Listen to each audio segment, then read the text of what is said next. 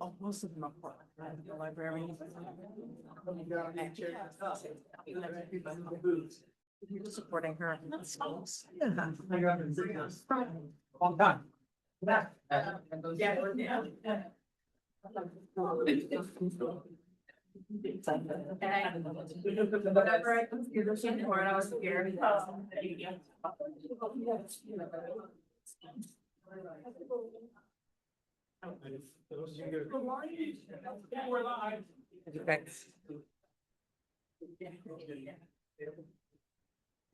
I would like to call the business meeting of the Portland Board of Public Education to order. It is Tuesday, March 31st, 2026. We are meeting in a hybrid format. Some of us here are at Casco Bay, and I believe that we will have at least Board Member Noor joining us online. It's right here. Sorry, I had it in my head that you were calling in. Apologies, but glad you're here in person. Dr. Warren, will you please call the roll? Sorry, I just lost the roll. Mhm.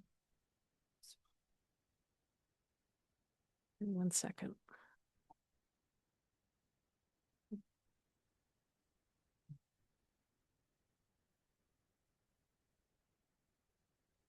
Okay. Member Ali. Member Yusra Ali. Vice Chair Bondo. Présent. Member Bryden. Here. Member Lena. Present. Member Noor. Here. Member Opperman. Here. Member Sawtell. Here. Student Representative Grant. Here. Student Representative Milstein Jones. Student Representative Mohammed. Student Representative O'Brien. Chair Lentz. Present. Thank you. And now the Pledge of Allegiance. Allegiance to the flag, United States of America, to the republic which stands one nation under God, indivisible, with liberty and justice for all.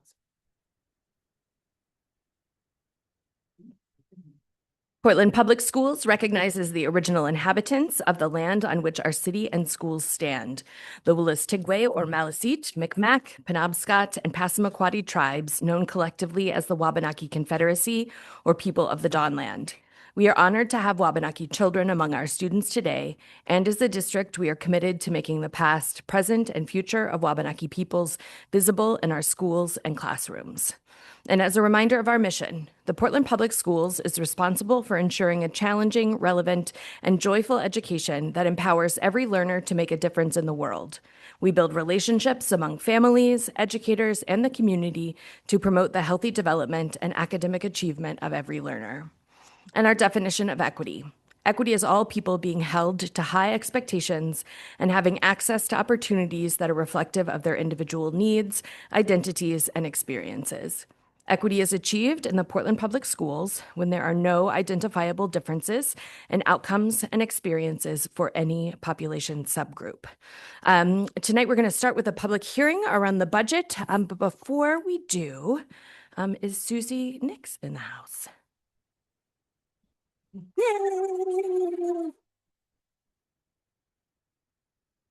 So this is Susie Nick, who is one of our fabulous librarians at Portland High School.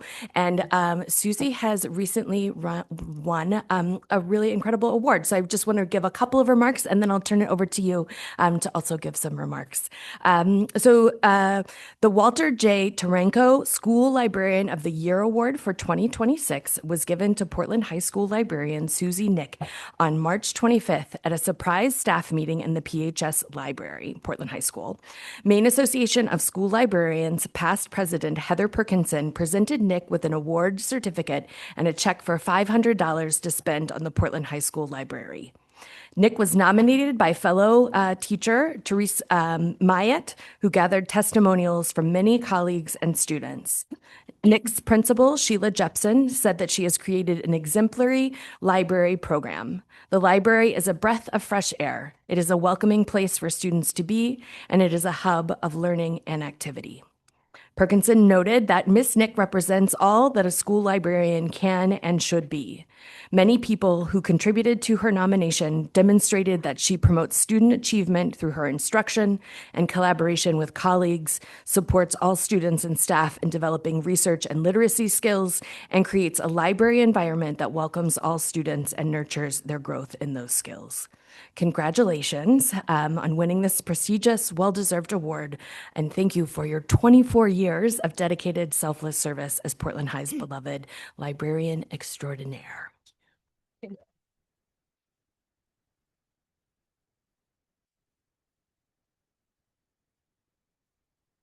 Thank you so much. I'm so honored and humbled by this award. And for me, it's a tribute to Portland High School. It shines a light on the Portland High School community, which throughout my 24 years has always been a positive learning environment for students and staff. Principal Jepson and Assistant Principals LeClaire and Obari create an inclusive and supportive and collaborative environment. The dedicated and committed Portland High School staff maintains high academic expectations and work in a collaborative way to ensure their success. We are a team. We are truly a team, and the sense of community and collaboration goes into our student body.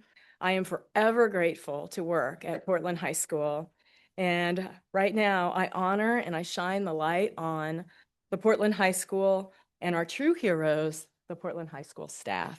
Thank you so much.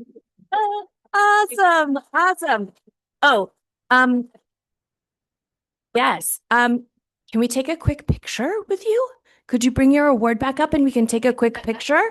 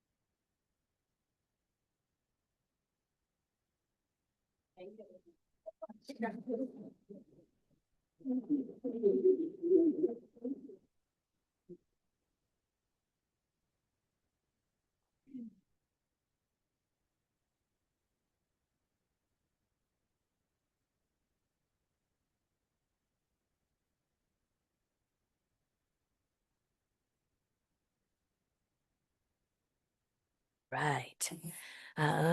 Thank you again for being here.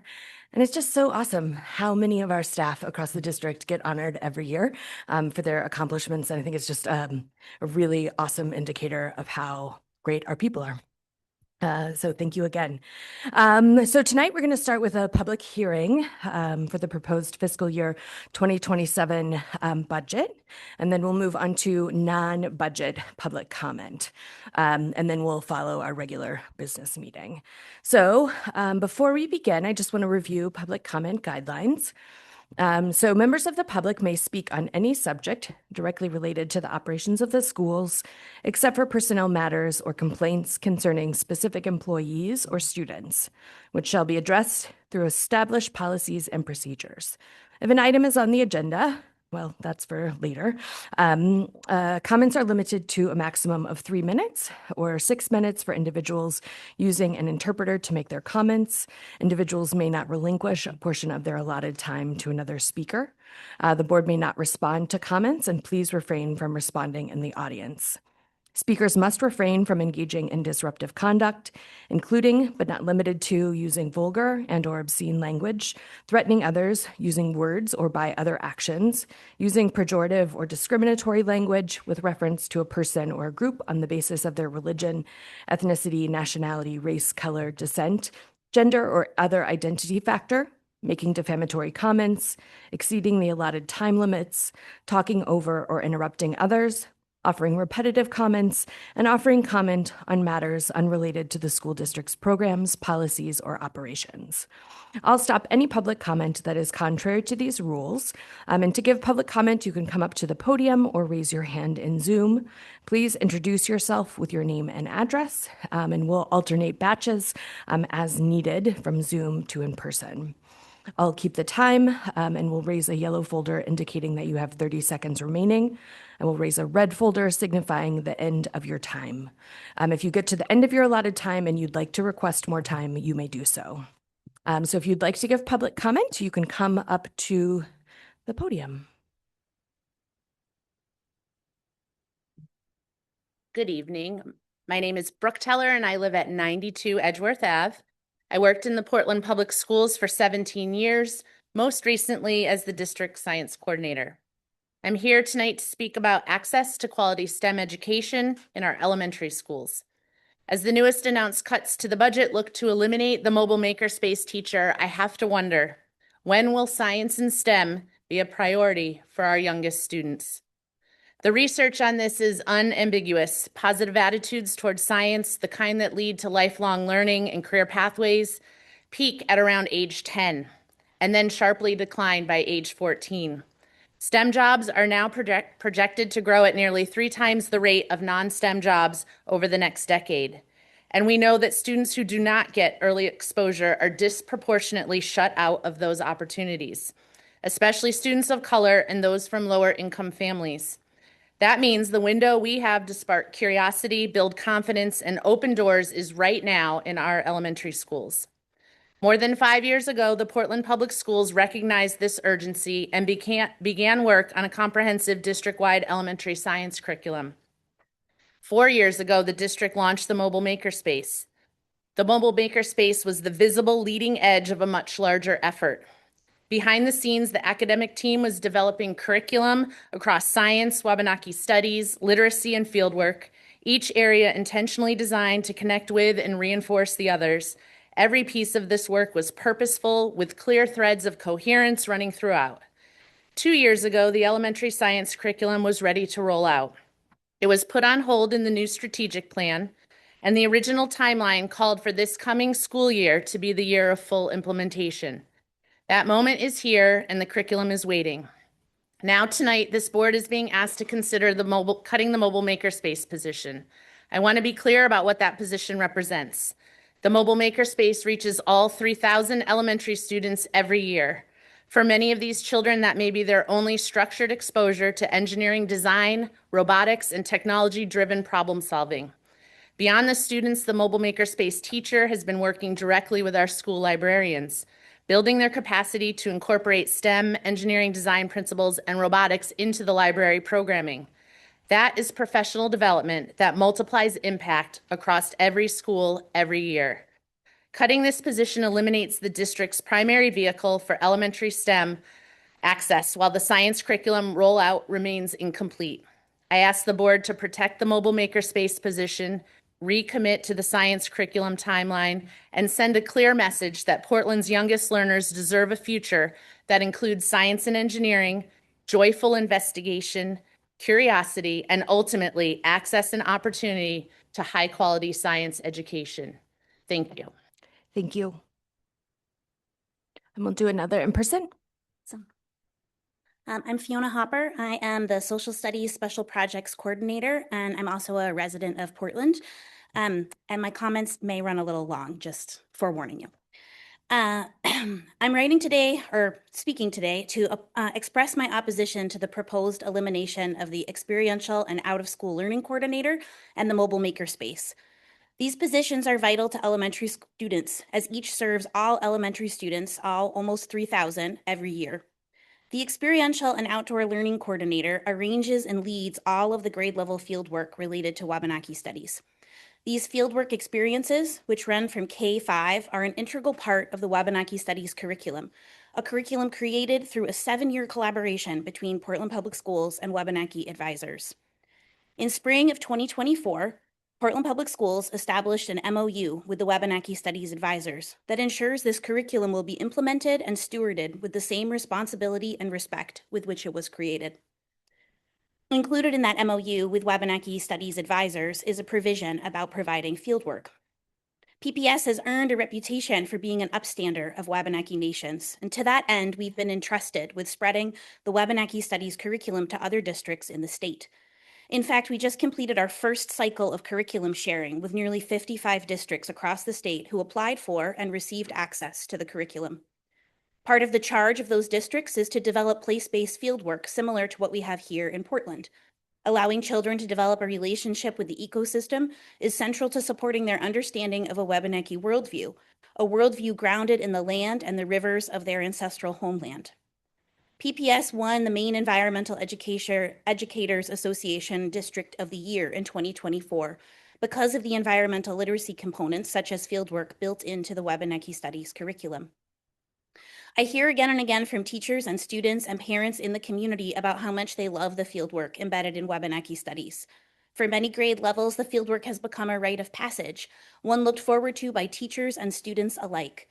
These rich learning experiences involve Wabanaki cultural educators and our dedicated community partners at Maine Audubon and the Portland Museum of Art. And we hear again and again from the Wabanaki cultural educators who work with PPS students how rewarding it is to see their culture engaged with respect. This is no small feat, and to eliminate fieldwork is to eliminate the opportunity for students to engage directly with Wabanaki educators.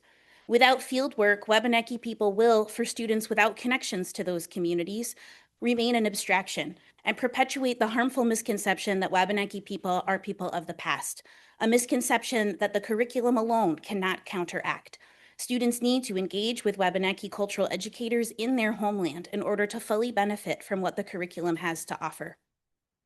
Next year, Black History fieldwork will be added as part of the district-wide pilot of Black History curriculum. Fiona, I can give you 15 more seconds. Okay.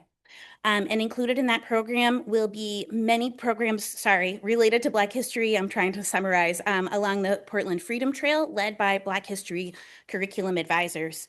And in addition to all of that, this position manages summer school, which has huge impact on all the students in PPS.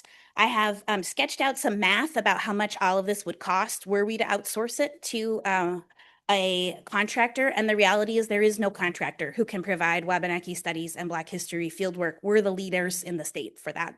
So if you're curious about the expense, it is exorbitant, but I'm happy to share that with you. And I also brought some comments from PPS teachers about fieldwork. It's just a small smattering of a larger batch. I'll hand those to you. Thank you. And if you could email them as well, if that's okay, if you have electronic versions. Yes, you are totally allowed to come up. Thank you. Thank you. Actually, if you want to pass these, then we can move them around. Thank you. Go ahead, Okay, and great. then we'll go online next. Okay, thank you. Hi, my name is Jane Affleck Fitz, and I'm here on behalf of Maine Audubon. I'm also a Portland resident and parent. Maine Audubon works to conserve Maine wildlife and habitat and teach connection with the outdoors for adults and children. And we are longtime partners with PPS and have been working together on Wabanaki studies and integrated life science for over 4 years. But we come together on multiple occasions throughout the year to offer district-wide fieldwork, where we get to see every student in K through 4 over the course of 4 days. This supports Wabanaki studies, as well as outdoor learning, environmental literacy, and STEM. Just last week, every kindergartner visited the Maple Sugar Shack here at Paths, and they got to meet with Wabanaki cultural sharers. They tasted maple syrup, learned how it was made. They got to learn about different species that the maple tree supports. This all kind of supports the learning they've been doing in school. It is kind of anchored by the curriculum, and every teacher and every student across the district gets to have the same learning experience. The outdoor learning coordinator is paramount in making sure this happens. They nurture the relationships with all the advisors and kind of contributors to the experience. They get all the gear to the sites. They make sure that all the kids and teachers who come are warm, dry, and comfortable. They get the buses there. They kind of coordinate that whole piece, and it's really impossible without them. Also, like accommodations, porta potties, managing our risk plans. So they're so good. And on top of it, we're every third grade has salmon in the classroom. They're also working hard to extend outdoor, or not even outdoor, just summer learning enrichment and academic kind of improvement programs into summer and after school programs. So I'm here to very much advocate for that position. Thank you. Thank you. We'll go online now to Emily Hill, please. Hi, my name is Emily Hill. I'm a Portland parent and of two kids at Reiki. I live at 46 Cushman Street in the West End. Um, I'd like to thank the board and Superintendent Scallon for your unrelenting dedication to the school district and the thankless and difficult task of crafting a budget year after year to educate our children and provide support and salaries to all of the staff and members of the district. However, tonight I really am here to empower you to be bold and creative and pass the original budget that was proposed. I think working to restore student-facing staff positions and programs for students go a long way in achieving the goal of equity, as Board Chair Lenz described at the opening of this meeting. The goal is equity. There's no difference in experiences and outcomes across the district, yet we know that those experiences and differences exist today pretty badly. And so I'm here to say, as someone who's a Portland resident, a property owner, and a Mainer who went to a school that didn't have all of the experiences and outcomes and that other schools nearby had, that I'm here to say that it's fine to raise taxes. I'm fine to raise taxes across the state level, the city level, and I'm happy to pay my share so that my other neighbors who can't afford to do so can. I'm hopeful that LD 2226 will further support our district in the upcoming year, next year, with millions of dollars. I'm also here to express my commitment, along with other parents I know, to help continue to advocate for all of us here in the district at the state level and here at the individual and city level. So tonight, I'm just here to advocate to continue to be bold, to pass the budget that was originally proposed as best we can, and to not have to sacrifice the education of the children in any one neighborhood, in any one school, or across this district, because we know that the students of Portland deserve to have the education that their neighbors and friends in other towns we know are getting. Thank you. Thank you. Go in person now. Hi, my name is Courtney Graffius, and I'm the Assistant Director for Tech Integration and reside in Portland. Tonight, I'm speaking in strong support of the elementary mobile makerspace position, which is a proposed cut in the current iteration of the fiscal year 27 budget. I've worked closely with the mobile makerspace teacher in this position for the last 4 years and will share why this position is essential and how it impacts our students and staff. In an age where technology is incorporated into just about everything, it is vital that we prepare our students to navigate it. With AI available all over, rather than panicking, we have an opportunity to teach students to have agency. Teaching digital literacy empowers our students to become responsible and critical users of technology. It is imperative that STEAM and technology integration are prioritized. The mobile makerspace position touches all elementary students yearly. For example, 2nd and 5th graders participate in hands-on design challenges, like designing a sail car and a robot petting zoo, the latter of which incorporates coding. According to the National Academy of Sciences, Engineering, and Medicine in 2021, the elementary age is a critical window for children to engage with science and engineering. You can see joy instilled in student learning as they demonstrate curiosity and persevere through hands-on challenges, working towards developing both hard and soft skills for an unknown future. We need more of these critical experiences for our students rather than taking them away. The position is also crucial for building staff capacity. Karen Scheibels, the teacher in this position, provides on-the-job coaching for every elementary librarian, helping them upskill in technology and STEAM integration to support their colleagues. As one librarian shared, Karen's leadership and experience have helped me develop the confidence to do any of this. Karen is on top of the latest educational technologies and comes to us having already tested and debugged them.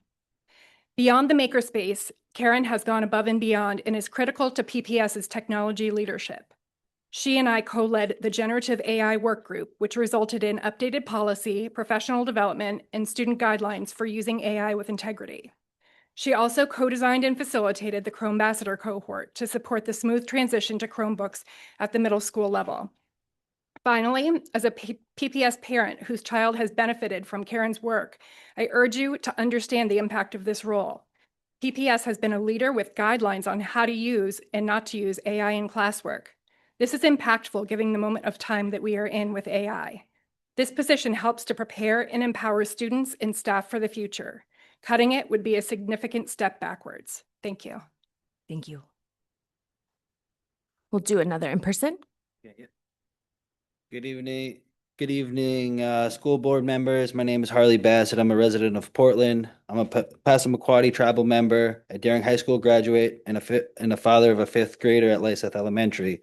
I've had the honor of collaborating with the school district for the past 3 years on Wabanaki Studies curriculum through land-based learning. I've led field workstations at Mackworth Island, Gambo Dam, and most recently here at Casco Bay, taking kids down to the Brasumscot River and having them explore the Casco Bay and teaching them about the relationships in these waterways and the land in the land my people have inhabited since time immemorial. I want to speak plainly about what is at stake. What Portland Public School and Trish Day are doing here isn't just a program. This is a living implementation of a law that recognizes the history, cultures, and contributions of Wabanaki people are not optional in Maine education. They're essential in the place, and I've seen firsthand what happens when we take that seriously. I've watched students who've once almost knew nothing about Wabanaki people on whose lands they live begin to understand not just facts, but relationships. I've seen curiosity turn into respect. I've seen kids light up with excitement when they realize this history is not just something distant or abstract. It is right here. It is alive.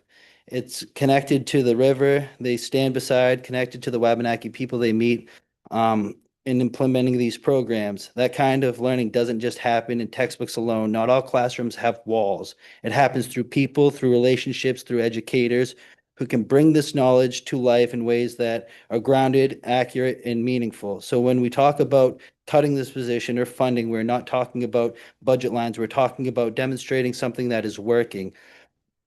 When we're talking about taking away opportunities for students to build understanding in a time when understanding means more than ever, we're talking about stepping backwards from a commitment that the state has already made. And I want to be really clear, this is not just extra. It is not enrichment. It is not something that is there for leftover funding. It is essential because when students learn the truth about the land and about the people who have been here for thousands of years, it changes the way they see the world, the way they see each other. It builds deeper relationships, and creates a sense of belonging. And that is the kind of education that benefits everyone. If anything, we should be asking how we can expand this work, how we can reach even more students, how to invest in this relationship and knowledge to make this curriculum come alive, not how to cut it. So I urge you, do not eliminate this position or funding. Honor the law, honor the students, honor the Wabanaki people, and honor the opportunity we have right now to do something meaningful, something lasting, and something right. There's a song that is sung in my communities. It's the Children's Honor Song. And in that song, it says, Gakimun Skijinaway Yukdug Wazizug. That translates to teach the children the native traditions. Thank you for listening and have a good evening. Thank you. We'll go to DL online. Can you hear me? Yes. Okay. I'm that silly person, Anthony King. I'm a teacher at PHS whose Zoom account is trapped in the spam filter of our email. So I await to not be DL. I wanted to speak on behalf of all the people who are in currently staffed positions that are being reduced or eliminated. I've noticed from a few of these meetings that I've attended remotely that there are ways to tweak the budget, little budgetary maneuvers, like the vacancy rate that was increased by amendment on March 23rd. It had been set at 0.75% and was increased to 1%. This slight increase in percent reduced the budget by about $350,000. From this, if that's a consistent Amount, I would recommend an additional 1% be added to that, bringing it to 2%. This would be a $1.4 million reduction in budget cost. It is a risk, as Dr. Scallon pointed out at that same meeting. He also pointed out that there are districts that set this number at 4 to 5%, and he prefers a conservative amount, hence the very low number. But what happens if we hit, say, 3% or 4% vacancy? This will free up a lot of money, millions. And by the time that could be recovered, many of these teachers and other staff will have moved on. So I urge you, whether through the vacancy or through other trimming or budgetary maneuvers, to increase the funding that we have to preserve all teacher and staff positions in Portland, and at the same time, perhaps 30 seconds. to Portland taxpayers.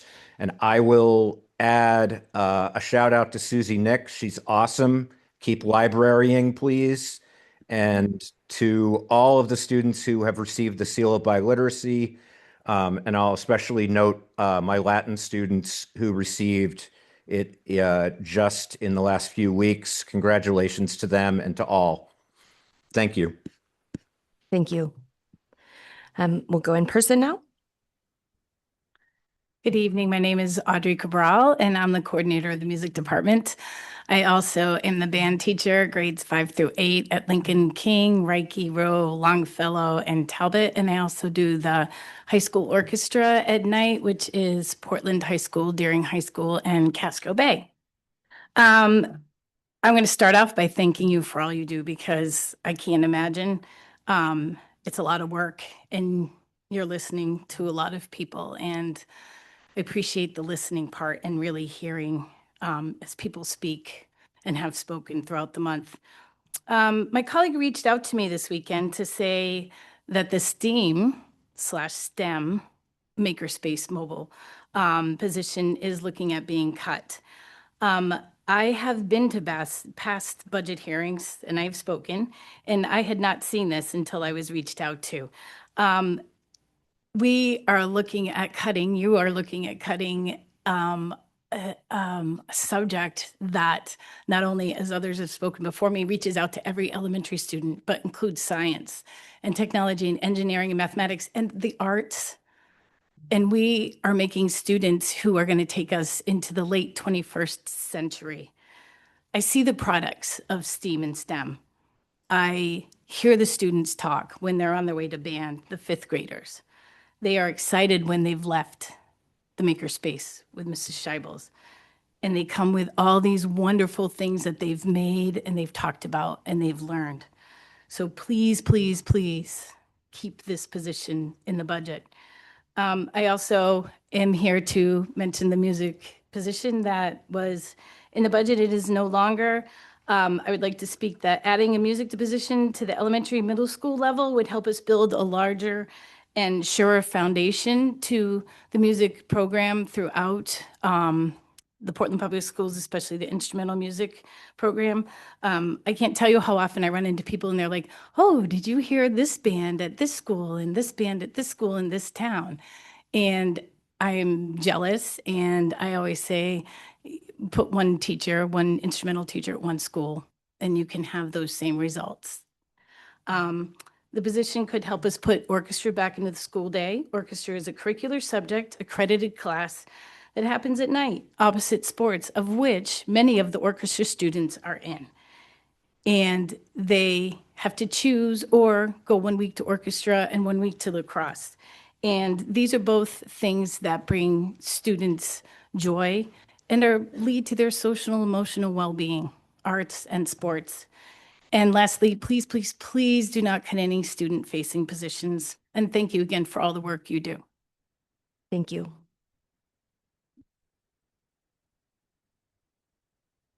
Hello, my name is Chloe Hourier, and I'm a row parent as well as an art teacher in the district currently on an extended child rearing leave. I want to start by thanking and giving great appreciation to the superintendent for allowing this extended leave to happen. Truly, thank you. During my leave, I have watched from afar with increasing concern and frankly desperation as I see the district I love and am so proud of being a part of no longer embodying its core values of equity and people. I have been horrified to see so many fellow LGBTQ staff have been pushed out, silenced, or sidelined, as well as staff of color who have been harassed, pushed aside, or out. Up to this point, I have not spoken out because I have a very real fear of retribution. However, with this latest budget proposal, I can no longer remain silent. Beyond the loss of vision keepers for our district that I so admire, I now undeniably see a pattern of the superintendent's office listening to not to understand, but listening to find a hook to sell decisions that have already been made. Decisions that are being made behind closed doors, often when the public's attention is elsewhere. This increasingly opaque budget process so far has exemplified this pattern. I'm astounded to see that in the proposal, up to 15 six-figure positions in central office are retained or created, while student-facing staff is instead being cut.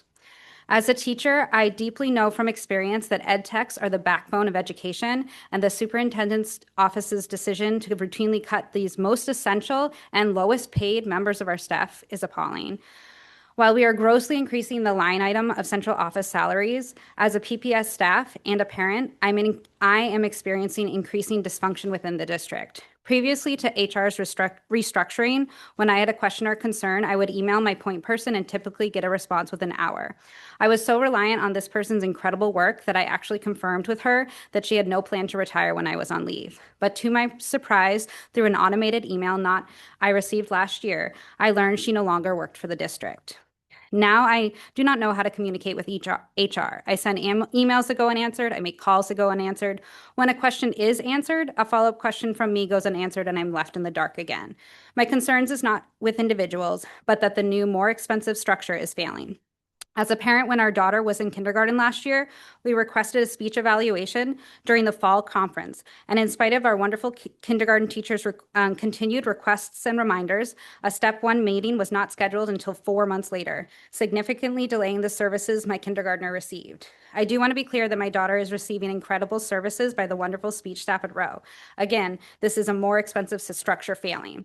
And yet my biggest concern is that the board president is not holding the superintendent accountable. As a result, it is the students and staff that are paying the price. The board is a publicly elected body that is meant to lead the district in a vision driven by public interest. Instead, I'm seeing a board that is acting as though they are subservient to the superintendent. If vision-based decisions continue to be Time would be made, like 15 more seconds. or 5. If vision-based decisions continue to be made unilaterally and not by publicly elected officials, how are we a public school? Thank you. And we'll do one more in person and then we'll go online. My name is Dr. Darian Plant. I live in District 3. I don't believe this board or the public fully understands the severity of our current budget situation. Just as concerning, many seem to have forgotten how we got here.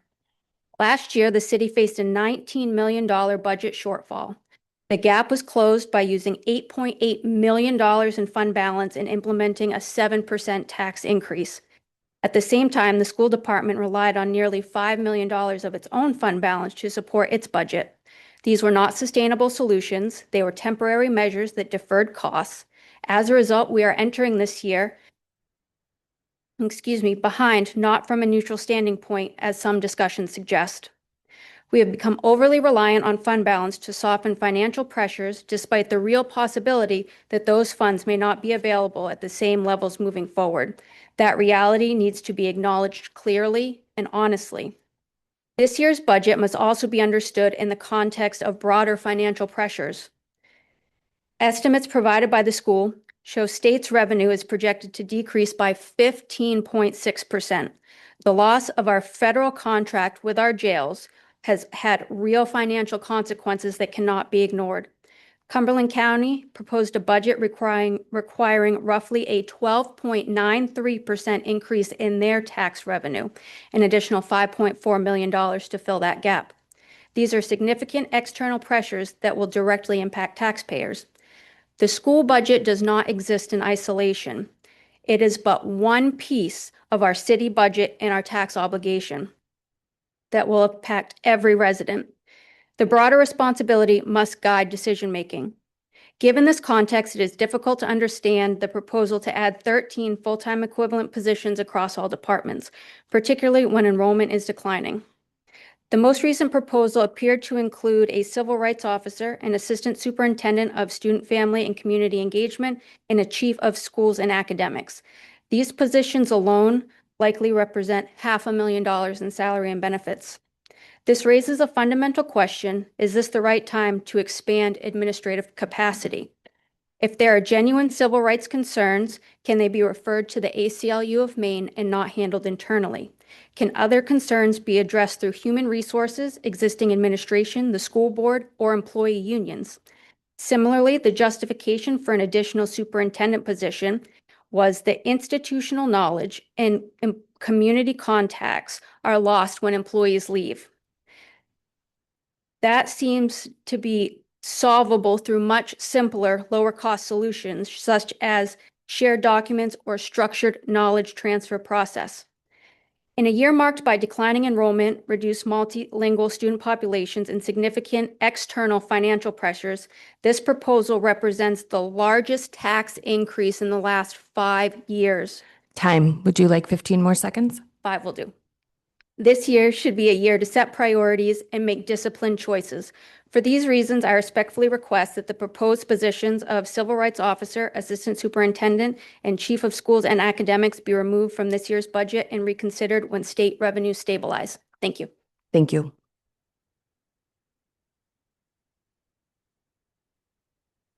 We'll go online now. Nicolo's phone. Good evening. Can you hear me? Yes. My name is Nicolo Wales. I live off of Chesley Ave. My daughter is in kindergarten with Portland Public Schools, and I work at Lincoln Middle School as a secretary. I came into education with no prior experience. I just wanted to work within the community very badly. And in that time, at least within my school community, I just see so many fantastic people associated with PPS, whether it be ed techs, counselors, bus drivers, librarians, you name it. And it just becomes so frustrating as a taxpayer to see those individuals time and time again be cut in these budgets. Now, a lot of these individuals, a lot of us understand that difficult conversations need to be had, but it's extremely frustrating that there is really a lack of transparency in this process. And that's what frustrates people. I mean, I did bring up a pay increase for the school board, which I was incorrect. Hand up, accountability. Some of you need to try it sometime, but that's another thing. But the reason I thought that is because in the budget, and I just checked, it hasn't changed. There is nothing in the school board section that explains that the new, equal opportunity officer, that position is going to fall under the school board. Now, every other department, you can get a current year employee and next year employee projection, but for some reason, it doesn't spell it out there where that money's going. And I think that's just indicative of a bigger problem. Another issue I have, again, as a taxpayer, is that you guys, somehow get a budget approved, then you find money and decide to spend that somehow newly found money on positions at central office instead of, I don't know, maybe hiring back the student-facing people you just fired. It's just crazy the decisions that are being made, and to bring up like the student-facing, assistants for students that you guys have at 1 to 88. It's like, tell me you don't go into the schools often without telling me you don't go into the schools often. There are some students that need a lot more support and care and sometimes can take up to 4 or 5 individuals working with that student. which decreases the other individuals in the building who are able to assist in other situations. Just stop being so opaque. And I will be asking for an additional 30 seconds, please. The last thing I will be saying is that, again, in the name of transparency, what is going on with this list of who's working at central office? Because I've had the ability to speak with the head of a union and they haven't gotten the information. They've had to scrap pile a list together themselves. I've talked to another board member who says they don't have the information. This is what's frustrating as a taxpayer and a staff member. You choose to be really transparent about some things, but really kind of opaque and hard to understand in other areas. Stop firing people that work directly with kids and deciding to put all of that money into new central office positions. It's crazy because we don't even know Time, who Nico. currently works there. That's with an additional 30 seconds, so your time is up. Thank you. We'll go back to in person now. Come on up. I'm Dr. Annie Antonakis. I'm a music educator and a parent. And I'd like to urge you to reinstate the music position. I think that you've all heard lots of my talking points over the past couple of years. So I'm just going to assume that we all know that there have been lots of cuts to the arts over the past 2 decades and that we all can appreciate the value of arts education. I want to make sure you know that every cut or addition in a small community like this has a huge impact. For example, if you're a student interested in music, you can enroll in your school ensemble. You could also do the Portland Youth Ensembles. And a couple decades ago, the Portland Youth Ensembles had enough students in it to fill the Merrill Auditorium stage. And today it has 9, I think, high school string players. So everything we do has an impact. And if Portland leads on this issue, then other schools will follow. I'd like to end with this limited time by reading a brief list of people who couldn't be here tonight, but who support this statement. These are colleagues from the Osher School of Music, other parents, professionals, and students. So in addition to me, it's Dr. Robert Lehman, Dr. Melinda Hazlitt, Hans Spencer, Scott Wheatley, Dr. Lee Hartman, Janet Antic, Luette Saul, Benedetta Spinelli, Lindsay Matranga, Robin Lane, Graham Griffith, Anita Crofts, Theo Balcom, Colin Dwyer, Rainey Tisdale, Pete Dugas, Thea Dugas, Dominic Lavoie, Kim Lavoie, Ethan Chafin, Susan Kohler-Gray, Alan Kashub, Dr. Chris Oberholzer, Melissa Knoll, Scott Knoll, and Dr. Benjamina Raja. Thank you. Thank you. Hi, everyone. Sorry if you're sick of seeing me, but my name is Mariella. I'm a social worker and soccer coach and Portland resident at Deering. I just wanted to come here and say thank you so much to Board Member Sawtell for putting the social work position back in the budget to save us and everybody else that supported it. Last week, I was at home watching, put my hands in the air, was cheering and screaming. So I'm very, very excited and super, super grateful. I just think that this is like the win that Deering really, really needs, especially in a year with no, changing leadership positions, no set principal, and the ice surge, just to have some stability for our kids to continue to see our faces and know that we still have their back. We're still going to be there for them next year. We are just so grateful for. At the end of the day, our position is all about the students and, what we can do to support their dreams and to have their needs met. Just want to make one final plug that by voting to keep our position in the budget, we really are, supporting that goal of equity with Deering. We have the highest number of IEPs with 203 students with IEPs. We have 88 students with the 504 plan, 101 in specialized programs, including functional academics, functional life skills, and BREATHE program. If you don't know what BREATHE is, it's for students that have an emotional disturbance diagnosis. We also have 248 students who are English language learners and 94 students who are McKinney-Vento or struggling with homelessness. So at the end of the day, your vote is not for us, it's for them. It's those students that are overlooked, those students that are in crisis, and the kids who are fighting battles that we can't even imagine. So your vote is for them, and we thank you so much for it. Thank you. Thank you. Come on up. Hello, school board. Thank you so much for your service. My name is Amanda Atkinson Lewis. I am a Portland resident, parent to a Portland student, and I've been a social worker with the district for over 10 years. I'm here tonight for 2 things. One, to say thank you for hearing our concerns over the cut of the social worker position at Deering. And two, to urge you to consider maintaining the 0.5 high school counselor position as well. As I understand it, there's still a few phases of voting and approval that need to happen, so I just want to emphasize the importance of keeping these positions. Deering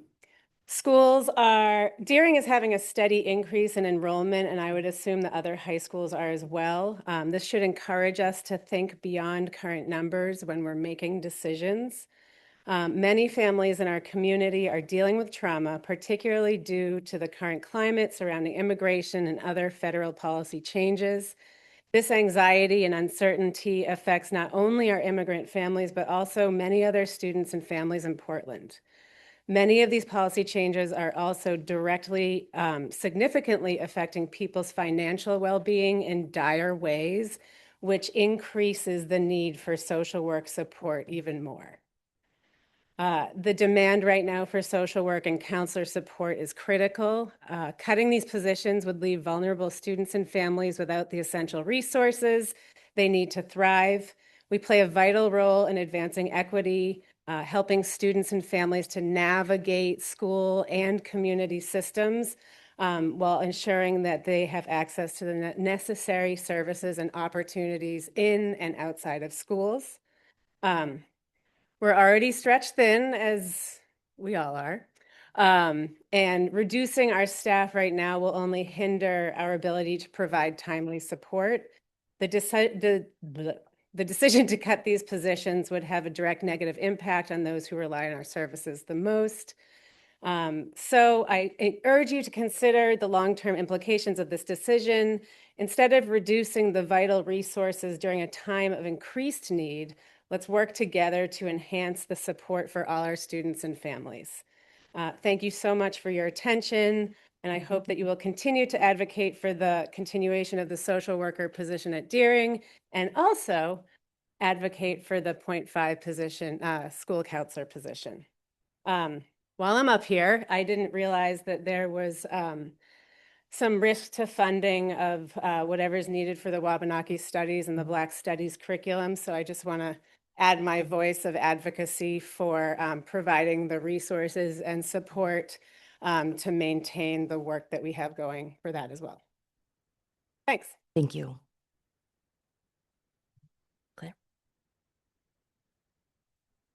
Hi, everybody. My name is Claire Woodman. I live in Portland and I work at Deering. And I wanted to start by thanking everybody from the Finance Committee that did vote to put the social worker for Deering back into the budget. And to encourage the larger board here tonight to if you're still wondering or thinking about these student-facing positions, and I want to include the ed tech positions, particularly for Deering High School and across the district, but particularly for Deering High School, when thinking about what Mariella just described, I think is so important. The data that you have been given regarding like social work and student ratio, yes, that is part of the story, but the rest of the story really is the level of need that we have, particularly in our building, that requires the amount of social workers and guidance counselors that we have, and also requires us to maintain our ed techs. So we're not talking about just the ed techs aren't going to be hired anymore that were slated for it, but now apparently we're looking at losing ed techs as well. And I don't think that that serves us well. And ultimately, when I say us, it doesn't serve our students well in Deering. I would encourage the board to please hold off on adding any extra positions right now this year and see, where the year takes us, where the vote in Augusta takes us, allow us to keep our student-facing positions that have been doing so much work.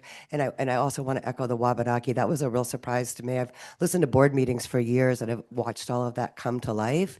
And to think that is with a lot of work, and to think that is something that's going to be cut was a real shocker to me. So, but thank you again to the Finance Committee, and I do hope we get to keep all the student-facing positions. And thank you for your service. Thank you. You can come on up. Good evening, members of the school board and Superintendent Scallon. My name is Victoria Karen. I'm a school counselor at Portland High School and a proud parent of a Portland High 2023 graduate. I stand in strong support of my counseling, social work, and teaching colleagues because these decisions directly impact the people and programs our students rely on every day. These budget decisions deserve thoughtful and transparent consideration by this school board and our superintendent. 5 minutes. I ask you to hold on to that number. I recently served as a college application reader for a large university, reviewing nearly 400 applications from across the country. It was an honor to read the students' stories. But the reality is, I had 5 minutes to understand a student's story, recognize their potential, and make a decision that would shape their future. 5 minutes. Those 5 minutes don't begin in the admissions office. They begin in our high schools. They begin in our high schools. School counselors help students prepare for those moments. We are not simply scheduling classes. We are listening, advising, and guiding students as they figure out who they are and where they are going. Portland Public School counselors provide academic guidance, college and career planning, and critical mental health support to nearly 2,000 students. I respectfully urge you to reconsider the proposed reduction of the 0.5 high school position at Portland High School. In 25-26, Portland High School was the only high school in this district to lose counseling staff, going from 5 counselors to 4.5. Reducing us further to 4 would significantly compromise our ability to serve our students. It would eliminate a dedicated 9th grade counselor and essential support during a critical transition year. It would also end our junior and senior planning programs, where for the past 6 years, we have focused on life after high school and supported every student's pathway. This is where those 5 minutes are built. This is where we help them count. We should not be cutting further. We should be restoring. I urge you to maintain the 0.5 position, and I'll be bold and ask you to restore the additional 0.5, returning Portland High School to 5 full-time counselors. This is not an expansion. It is a return to what we know works. I also ask you to consider equity across our high schools. The Finance Committee's amendment would bring Deering to 9 combined counselors and social workers. Casco-based staffing with 3 full-time counselors and 1.5 social workers is equivalent to 9 when adjusted for enrollment. Under this proposal, Portland High School would stand at just 7.8. 7.8. In a district that values equity, these differences matter. Equity is not a statement, it is a decision. And if we truly value student outcomes, this is the moment to prove it. Our students deserve consistent and equitable access to support, regardless of which high school they attend. Our students deserve more than 5 minutes to be seen for who they are and who they can become. We cannot say we value their futures while reducing the very supports that help them build those futures. Please protect school counseling services and restore staffing to 5 full-time counselors at Portland High School. Thank you. Thank you.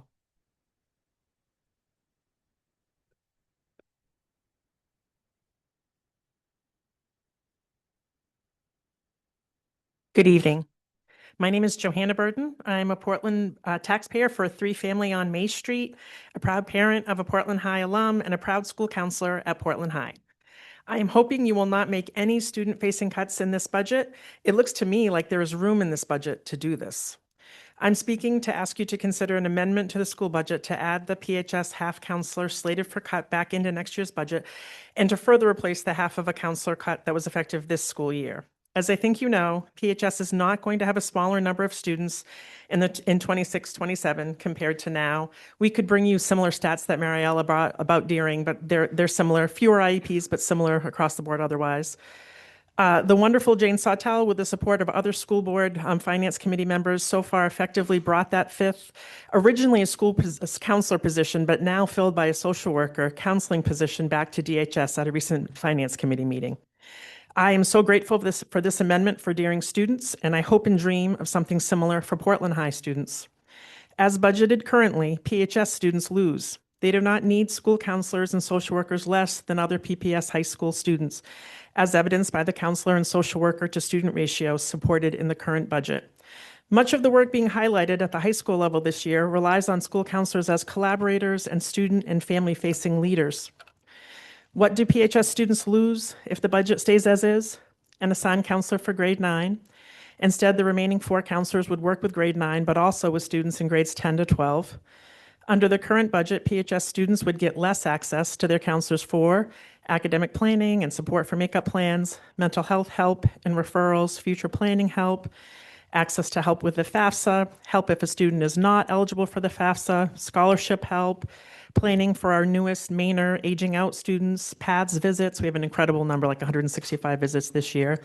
Fewer or no innovative junior and senior planning classes, something that is special to our school where students get to really dive into majors, careers, the Common App, learning about financial aid and a variety of post-secondary options in junior year, and then in senior year, doing the applications, making it happen for themselves.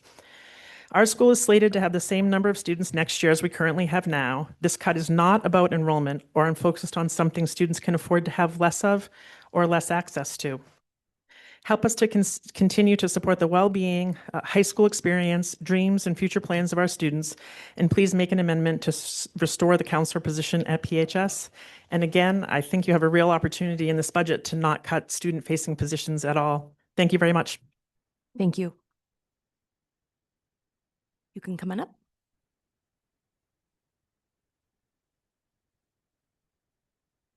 I'm Sarah Obari, a resident, a parent, and the assistant principal at Portland High School. Student-facing cuts impact students.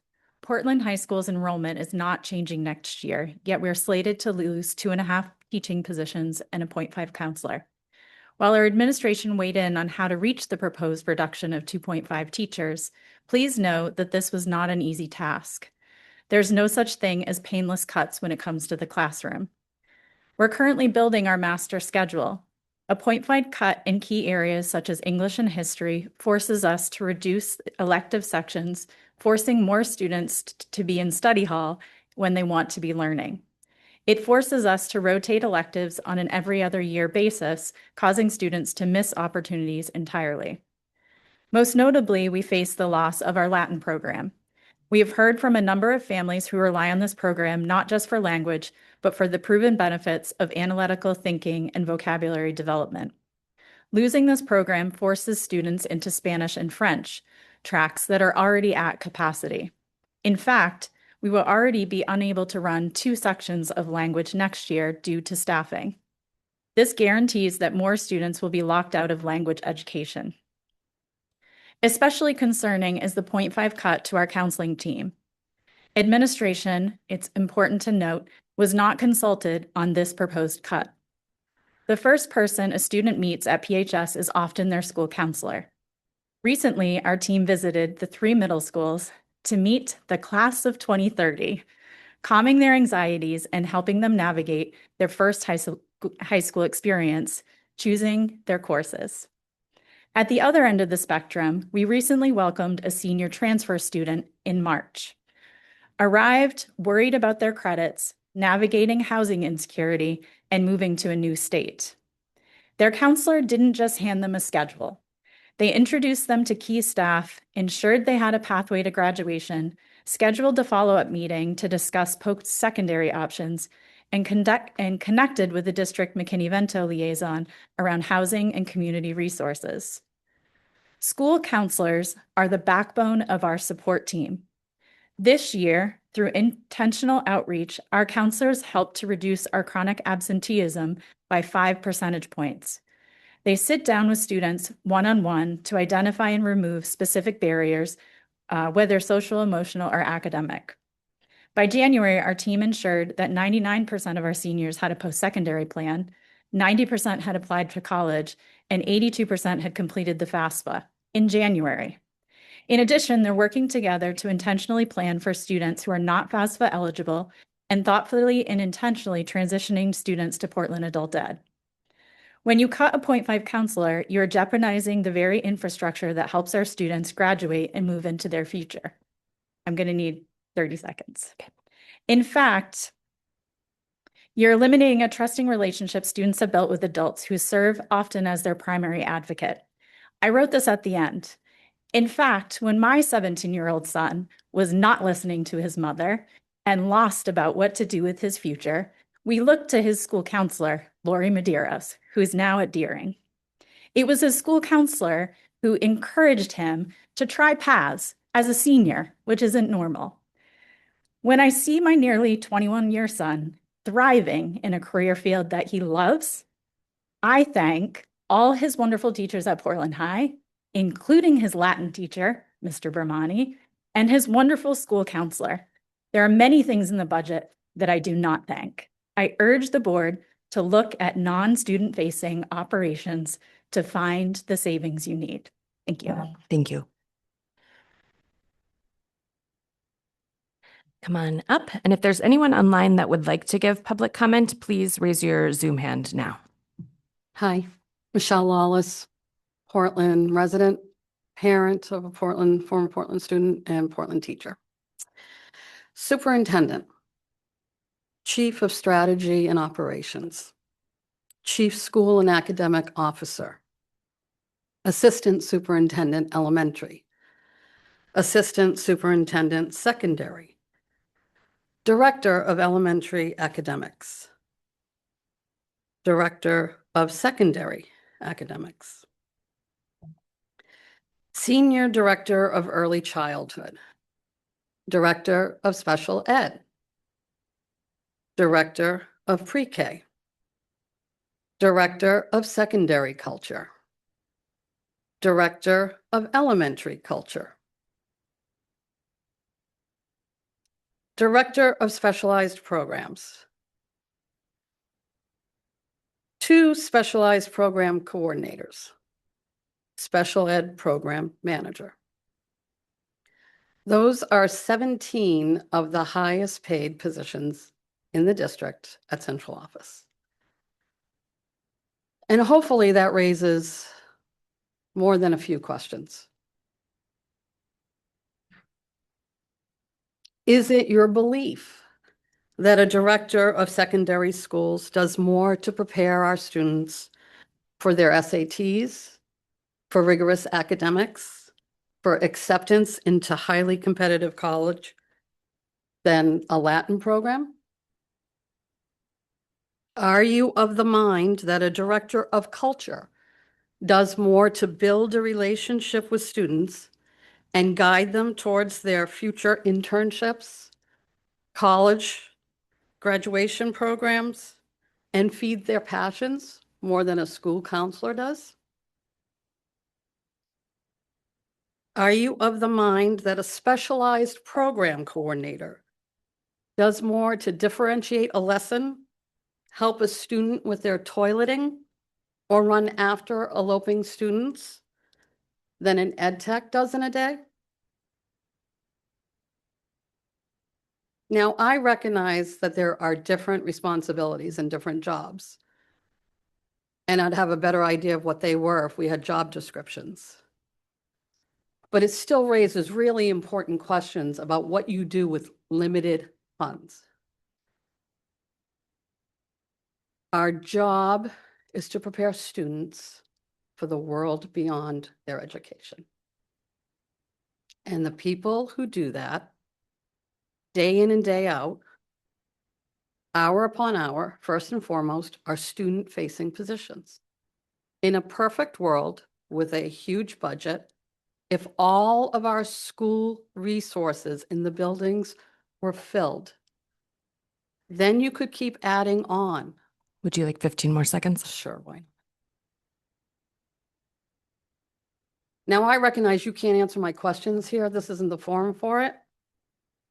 But you do have to answer to people. Taxpayers and students and families want your answer about who you're going to prioritize. Thank you.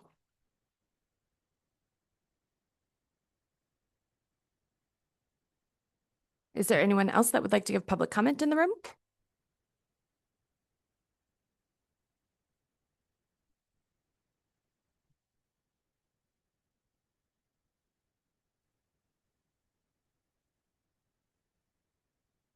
Stephen Scharf of Brackett Street in Portland. I don't normally write out notes, but tonight I felt necessary.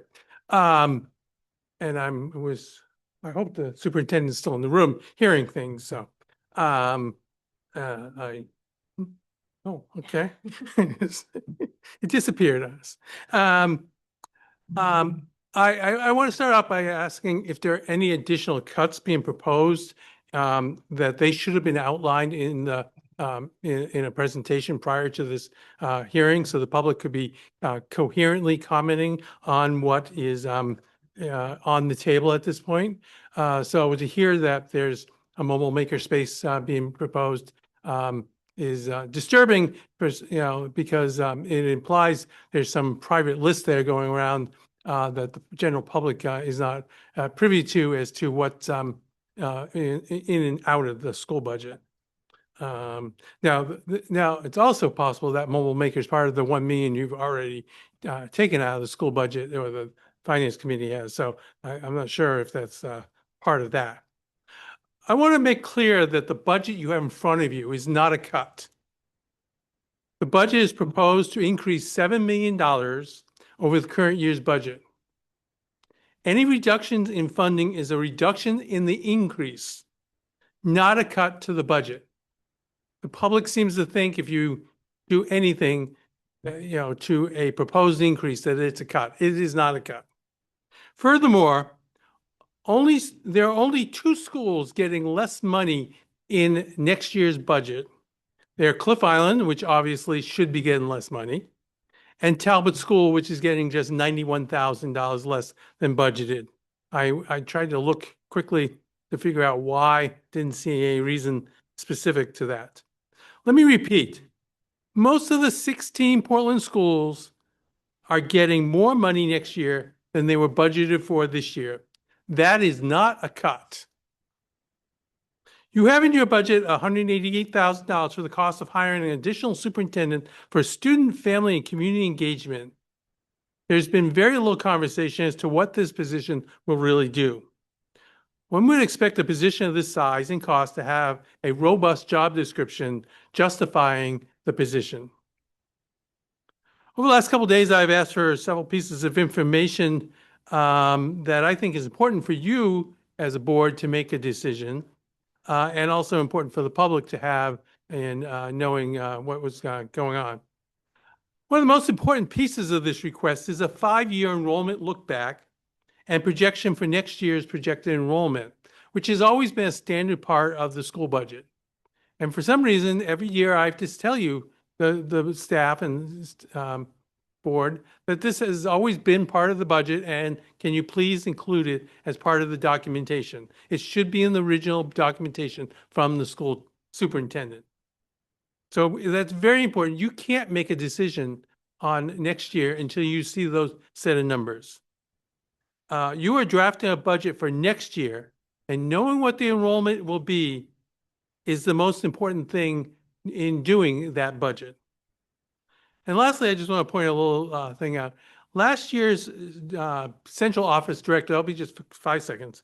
Last year's central office directory listed 77 people in the central office. This year's directory, not including bus drivers, food service, etc. Last year was 77. This year is 110. We've gone up by over 30 people in staff in the central office in the last year. So that's all. Thank you for now. Thank you. Is there anyone else that would like to give public comment in the room? Let me just go online. Yep. Nell Bridger, go ahead.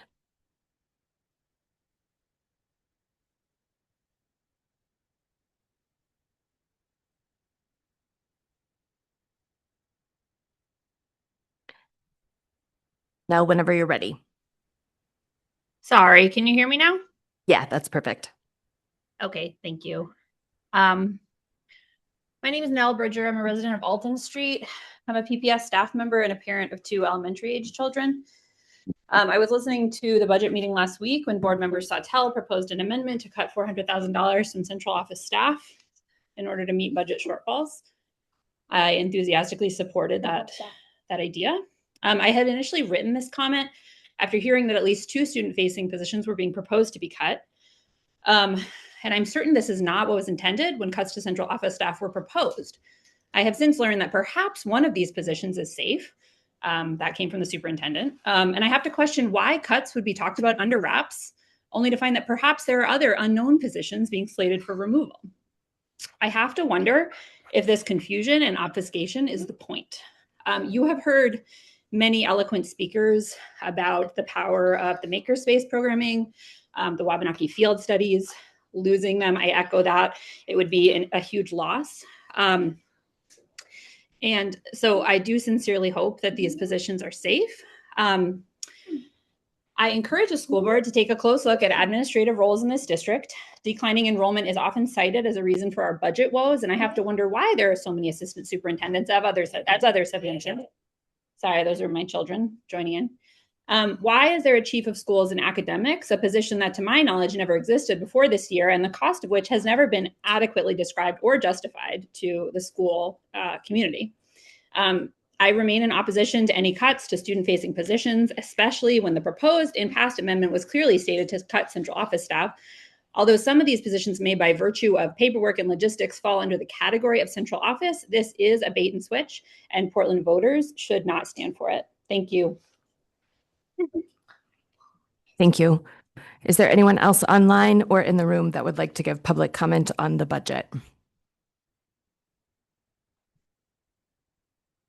Okay, then seeing none, I'm going to go ahead and close public comment on the budget. And now if there are public comment for something non-budget related, you are welcome to give those comments now. If you're on Zoom, you can raise your Zoom hand. If you're in the room, please come up to the podium. Okay, I'm going to go ahead and close general public comment and then move on to my remarks. So I would like to begin today by acknowledging that today, March 31st, is Transgender Day of Visibility. This is a day to recognize and celebrate the lives, contributions, and resilience of transgender and non-binary people in our community and across the country. It is also a day to acknowledge the very real challenges that trans people and notably trans youth are facing right now.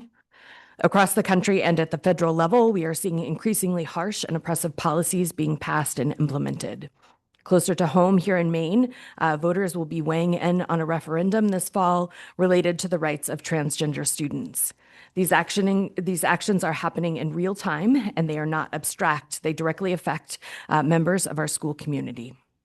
As a school district, our responsibility to ensure that every student feels safe, seen, and valued, our responsibility is to ensure that every student feels safe, seen, and valued for who they are.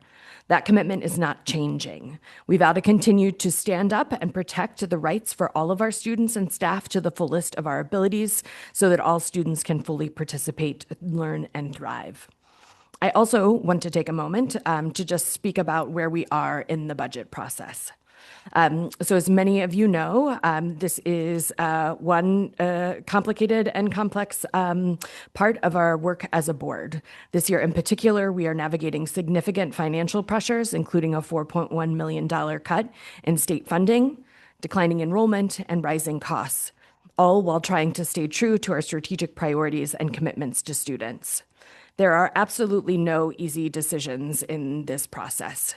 Every line in the budget represents real impacts on students, staff, families, and our broader community. And every time we make a decision, it comes with a trade-off, either through an increase in the tax levy or a cut to a different line item. The decisions the board is making ask us to choose of the least worst options. There's no one on this board who is rooting for any of the cuts that are being proposed right now. This board is committed to approaching this process with as much transparency, care, and deep sense of responsibility as we can.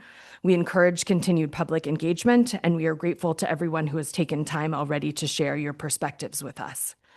Individual board members are, spending hours trying to create solutions, and the central office team, especially the finance team, is doing a really incredible job getting us information in a timely manner, and we are very grateful.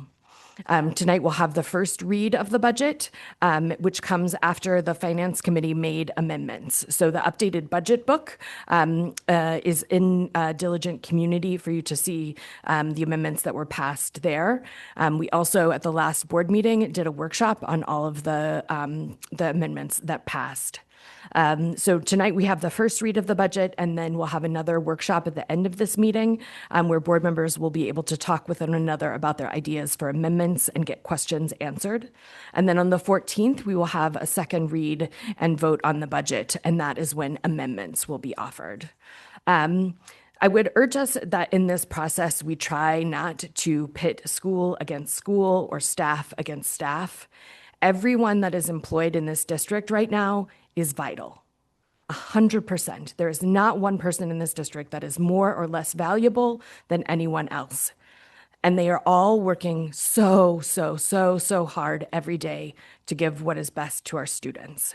So please hold that in mind as we move through this process. And I've been saying this a lot in all of our community engagement sessions, but the reality is until we change the way that schools are funded in Maine, this is going to be the reality of our budget every year. This is the fourth year I've been on the board. This is the fourth budget where we have had to make these incredibly hard decisions. And so I am asking people today or tomorrow, when you have more capacity, to reach out to your legislatures and advocate for the passage of two bills. Those bills are LD 1892, which is a school construction bill that could help us access money so that we don't have to use taxpayer money to do construction projects in our schools, and LD 2226, which is makes changes to the school funding formula. Those changes that are being proposed will not fix everything, but they are a good step directionally for Portland and could help us get back the money that we lost this year. So please, it's just as important as you giving public comment here to let your legislators know that those bills need to be passed and funded. So thank you for listening to me on my soapbox. And then I just wanted to transition into some good news. I was not able to attend in the end, but I heard really awesome stories about the King Middle School sixth grade Moxie crew for their expedition on remedies for flooding in Portland, their Midtown project of Bayside. I just heard it was awesome. And the King Middle School BSU had a culture night last week that some of us got to attend, and we got to enjoy music with young people, eat their student-prepared food that included fufu and cassava, and just got to witness some real deep leadership from our young people. So please keep inviting us to things. We love to be in community as much as possible. That is really why we are all here. So thank you for those remarks. And then I think we're going to skip our student report tonight, and I'll turn it over to you, Superintendent. Thank you, Chair. Good evening, everybody. We're going to talk a little bit about the budget, but first I want to give an update on legal engagement that the school district got involved in. The Department of Justice, the Federal Department of Justice, sued the Maine Department of Education last year around our policy on transgender athletes. As part of that legal action, they subpoenaed the Maine Principal Association for records that pertained to student athletes and asked for information that was not necessary and not pertinent to the lawsuit, but seemed more to instill fear in the community. And it asked for information about transgender athletes and asked that they be identified. It also specifically named students from Portland Public Schools in that request. I think there were 5 students named, and we had at least one of them. Portland Public Schools intervened in that lawsuit and objected to the subpoena that was issued to Maine Principal Association. I'm happy to share that today, the judge in that case issued their ruling and found that the Department of Justice did not need access and did not require, and it was not appropriate for them to have information concerning students' transgender identity, and really restricted it back to just information that's already publicly available, such as who competed in a competition and what place they came into. And so I would just like to thank the board for agreeing to intervene in this when nobody else wanted to stand up and do that. And just thank you to the community that continues to uphold our values in this space.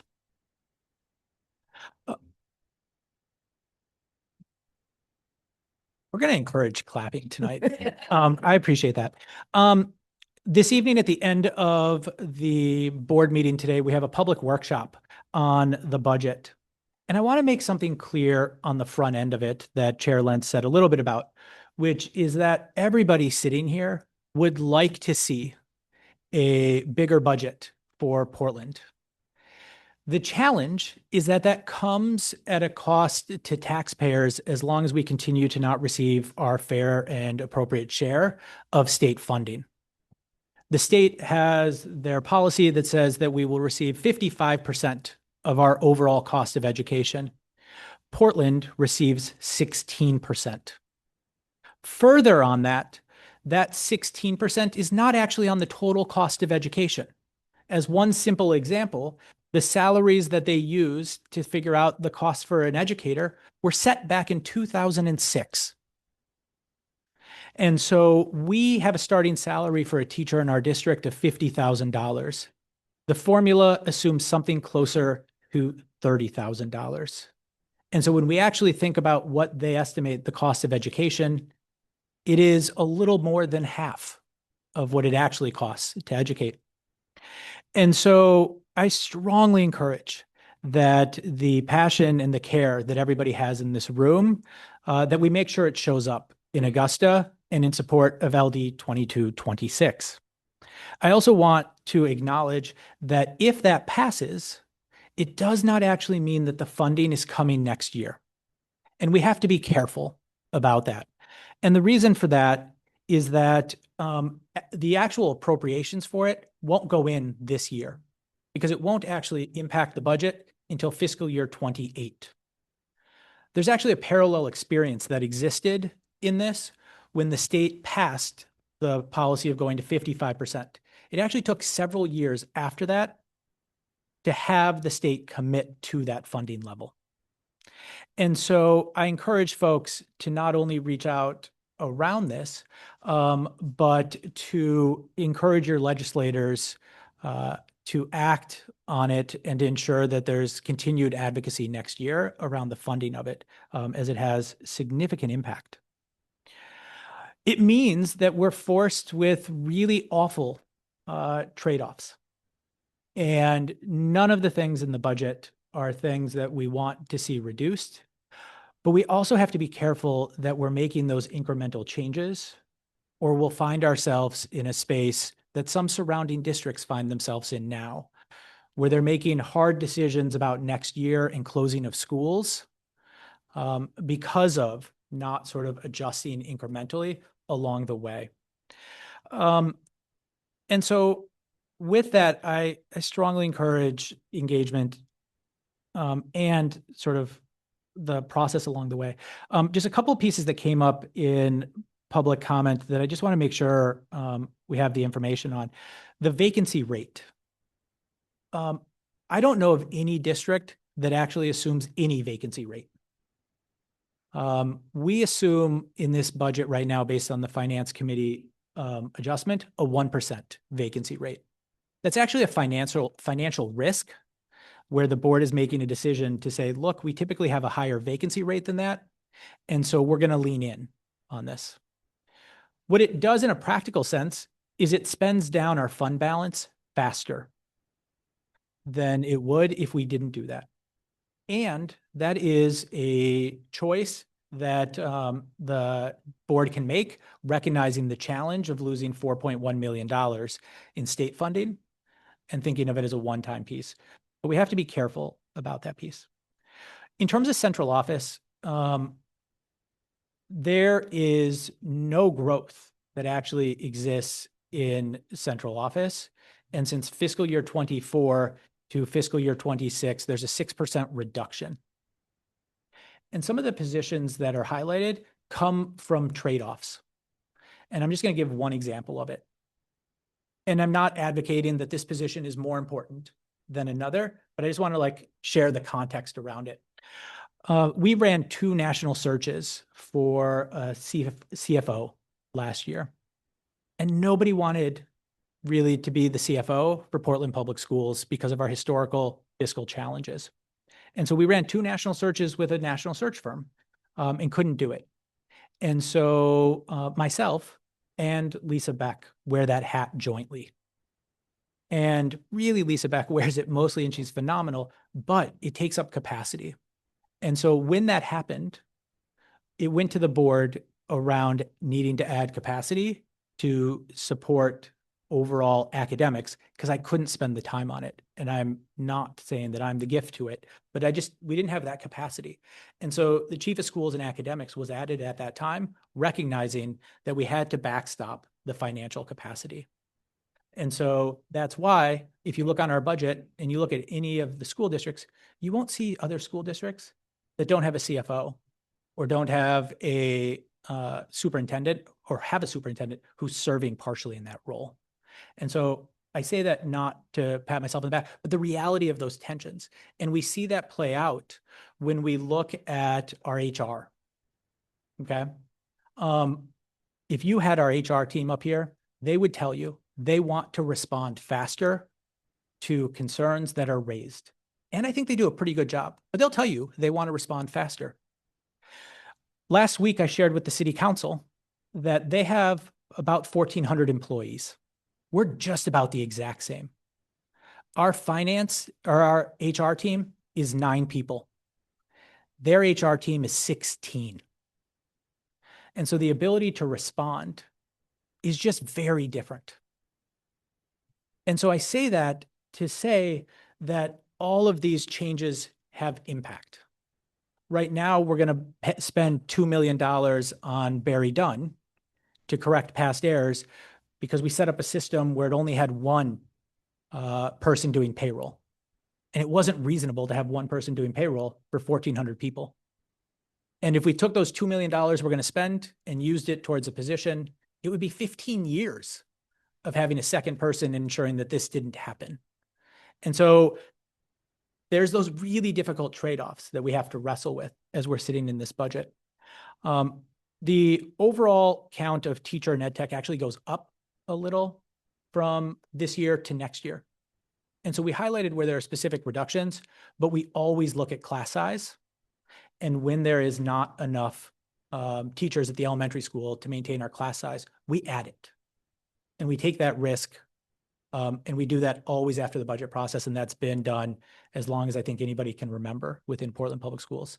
Last year, or this current year, Deering was struggling on schedule to do social studies, and they needed an additional teacher. And so we added it. And so that's how we adjust in the moment based on that, and do that. But I hope, again, just going back to this, I hope that the compassion that we have and that we hear in this room, that we take it to the state. And I'm also going to encourage us to take it to the city. The city's been a great partner in my 3 years here. And the reception that the finance committee from the city had last week in the joint meeting was positive to our budget. And our budget needs to pass through them. And so we need that advocacy. And sometimes we as a family in Portland spend so much time here arguing around the table that we forget that we need to go out and argue and advocate with everybody else. And so I would just encourage that we do that in this process, because I do think we can then be in a space where we don't always have this tension, but it's going to require expanding who we're talking to and who we're advocating to. And so just want to share that. And thank you. I've been up in Augusta several times. I'm going to be at City Council on Thursday. If you want to join, I encourage you to join. Okay. Thank you. Thank you. Now we're going to move to the report of the secretary. So we have the consideration and action to approve the meeting minutes of March 24th, 2026. Are there any corrections to those meeting minutes? Let me just double check online.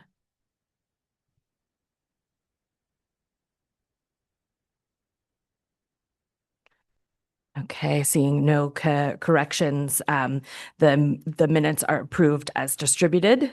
And now we have personnel.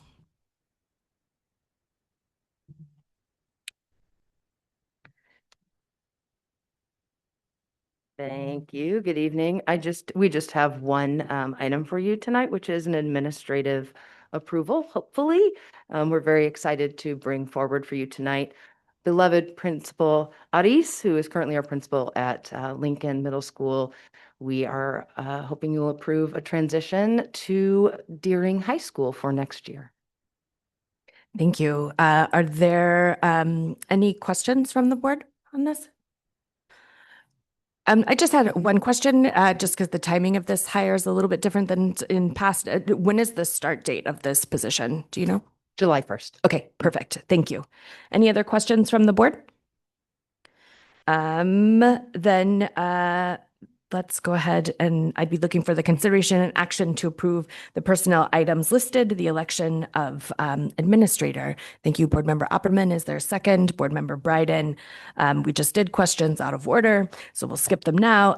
Then by roll call vote, please indicate whether you are in favor of the consideration and action to approve the personnel items listed, election of administrator. Dr. Warren, will you please call the roll?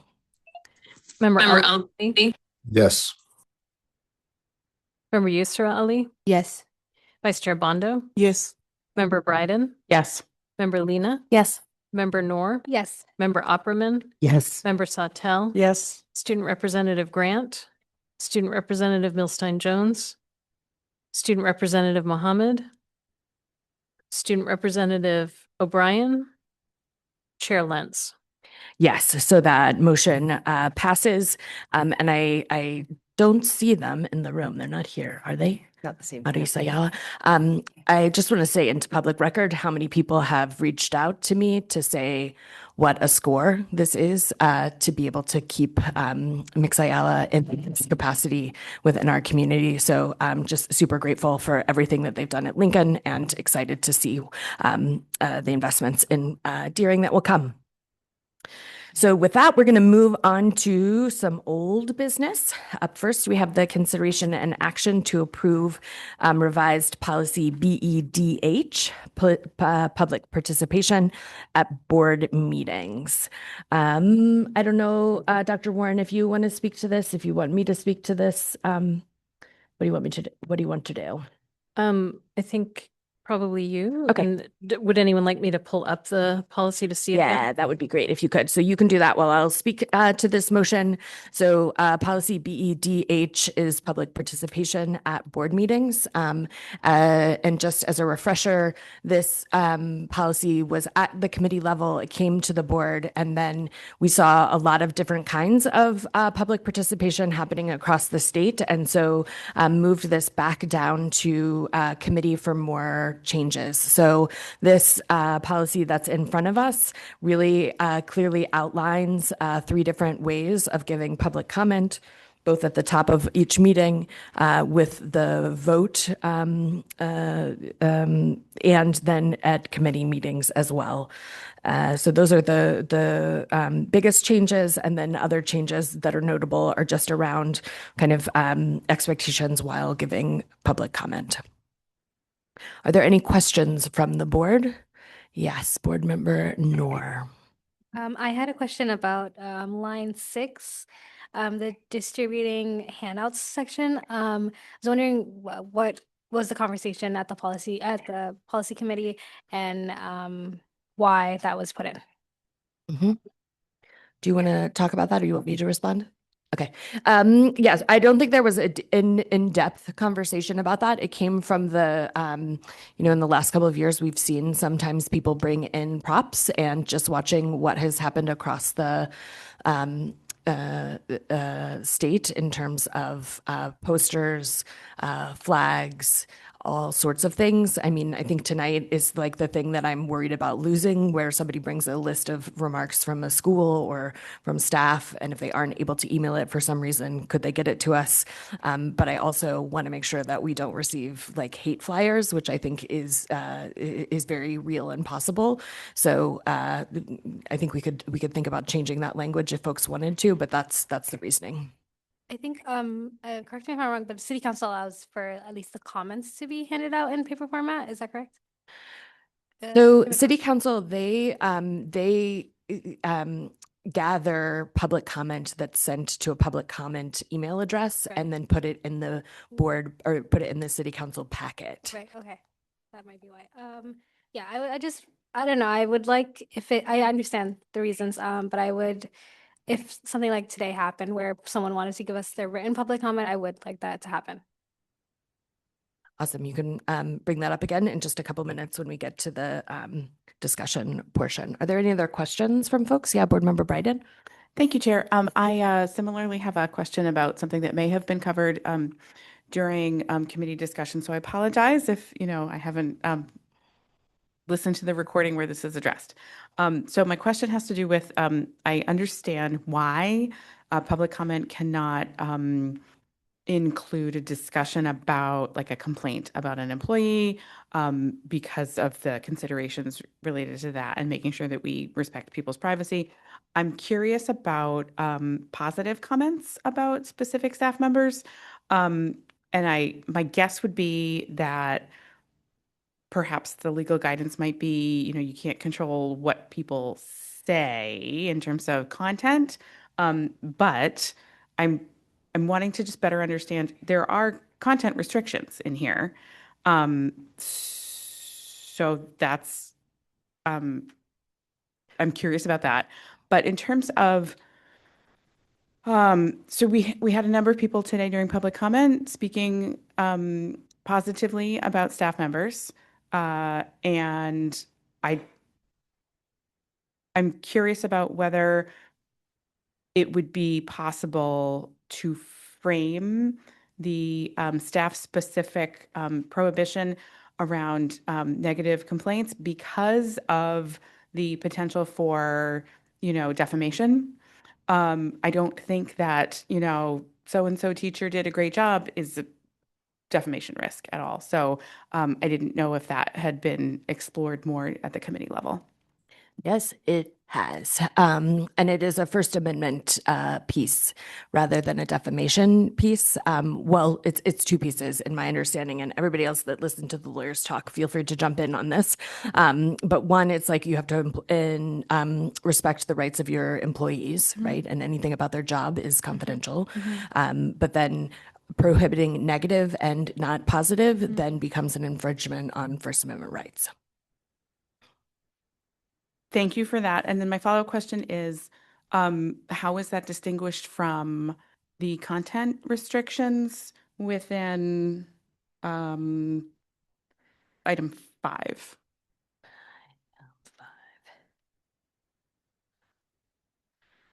In terms of time, place, manner versus the content of what somebody is saying and the viewpoint. Yeah, so number 5 to me, and Dr. Warren, jump in, that to me is manner, not like the way that they're speaking is the thing that we are restricting, like not derogatory, not those other things that are listed there. Okay. Can you tell me about what your face is saying? It is a very expressive face. I mean, obviously, to be clear, I don't want any of the things in item 5 to be part of our public comment. I don't want that. I also don't want us to get sued. So I just wanted to better understand. So to me, that feels, and again, I wasn't in the committee meeting, but that feels very content centric, right? So in the ways that we were talking about it, number 5 is about the manner in which they are giving comments, not the content of those comments. So they could be saying completely horrible things with a lovely smile on their face, and we would have to let them do it. So, well, I guess now it's like both of those things. It includes content. I mean, Yeah, it does. Yeah, because there's vulgar, obscene language, pejorative or discriminatory language. And the committee did spend quite a lot of time on this. Yeah. We did have legal counsel. This was a topic of debate, and there was conversation about changing or removing 5. And the committee ultimately voted to keep that language because it felt important to the committee. I'm not sure if I'm fully following your question about the difference between that and the number, which was the other one, 8, was it? 3. What was the Number 3. Number 3. What was the content versus? Yeah, so the first part, the first example of content-based comment that I brought up was if somebody got up to the podium and said, this teacher did such a great job. And it sounds like the committee landed on, well, we can't allow that because we are more importantly choosing to say, you can't get up and say this teacher did a horrible job. That was the legal guidance, was that we had to do both. Right. So I don't understand so it sounds like the lawyer was okay with number 5 though. Or, The lawyer suggested we might want to change 5, and that was not the committee decision. So, yeah, there were some concerns around 5 and freedom of speech. I'm not gonna. yeah. How much of a risk did she indicate it would? We don't know, I think is the real answer. Okay. Thank you very much. And I will just say that it felt important for the committee to make sure that those words and language were there so that we had that anchor and we're assuming that risk because of the importance of the language. That makes sense. Can I ask a follow-up question? In terms of is it 8 or 3, that basically, you can't talk about an individual person because there are other avenues that need to be used instead. I would like to see, not necessarily within this vote, but I would like to see us make it more clear to people. Here's where you go if you're mad. Here's where you go if you want to shout from the rooftops that somebody's awesome, and like be able to have those avenues be very, very clear for folks. Thank you. Thank you, Chair. Board Member Sawtelle, go ahead. I'm just curious about, and I've read it so many times, I don't understand why an overall time limit of no less than 2 hours during a business meeting and no less than 20 minutes. Like, why does the policy establish a minimum time? Because I think just to also back up a little bit, like I think the committee was really trying to maintain as much access to public comment as possible while starting to put some boundaries on it. But part of that is to ensure that the chair doesn't just say, no more public comment earlier than that. So when we are dealing with controversial topics and we have hours of public comment, this ensures that at least 2 hours of public comment will happen. I see. Thank you. Yeah. And the 20 minutes for the committee is because the meetings are shorter. So that's where they landed on that time. Other questions on the motion? Yeah, Board Member Noor. Would that mean in committee meetings, we wouldn't be able to close public comment until that 20 minutes? Is that what? If there are people speaking. Okay. Yeah.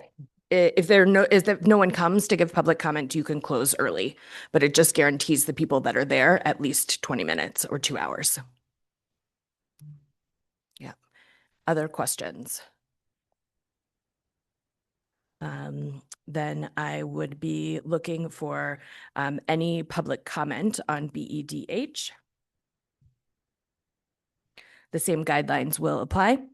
Stephen Sheriff of Brackett Street. I got 3 comments. I hope I get 2. One is regarding the handout situation issue. You actually have just set yourself up by referencing that you don't want hate mail, hate speech as a handout. And that's why you're limiting it. You've immediately set yourself up for a lawsuit in making that statement. But I'm first of all, somebody can, people bring stuff all the time that they want to hand to you. And the policy at the council is they have no policy on handouts. Anybody who wants to hand them paperwork, they take it gladly and hand it out to the various council members, around the dais. The section about I sent an email about doing some wordsmithing on the section. I can't think of what I refer to it as, but the section on describing actually at what meetings. It really is 2 places that you have opportunity comment, and then a third separate piece. And so I wordsmith that for you. I hope you take my suggestion and that somebody submits a amendment to that effect. And then the last piece is clarification on commenting at the top of a meeting to the general items on the agenda and not be able to comment on amendments to to certain things. First of all, I've never seen a organization that takes public comment on specific amendments. It's not actually written into your document, so there's sort of a unwritten rule that you use. But if you're going to do it, you need to be able to take it from all members of the public, whether they spoke at the beginning of the meeting, even if they spoke to the item in question, because if you're taking comment, the comment is on the specific amendment that you're making. So just like I said, that's an unwritten rule in here, because I see it nowhere that it's referenced. And it's, if you're going to do it, you need to reference it somehow. So thank you. Thank you. Any other public comment? Then I would love to open up for board discussion. Board Member Noor, go ahead. I think I would like to propose an amendment to add in that let me see the wording of this. Could we have it that handouts are allowed, but they have the same rules apply to them as our regular public comment? I don't know how that wording would work.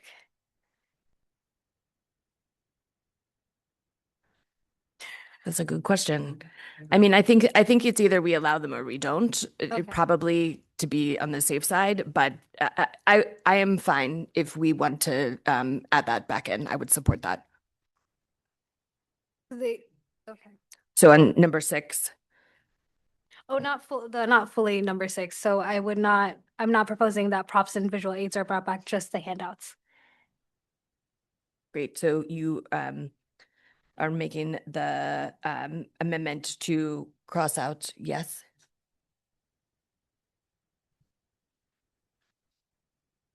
I think, didn't we take a motion in a second? One for the personnel.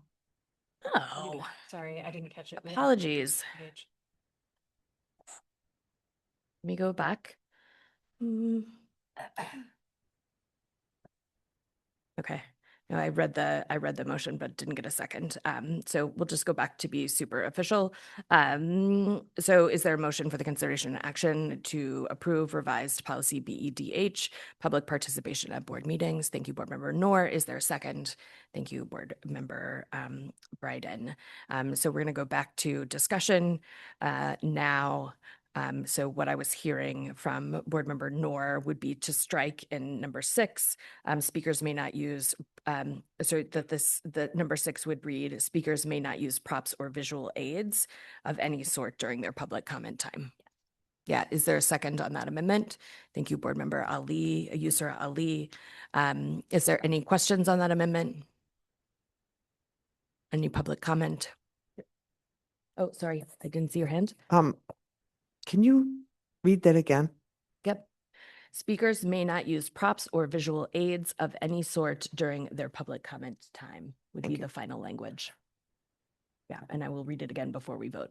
Yes, So student representative. Just to clarify, that whole thing would be taken out. No, the final copy on number 6 would be speakers may not use props or visual aids of any sort during the public comment time. Okay. Yeah. Is the reason we want to keep the handouts if someone like today had printed? Yeah. Would we not just tell them to email it? So in case somebody couldn't email Couldn't for email, whatever okay. reason, or have like collected handwritten things from students or something like that, I think that's the reasoning behind that. Okay, I was just making sure. Yeah, thank you. Any other, Board Member Satel. I'm thinking, well, my concern is the amount of time that public comment takes, and This is on the amendment? yes, Yes, okay. yes. And so thinking about handouts, let me revise that.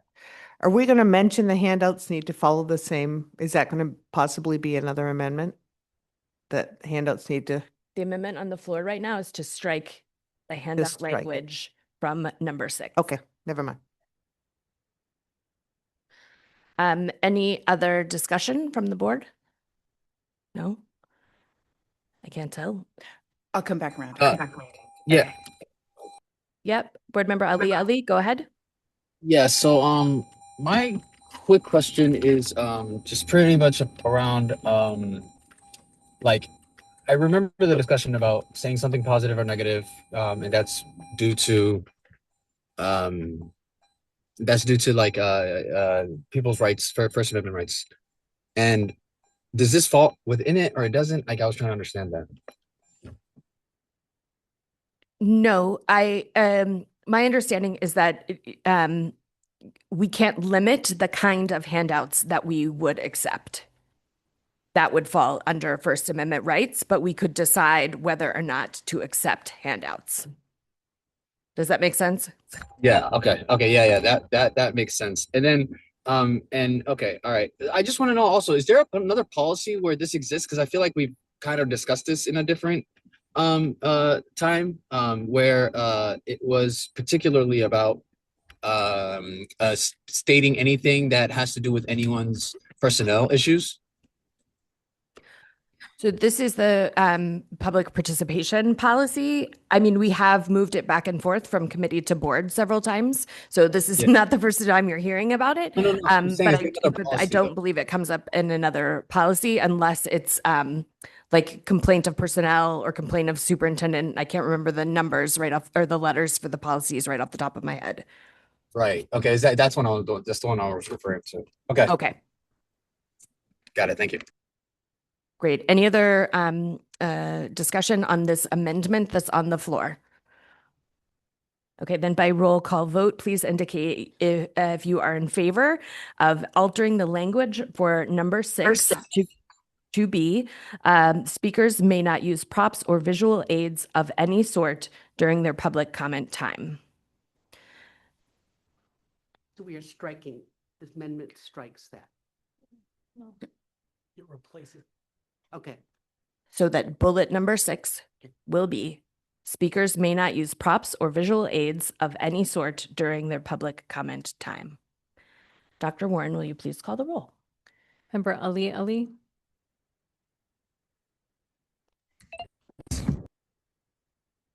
You're on mute, Member Ali. Yes. Thank you. Sorry. Member Yusra Ali. Yes. Vice Chair Bondo. Yes. Member Bryden. Yes. Member Lena. Yes. Member Noor. Yes. Member Opperman. Yes. Member Sawtell. Yes. Student Representative Grant. Yes. Student Representative Milstein Jones. Student Representative Mohammed. Student Representative O'Brien. Chair Lentz. Yes, so that amendment passes. So now we have an amended BEDH in front of us. So are there any other amendments to BEDH? Yes. Thank you, Chair. Can I ask a question? So this focus on number 6 has me wondering again whether during committee there was discussion about what constitutes a prop and what constitutes a visual aid. If somebody wears a T-shirt that has stuff on it, if somebody wears a hat, is that, so I'd be curious about that. Yeah. There was no discussion about that specifically. Okay. I am worried about the lack of definition about what those things are. Yeah. Yeah. No, I think that is a fair concern. Chair Lentz, I have an idea, which is that I think that level of detail could potentially go into procedures. In the R. So, I mean, that could be BEDHR. Yeah. Along with some of the procedures around the, the clarification of what can be said and not, and how we actually hold public comment. I love that. I am not, and you can tell me, but I'm not aware of another R that is implemented by the board. Can anyone think of an R that is implemented by Yeah, the? no, that's true. They're mostly how staff carry out board policy. Because I just wonder about that because we would be the ones enforcing it. Like I would be in support of adding a definition to this, but I feel like we would need to ask legal counsel because it is, again, I just don't know what the line is around First Amendment.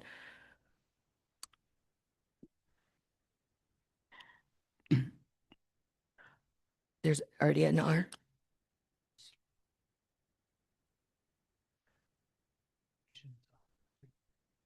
Huh. Okay, so there are other Rs that exist for board members to implement. Okay, great. Yeah, thank you for this conversation. I think, I mean, as I think through what is a prop, what is a visual aid, it's making me question whether we need item 6. But again, I'm assuming that the committee had a robust conversation Can you about. say more about what you mean, whether we need it? Yeah,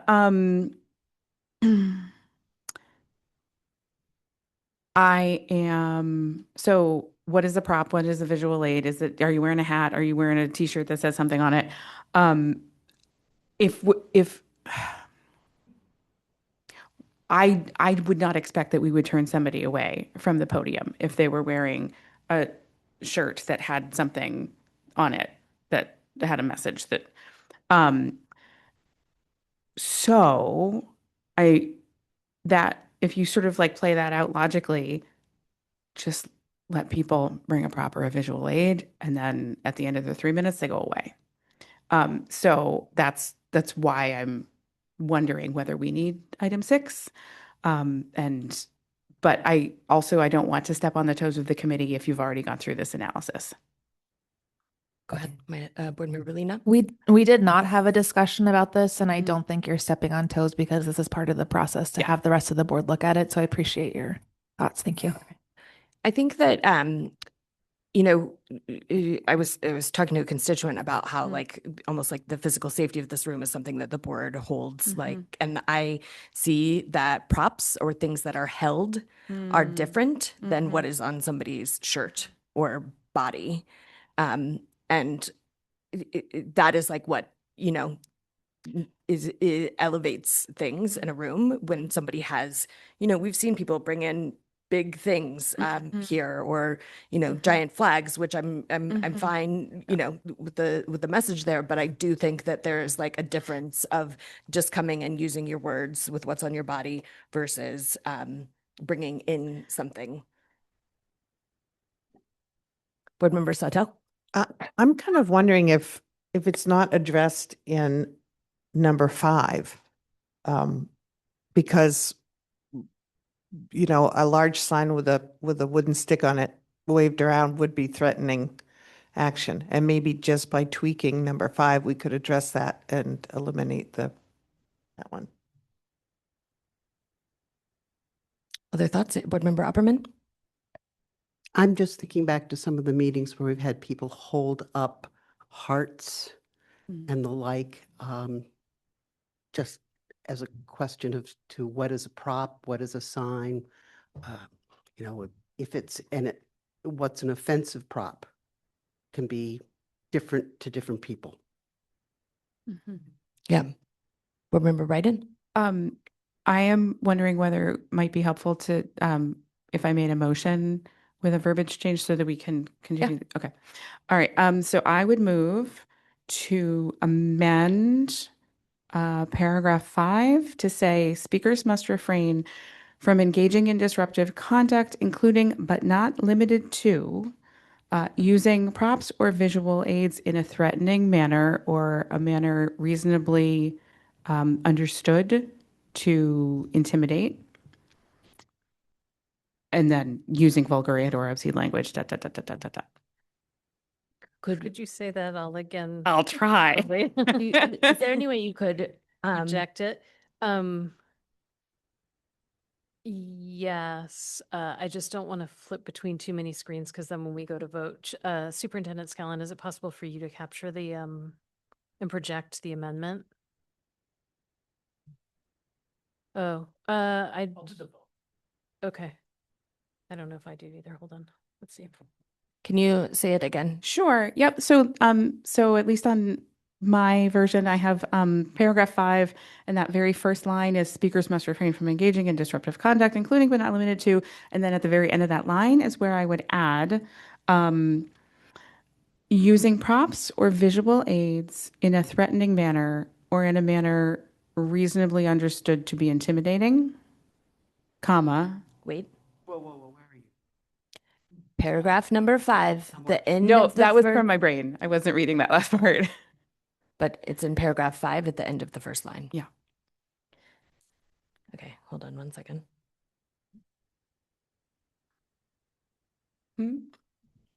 Oh, in a threatening manner or in a manner reasonably understood to be intimidating.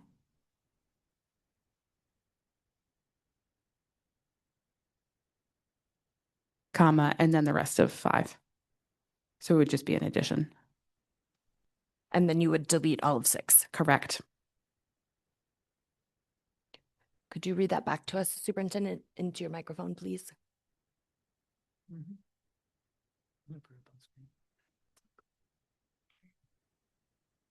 Oh, where is it?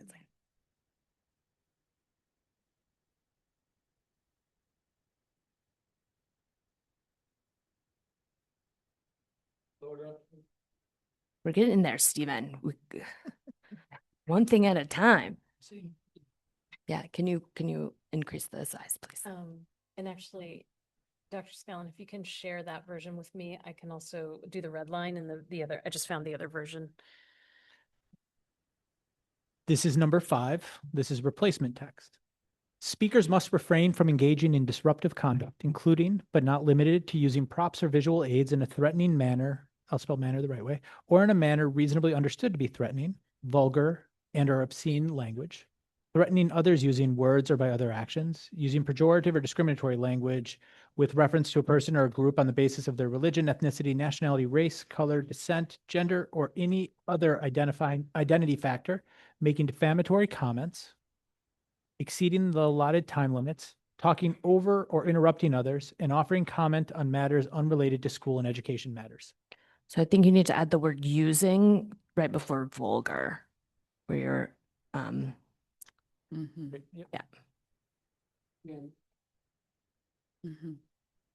Other thoughts? Is that a hand? Oh, I was just a question, but I guess. Is it a question about this amendment? Go ahead. Oh, do we have a second yet? Yeah.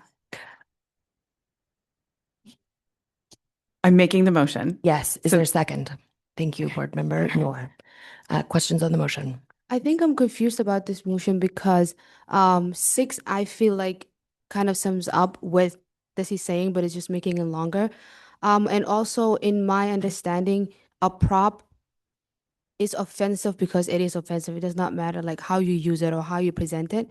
So like I don't know if you can fix where I'm thinking about with your amendment, but I don't think I support any kind of prop being used here, and especially ones with derogatory messages. That makes me uncomfortable. If you want to wear a yellow shirt, sure, but if you come here with a flag or an image of someone and you are using that to intimidate somebody, it does not matter how you, if you're waving it or just holding it, I consider that very violent. So I don't think I can support this. Maybe Is- somebody yeah. Can respond. Yep. So, I absolutely, yes, thank you for saying that. And I agree with you. I think the intent here would be to say that anything that is in derogatory and intimidating and threatening wouldn't be disallowed. And the reason why so at least for me, the reason why I started down the path of taking out 6, the way it's framed now, which is any prop, I'm worried about folks trying to say, oh, this is not a prop, or, like just getting into a tricky spot of trying to define what a visual aid is and, what's clothing, what's a prop, and that sort of thing. But if it's just, it's allowed as long as it's not intimidating or threatening, that's where I'm trying to get. I think I'm still stuck on the fact that there is a prop with any kind of like messaging on it, that in and of itself being in the room is very offensive and honestly scary to someone who's on the receiving end. So I don't know. I don't know. I don't know what to think of. So I would, I think examples that have come up that have pushed me away from what you're thinking is around like the night that we had all the blue hearts in the room, or Yes. like when students bring posters in the room Yes. to show during public comment. What do we do about those things? Are we going to say no to all of that as well? Or is that allowable? And this is just me personally. Yeah. I would say no to any prop just to keep the even like the possibility of thinking you're going to bring any prop. I think if a group is here for supporting a cause, you can use words following our rules. But any prop in support against, I would highly stay away from that. Thank you. Other discussion, Board Member Lena? I just wanted to, excuse me, bring up that we've had a couple people come, and it wasn't specifically for public comment, but to share awards, and they brought the awards with them. And I'm wondering if that would also, I mean, yes, it would fall under this category. So I think it would be different because that's not happening during public comment. Okay. So this is just during the public comment Okay, period. thank you. Yeah, good question. Other thoughts on this amendment that's on the floor? Yes. Okay, I can't tell if that's what you're asking. So go ahead, Board Member Well, Opperman. I think I'm understanding what Member Ali was talking about, because if it's just during public comment on what you just said, and it's still at the back of the room, it's not under public comment.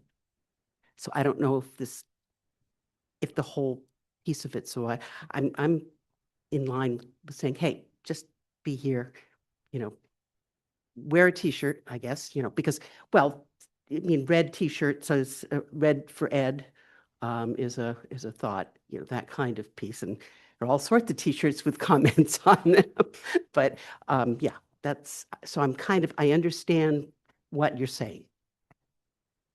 Okay. I think, are there any other discussion points on this? Otherwise, I'm going to call the vote.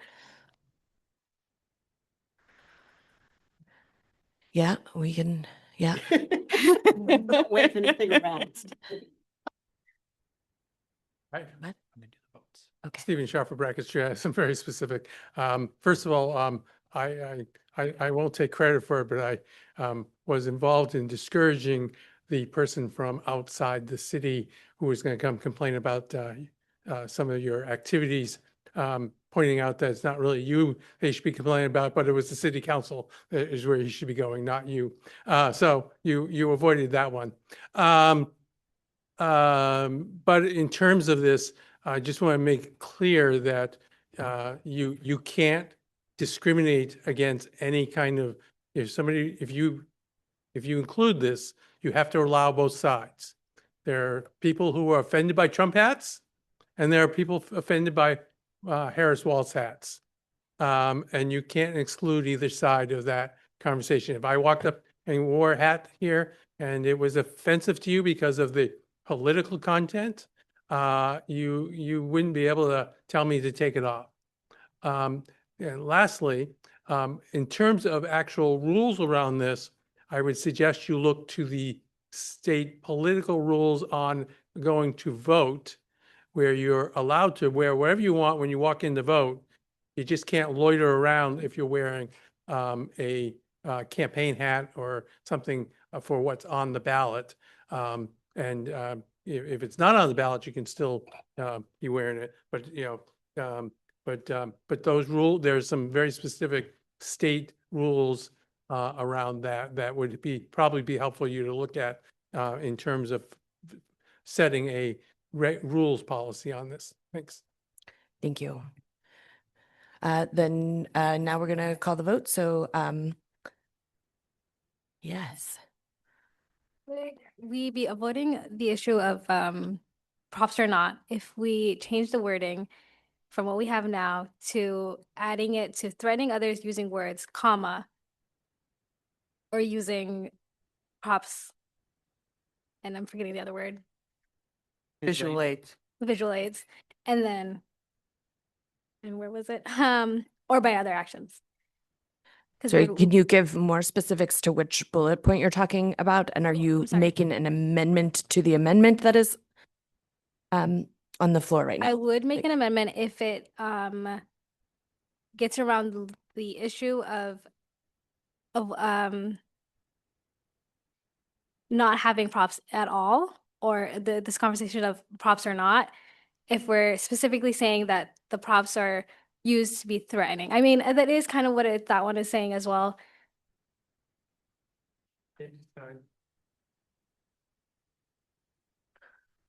I'm not sure. I don't know if that makes sense. I've just the legal issue of deciding whether we can have them or not.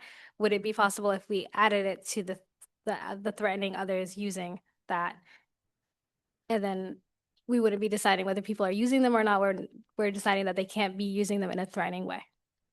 That makes sense. So I think that is my understanding of the language that we just added, is that it's about props being used in a threatening way, not and offensive or not is not the question here. It's threatening or not threatening, which is in line with the rest of the language there that is illegal and illegal in public comment. I think your point is well taken, though. I see Student Representative Grant has had her hand up for, I do have a question, but I can. Okay, Student Representative Grant. What's the difference between like offensive and threatening in this situation? Yeah. Like whacking someone with a sign versus That would be threatening. saying, but like some people are threatened by words on a sign. Yeah. So no, I think that is a which I think is what. Good point, and comes back to kind of like the crux of what is really hard about this policy is the First Amendment and what is that line. Yeah, I don't know if anybody else wants to respond to Student Representative Grant. I mean, I real quick, threatening is illegal, right? So I mean, it's a crime. But when it comes to offensive, that I would say it's questionable because anybody could be offended by anything. So that would be my answer. Board Member Ali, so from your comments, I can't tell what side of this that you're advocating for. I'm advocating for right now that on that piece, that offensive. I don't know. Like I mean, either we kind of discuss that or we remove it. But threatening, it should be kept on there. That's So that's what I. Right now, there's no word offensive in the amendment. Oh, okay, that's it then. Okay, great. Good. Glad we got to the bottom of that. Board Member Bryden. Thank you, Chair. So I think my question has to do with how if we don't pass this amendment and 6 remains as is, speakers may not use props or visual aids. I understand all the First Amendment stuff we're talking about, but functionally, how will we like operationalize that? Will we say put down your the way that I enforce or the chair would enforce in any committee? They would be in charge of it, upholding these rules and regulations. You have a T-shirt that says something, you have to put a sweater on? I mean, it just feels tricky. Yeah. Public comment in its own self is tricky. So I definitely feel that. Board Member Lena? I'm wondering about the amendment. If we go to the end of the third line, it says threatening others using words or by other actions. I'm wondering if that takes care of it and that we don't need to add in the additional language. And I would be in favor of striking number 6 and just keeping number 5 the way that it was. I'm wondering what people think about that, if that encapsulates the props and visual aids, the threatening others using words or by other actions. If that's a request for a friendly amendment, then that's fine. Yep. So you would accept dropping your amendment So and it's just going back to the version? No. I think if I understood what Board Member Lena is saying, it would be taking out 6 and modifying what the adjustment to 5 would be. Is that correct? If you go back to the original version of BEDH that we were looking at, number 5 says speakers must refrain from engaging in disruptive conduct, etc., using vulgar and obscene language, threatening others using words or by other actions. So I was just wondering if the or by other actions would be enough to cover what you had added. So it would still accomplish getting 6 removed. Correct. Yep. That's fine. Yes. Okay. So I am seeing that the amendment is being dropped. No, No, it's No, a- but, I- but I that said- the other piece is that number 6 is going to be gotten rid of. So I made my amendment and then Board Member Noor seconded it. And I think Board Member Lena is now requesting a friendly amendment to change what would be accomplished if it passes, correct? I'm not great on the definition of friendly amendment, so Okay. I just.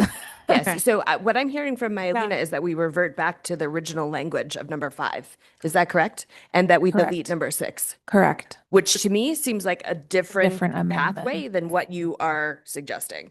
It's very close to what I'm trying to accomplish. So we, by all means, vote my amendment down and then Board Member Lena will Perfect. Make a motion. Let's call the vote on your amendment, which is what is on the screen.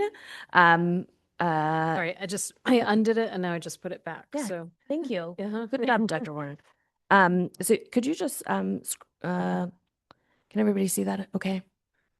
Everybody know what we're voting on right now? This is just this amendment on bullet number 5. Okay. So by roll call vote, please indicate whether you are in favor of the amended language on bullet number 5. Who's doing the vote? I am, and striking 6. And correct. Striking 6. Yep. Well, We'll get there. we'll go backwards. We'll fix it later. No, that's Just to clarify, is this vote, This is just an amendment. right? But someone said and striking 6. So I feel like that should be two separate. no, that's what she had proposed as her amendment was Right. changing the word Got it. and striking 6. Thank you. So by roll call vote, please indicate whether you are in favor of the amended language of bullet point 5 and the striking of bullet point 6. Dr. Scallon, will you please call the roll?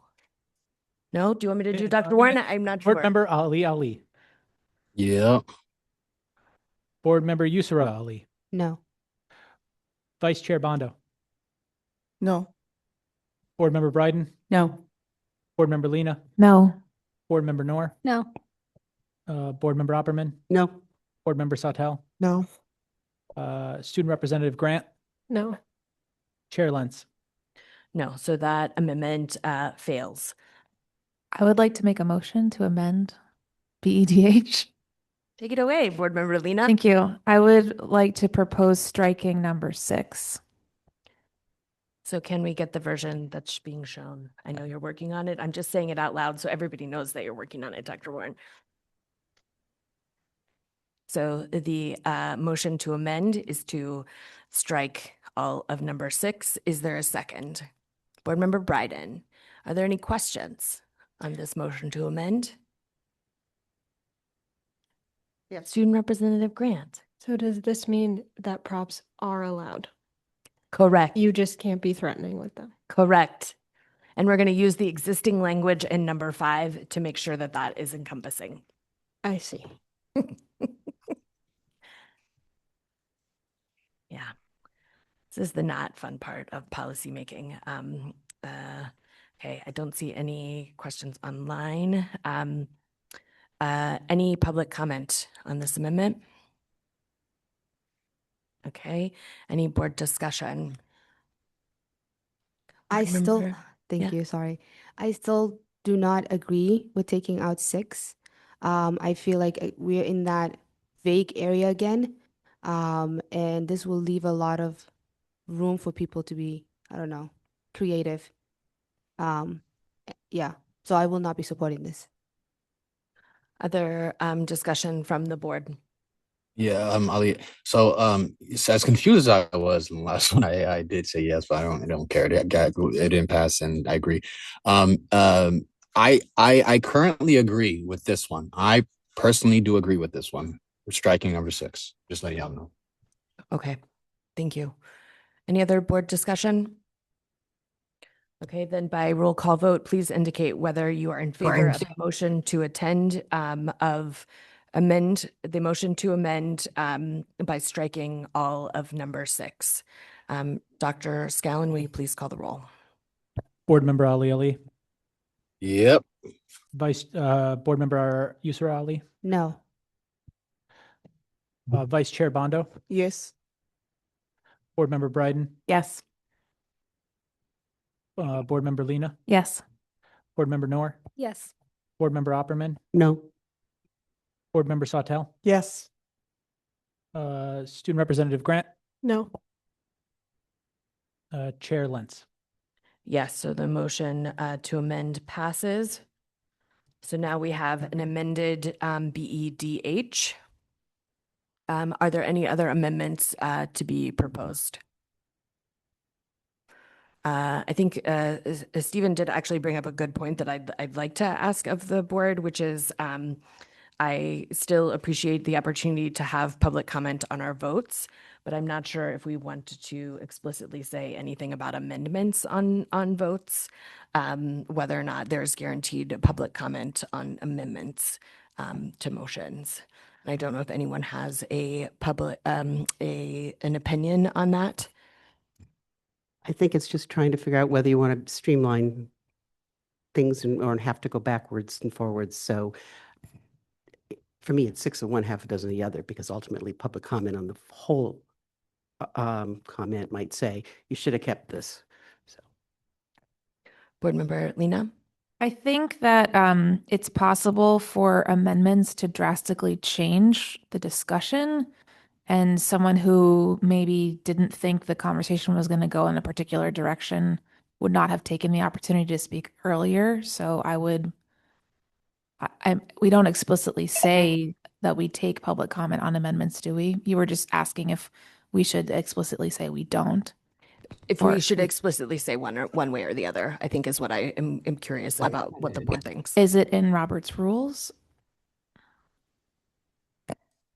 Not sure. If no one has a strong opinion on it, I'm fine leaving the language the way that it is and continuing to just offer it. But I didn't know if anybody has a strong opinion. Board Member Bryden. Thank you, Chair. I think this is I'm wondering whether during the committee conversation, did legal counsel have an opinion about consistency? Like, would this be in the bucket of discretion of the chair, either at the full board or committee level? I don't know about, consistent application of something like that, if that's something that the committee discussion included. No, I don't think there was a discussion on the consistency. I think that legal counsel did tell us that that a lot of districts do not offer this type of public comment, and mostly people do it at the beginning or the end of their meetings and hold it to that. Mm-hmm. So we didn't get into the consistency piece of that. Mm-hmm.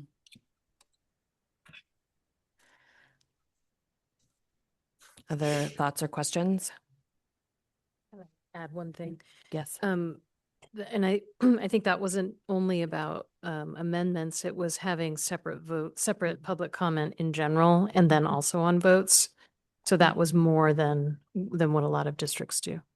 Are you saying that most districts just offer the one public comment over the whole meeting? Right. Yes. Okay.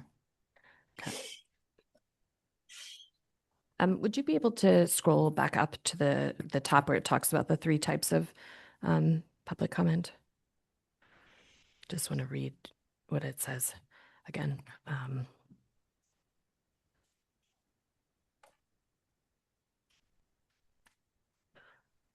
At the designated time prior to that vote, if the comments are relate to that specific topic.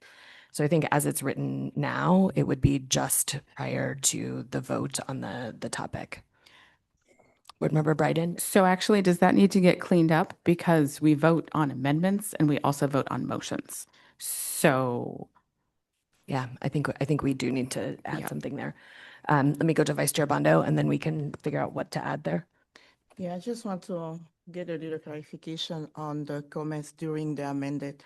So that means those are just the feedback, then we're getting some inputs from the public, but it's not any conversation back and forth on the engaging, right? Correct. Okay. All right, thank you. Oh, thank you. Board Member Ali. Ali, did you have a thought on that? No, I'm good.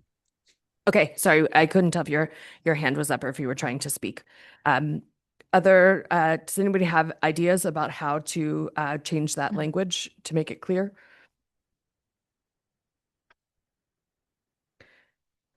Prior to any votes? Um, I think it could be if the board is voting on a substantive non-personnel agenda item during a business meeting at the designated time prior to the vote on that motion.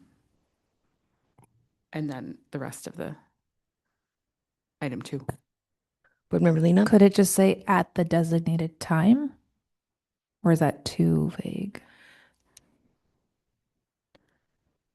I mean, I think that doesn't get at the consistency issue of whether or not it's going to be with the main vote or with every amendment. I think allowing it just with the main motion, not amendments, is enough. I agree with you, and I was proposing the phrasing to be at the designated time prior to the vote on that motion, because that But a motion to amend. Oh, I see what you're saying. So I just Yeah. think we need to even clearer that Or- it's like the main motion. Yeah. Yep. Can I ask a clarifying question? Yeah, Board Member Sawtelle. So there's a policy we're voting on. People offer amendments and discussion, and we feel like we have a final version. That is when the public would, but if someone in that public comment got up and gave a really good point, could we then go back and amend? Yeah, you would vote it down. I see. Okay. Yeah. Well, I mean, there would still be board discussion that would continue after the public comment because it goes questions, public comment, board discussion. So once, if you amended a main motion, the main motion would be on the floor amended, and then you would say, are there any questions on the amended motion? Is there any public comment? And then you would call the vote. So there would still be time based on whatever came up in public comment if somebody wanted to make an additional amendment.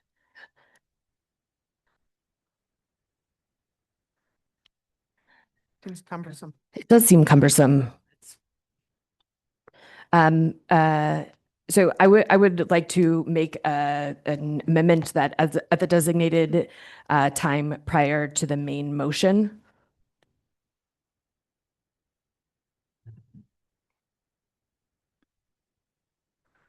The main motion vote. Yes. Can I ask a question? I'm sorry. Is there curious about whether the other way to solve this would be to strike 2.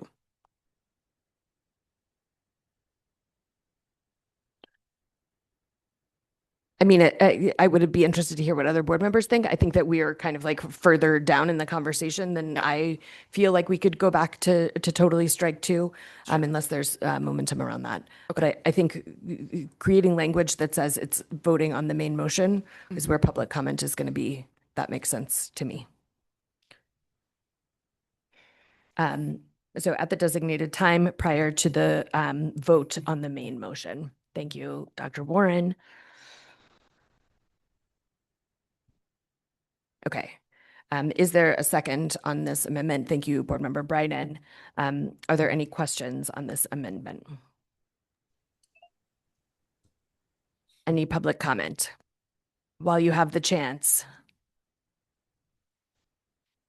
Yeah, I'm a little bit confused, and I'll let you in the discussion answer that. In that, are you saying that there'll be just one time, or are you still taking comment on amendments like this? But I want to reiterate that you should go look at my language that I proposed and sent to the entire board. I'm pretty sure I sent to the entire board.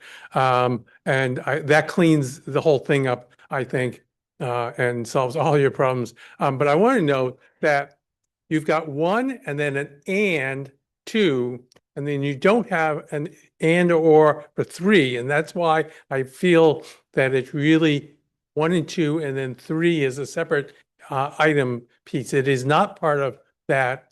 It is separate from it. So, and the fact that you have an and between 1 and 2 makes that glaringly obvious. There's two separate things you're talking about there. Yes, that's the intention. So is there any discussion on this amendment? So one of the suggestions that Stephen made, and it was a question I had, is that number 2 here doesn't talk about committee meetings. It just says during a business meeting. I know that when we're running the committee meetings, I do ask for public comment when we're voting. So I just wanted to know if that's something we'd like to add in, and Stephen did offer that language in his revision.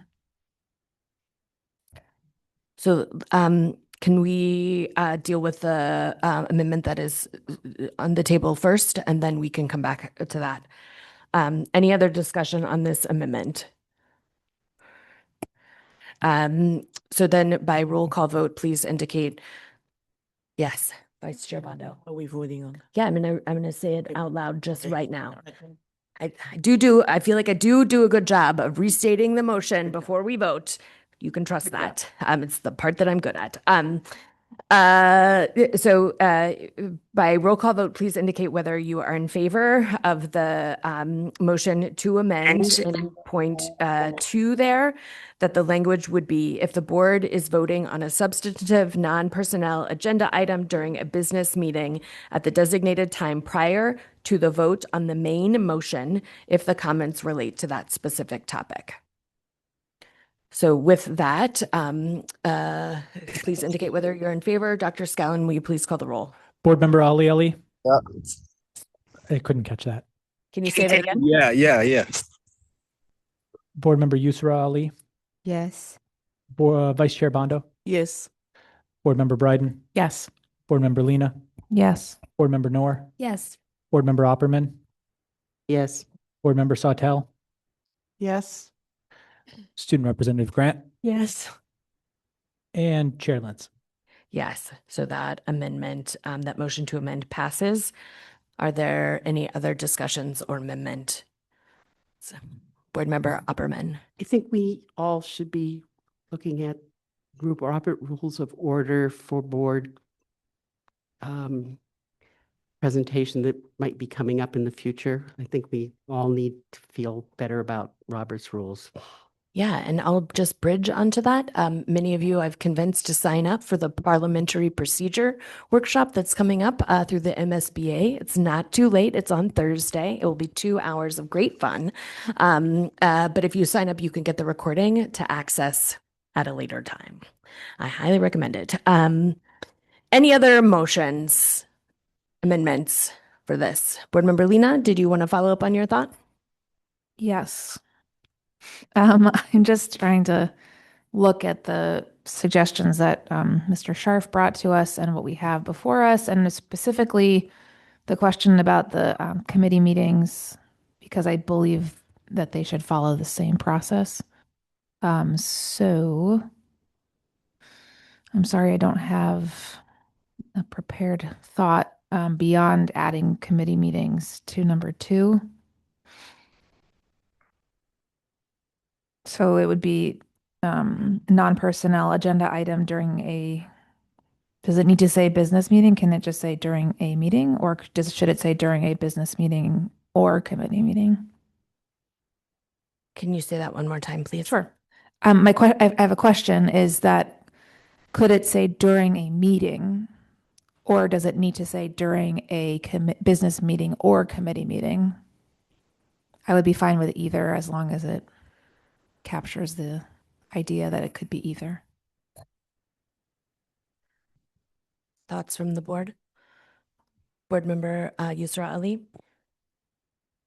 Committee meetings have, it cannot go as long as the business meetings. So I'm wondering how that would play out. If people can comment prior, that just. Yeah. I mean, currently we do offer public comment before we vote. And so I would like to keep that as a possibility. Other committee chairs? Thoughts on that? Depending upon the meeting, and the agenda on the meeting, it might be a meeting that I'm not sure we would want to worry about voting. Public comment at the beginning, the length of the comment, I think putting a limit, is there a 20-minute limit on and all? But that would be my thought. So you're saying to just leave the section at the top of the meeting as the Right. public comment section in committee meetings? Correct, and I think that even at the discretion of the chair, whether it's you or me or anybody. Yeah, Board Member Bryden? Thank you, Chair. Yeah, so I read the proposed content prior to this amendment seems to be intentionally saying, look, business meetings and committee meetings are fundamentally different. And so it feels like this amendment is getting at that distinction. And I agree with what's been said already about the time constraint component of committee meetings. Also, generally speaking, if something is voted on in committee, it will then go to the full board and there will be an opportunity to speak then as well. So That's helpful. Thank you. Thank you. Board Member Lena, did you want to make a more formal amendment at this time? No, thank you. Okay, beautiful. Any other discussions or amendment on policy BEDH? Okay, then I will call the vote. So I would be asking you for the consideration and action to approve amended policy BEDH as presented here on the screen. Dr. Scallon, will you please call the roll? Yes. Board Member Ali. Yes. Board Member Yusra Ali. Yes. Vice Chair Bondo. Yes. Board Member Bryden. yes. Board Member Lena. Yes. Board Member Noor. Yes. Board Member Opperman. Yes. Board Member Sawtelle. Yes. Student Representative Grant. Yes. Chair Lentz. Yes. So the amended motion passes. Thank you all. Board Member Bryden. Thank you, Chair. I just wanted to very, very quickly make sure that everybody is aware. There was a quick reference to the Thursday joint city and school district finance committee meeting. In light of what we've just talked about, just wanted to highlight for folks, there's no public comment at that meeting. Thank you, Stephen. Yes, the city has very different public comment regulations than we do. But more on that at a later date. Up next, would folks like a recess right now for 10 minutes?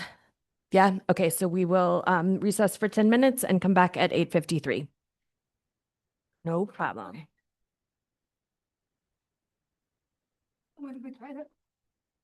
Are you heading out? Thank you. Yeah. Yes, I will. How are you? Have a good evening. I like that. Oh, thank you. Thank you so much. Oh,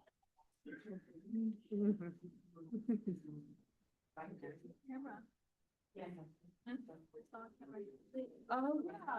Oh, there we go.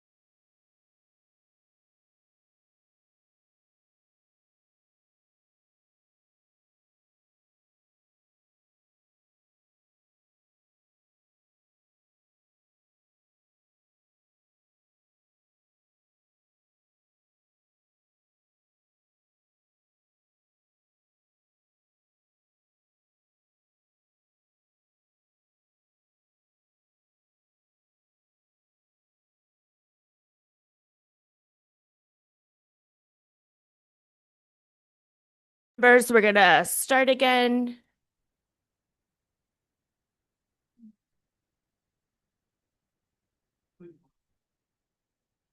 All right, welcome back. We are still in old business, and up next we have the consideration and action to approve the 2026-2027 school year calendar. So let's get this on the floor. Is there a motion for that consideration? Thank you, Board Member Noor. Is there a second? Board Member Lena? Great. Are there any questions from the board on this motion? And actually, before there's questions, Dr. Warren, do you just want to speak to the calendar? Yes, I introduced it last week, so I don't, or last, it was last week, actually. I don't want to go through it all again. I just wanted to note a couple of things that I added to this version. One was to note the ed tech days that correspond to teacher days, the first 4 days of the school year, and then the professional development day. The ed techs, though, have one less day in their contract for PD, and so their last day would actually be the same as the student day. And that is not something that the board is required to vote on by policy. I just put it here for clarity's sake. And then the other thing that I noted here, but will actually require a vote by the board, is to make the last student day a half day of school. So noted at the end here. Sorry, there are a lot of pages. And then the other thing to note is that assuming the board passes this evening, we will then take it and put it into a more formal format. This is just a working document, but we'll put it into our regular 1-page and 2-page formats for our website. And we'll plan to get that up this week.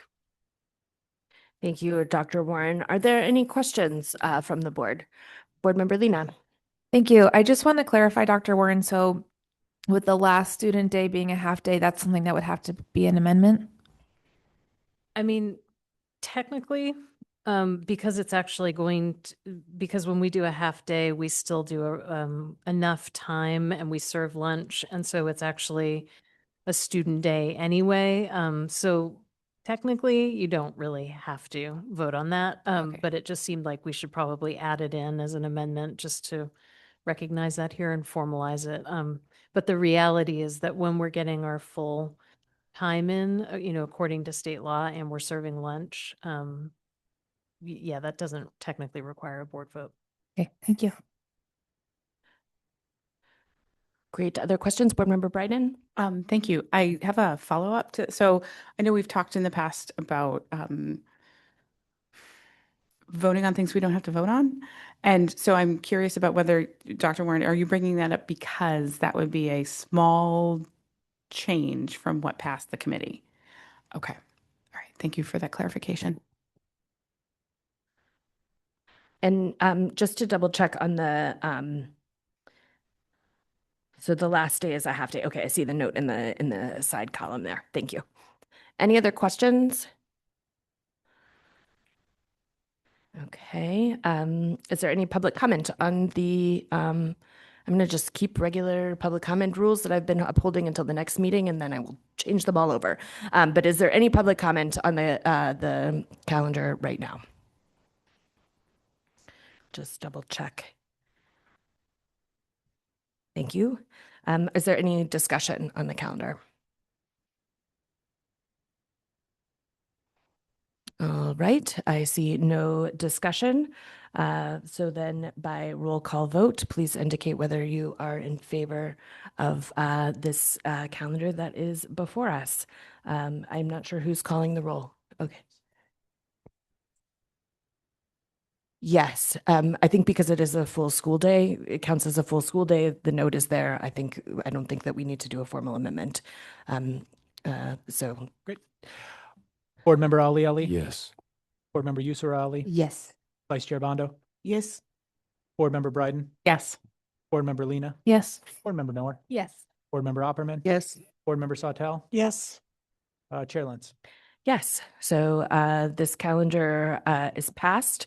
And just to reiterate what Dr. Warren said, so the team now will take it and make it look pretty and get it on the website and out into the channels of communication to families.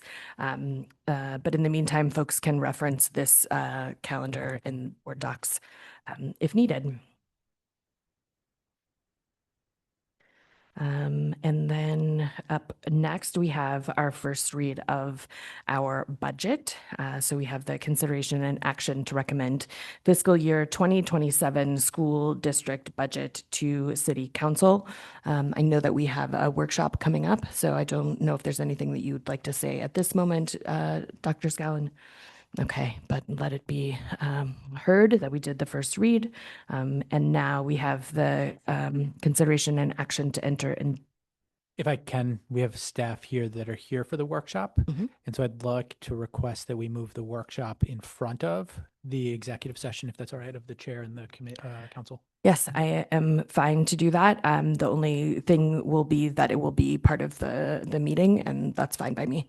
So I'm happy to move into the workshop now and move executive session to the end. Great, thank you for that. I'm going to pull up some slides just to share an update with the board on the budget. There we go. So tonight I'm just going to share an update on what has happened since the board moved the budget to the Finance Committee. On Monday, March 23rd, the PPS Finance Committee moved forward a revised budget. And there were 6 adjustments that happened. They moved the vacancy rate from 0.75 to 1 for a reduction in budgeted expenses of $358,000. They proposed to reduce central office team staffing by $400,000. They restored a 5th social worker at Deering at the cost of $103,000. They removed the proposed additional music teacher at a reduced expense of $102,000. They modified the Barry Dunn contract for main PERS reconciliation that saved $100,000 in expenses. It moved it from $600,000 to $500,000. And they proposed closing the central office, the physical building, at what was a budget hold of $250,000. The amended budget lowers the tax levy by 1.15 million and lowers the increase to 6.39%. As we heard, that is still an increase, but that is a reduction from the original proposed. The impact on a homeowner is $229 per month or $19.08 per month. To meet the Finance Committee request of $400,000 in central office reductions, there were challenging reductions that were made to meet this. And I've listed them here for you. There's a multilingual intake coordinator that was reduced from 1.0 to 0.8 FTE. Family community specialist, there's a second half-time position that's currently vacant that was eliminated. There's a data and reporting manager that is currently in our system, and that was eliminated. There is special education contracted services that was reduced by $60,000. As you heard tonight, there was the consideration to eliminate the experiential learning coordinator position. This position does field work for Wabanaki studies, as well as coordinating summer school at the elementary school level. And the proposal of eliminating the mobile makerspace teacher, which supports our science instruction at the elementary level. I will note that the first position on here is a base position. The second position is non-represented. The third position is non-represented. The experiential learning is a non-represented position, and the last position is a PEA member. And so I want to share with you here, just so you can sort of keep track of it as we're going along. This is a slide that was originally shared as part of the FY27 presentation on March 10th. What I've done in here is highlighted what was changed at the committee level, so you can follow along. And so in terms of additions, The music teacher position that was proposed was eliminated, and so there's an adjustment to 0 for that cost. The Barry Dunn contract for main PERS was adjusted from 600,000 to 500,000. And so that's what you see here in terms of what were additions in this budget that the Finance Committee changed.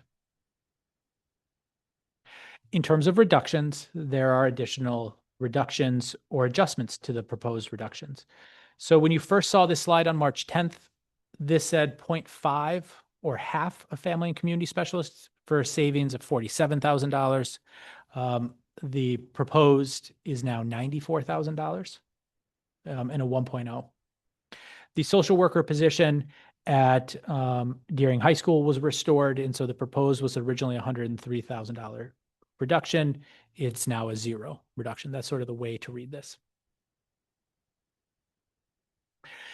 Here are the other positions that was just shared.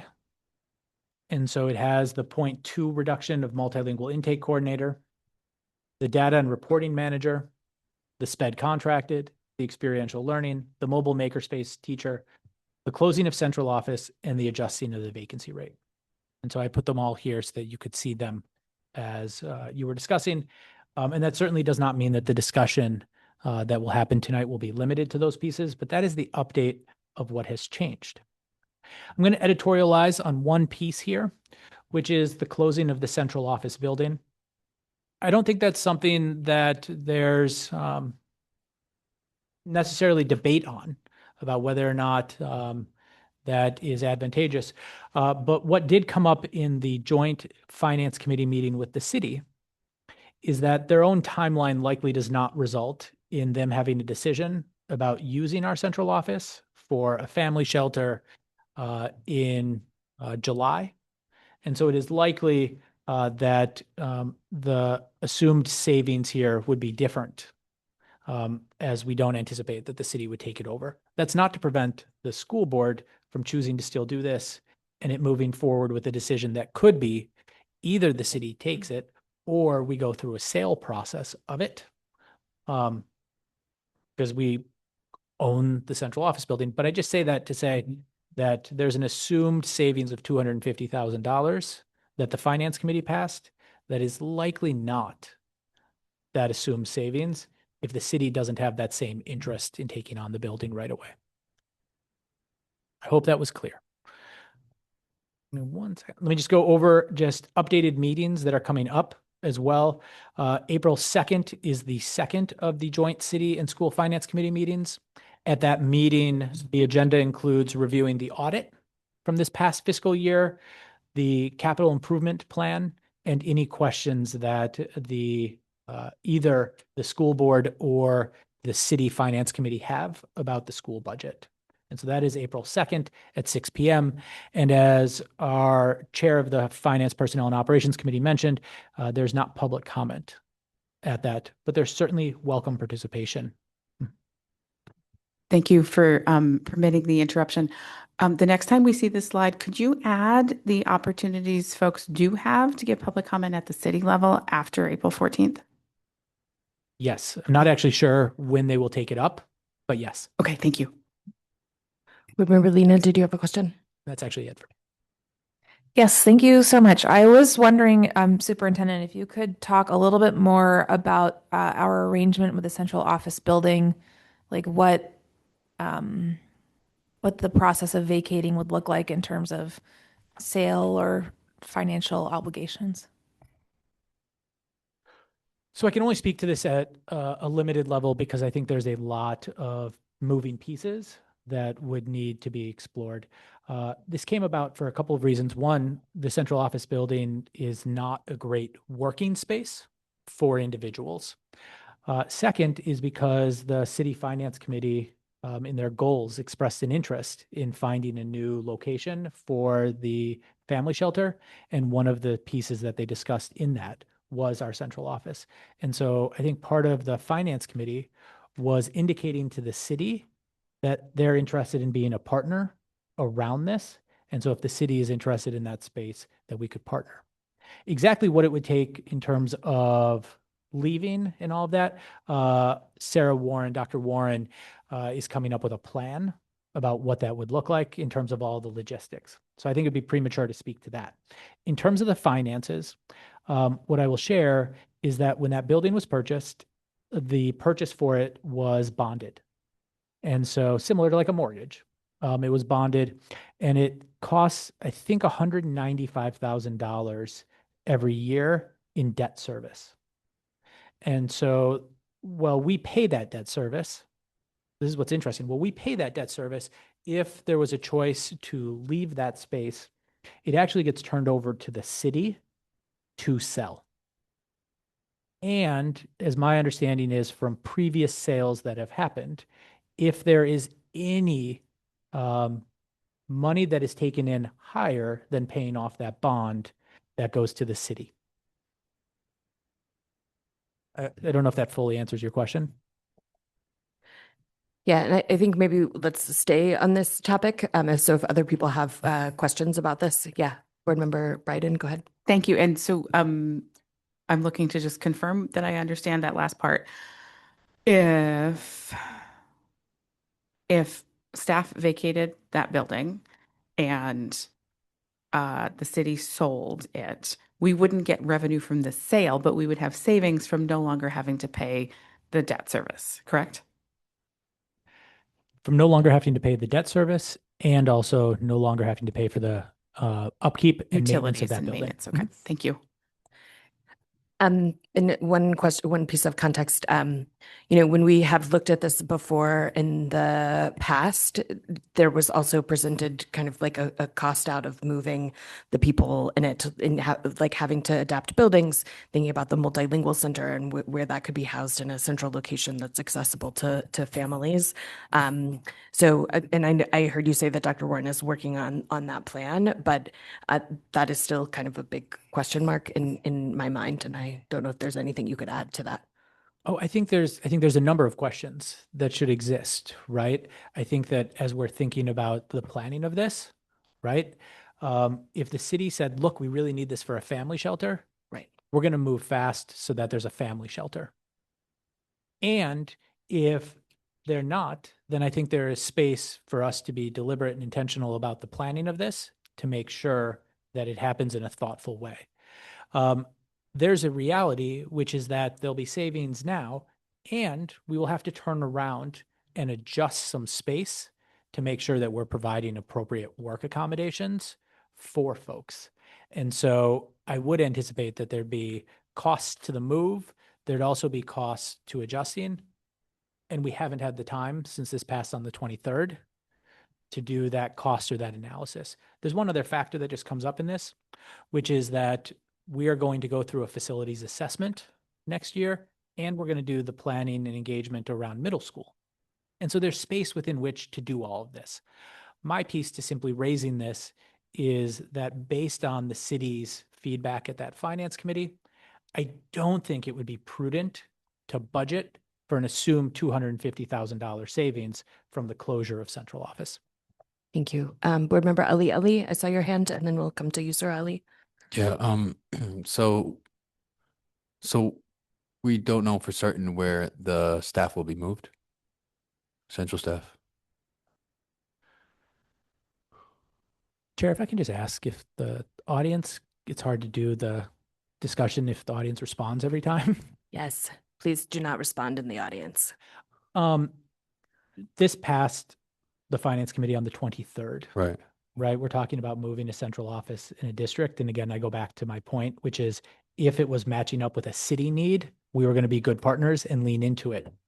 And I don't think we have that same urgency now. And so there's more space to look at and say, where would it make sense to move? So right now, there is not a plan about where they would move. Okay. Board Member Yusra Ali, and then I'll come this way. I think I understand that the cities is not, oh my God, how do I say this? It's not aligning with the cut that the finance committee just made. But say the board agrees to vote for the 250 cut. Does that mean that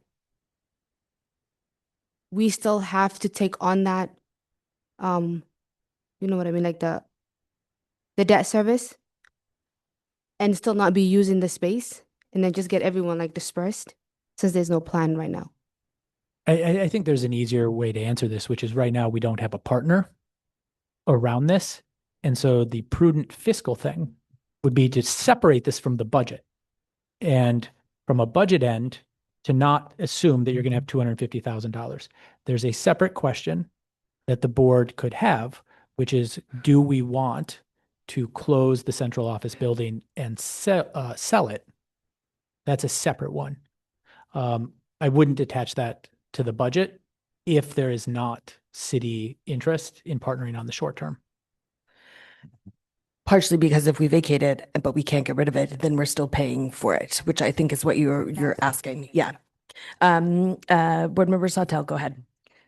Could you clarify for me if there were, if someone wanted to put a Trader Joe's into that spot? I mean, what, do we have options about who we sell to, or does it have to be like first refusal to the city? The state law on this is that it is not sold to the city, it is owned by the city, and so it goes to the city to sell. The one factor that plays into this that we'll just have to get, if this move forward, this is a lot of like cart before horse on this, is there's law in the state that if you're selling a school building, it first needs to be offered to other school entities, like a private school, like a charter school. And we don't believe, based on initial conversations, that we would have to do that for the central office because it has not been formally used as a school.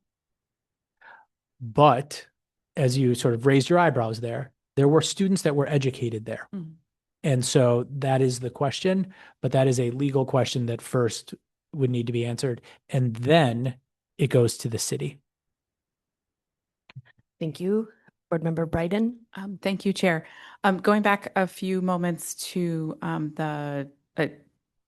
your strong recommendation to not budget for $250,000 savings that we don't know is going to materialize. Totally agree and understand what you're saying there. So if we move forward a budget that does not include that savings, I think this is true, but I want you to confirm whether this is true or not. That doesn't preclude the possibility that the city could decide in 6 months, oh, we need this for the family shelter, and then we just put that in motion, correct? That's correct. In fact, I think that's the smart way to do it. It's one of those cases where you have unbudgeted savings. Mm-hmm. It does not preclude us from taking advantage of that. Would that then mean that we would end up using less fund balance than we budget for? Correct. Okay, thank you. Board Member Ellie? So this is in the budget. I don't really see how we're going to plan for something that is not really certain. Like we're trying to remove that money from the budget, but what if the city's like, nah, and yeah, so I think that is what the superintendent is saying to the board, that it might be mindful for us to make another amendment at the board level on the 14th to put that back into the budget. Okay, yeah. Yeah. Board Member Opperman. Excuse me. When we discussed it in the Finance Committee, and you then calculated the decrease in the tax levy, was that part of that decrease in the tax levy? That 250 that we're talking about? Yes, when we did the tax levy, we did it based on everything that the Finance Committee discussed. Okay. Thank you. Any other questions on the central office piece? So I'd love to just say a couple of things to frame up the rest of this conversation, and I would ask that we try to hold ourselves to finishing this by 10 o'clock so that we can get to executive session. But the purpose of this workshop really is to surface kind of anything that people are thinking about in terms of amendments or things that they want to have more information about so that they can author amendments prior to the April 14th meeting. also because the central office staff are going to have to cost things out and give information to us. So we want to just avoid getting to the 14th and having new ideas come up. Obviously, if a brilliant idea comes, and we win the lottery on the 13th, then we can just fold that in. That is allowable, but it does help us function at a higher level if we have these conversations in advance. So, so I would love to, open the floor to what people are thinking about. But I also, just before we get to that point, I would just love to hear about how people are thinking about trade-offs in this budget. I know we use that word a lot, but I think it's very true here. And, when we think about trade-offs, it could be coming from, if you're going to propose an amendment, it's going to cut something else in a line item, or it could be, that you maybe don't hold the tax levy as important as other things. And so I'm just really curious if we can kind of share with each other how are you approaching this in terms of the trade-offs that you're thinking about or prioritizing. Yes, Board Member Opperman. Thank you, Chair. I think there's a trade-off in both directions. I would like to see that we bring down the original tax levy. And all that was why some of those amendments were made. But in the discussion in the Finance Committee for the $400,000 cut, and when it came back to us is what would be cut, I certainly feel that, again, that student-facing piece must be honored, and that we decrease that cut. So that is where I'm headed on this. So it's again, that balance. I'd like to see if we had somewhere else we could cut. But I'm of a mind, we focus on pieces of the school department at a time, and the students are central, but everything adds up to the students, how the teachers are funded, how they are supported, how the system is supported, the bus drivers are supported, the food service are supported, how we advance the academics. I mean, I really believe that have in the last 2 years made great strides in improving the academics. They're not where I want to see them by any means, but that to me is really important, that we keep making progress. If it has to be a little bit slower, I can accept that, but I don't want to go backwards. I want to make sure we are planning for the future, that we are building the system, keeping it strong, increasing communication. I mean, that's where my philosophy goes. So thank you. And cut taxes. All of the things. Yes. Who else? Board Member Biden? Thank you, Chair.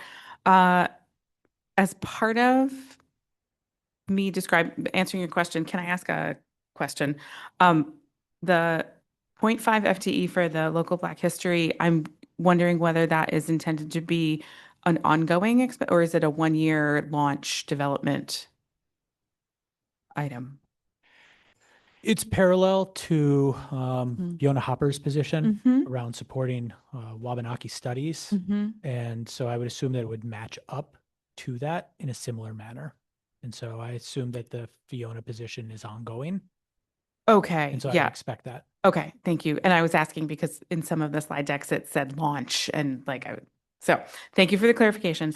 I would be interested. So I think that both that role and the Wabanaki Studies role and the Makerspace role are all super important. I am also really interested in learning more about what might be possible for more Foundation for Portland Public Schools funding opportunities. I know, if I'm not mistaken, the foundation currently covers part of the Makerspace. Yeah. So if there's more opportunities to think creatively about doing that, I'd love to hear about that.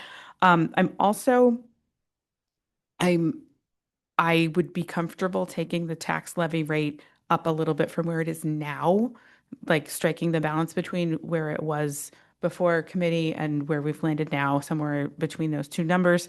I also, nobody will be surprised that I would like to have the music teacher restored to the budget. If we can do that, I think it's really, really, really important.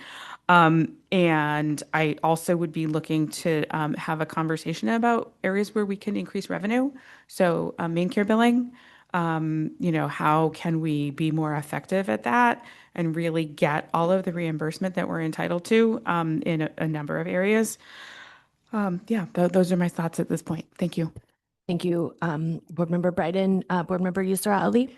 Just going off of the last part of Board Member Bryden's point, I totally agree. Something that I am thinking about as well, in addition to putting back some positions back into central office, I'm also thinking about the guidance counselor for Portland High School. I think it is very important that we keep the schools level as we keep talking about. And so I just want to see what that would do to the budget. And then on the piece of main care billing, I just want to know who does that. How do we increase that capacity? And why is it not working right now, basically? Do you want to respond now? Yeah, and I'm going to ask Sarah to also jump in and respond. I would be careful not to say that it's not working. I would say that this is, as you will hear from folks, a space of trade-offs where we do currently have some of our positions, mostly our contracted related service providers, billing for main care. And not everything that's provided in the district can be billed for main care. It has to do with whether or not they have the insurance, whether or not the service is provided, et cetera. There are other positions in the district that could also bill for main care in relation, social workers being an example for some of the services they provide. And if we had social workers here right now, they would talk about how there's already a lot on their plate. And so billing will increase their workload. And so we have to be thoughtful about that trade-off. I do think we're in a space where if we want to continue to offer the level of social work, the level of BHP, the level of related services, if we're not thinking about the revenue side of it, we are starving ourselves from the resource we are identifying we need. I don't know if you want to add into that. Yeah, I in just talking to other districts, like I think we are missing a lot of money.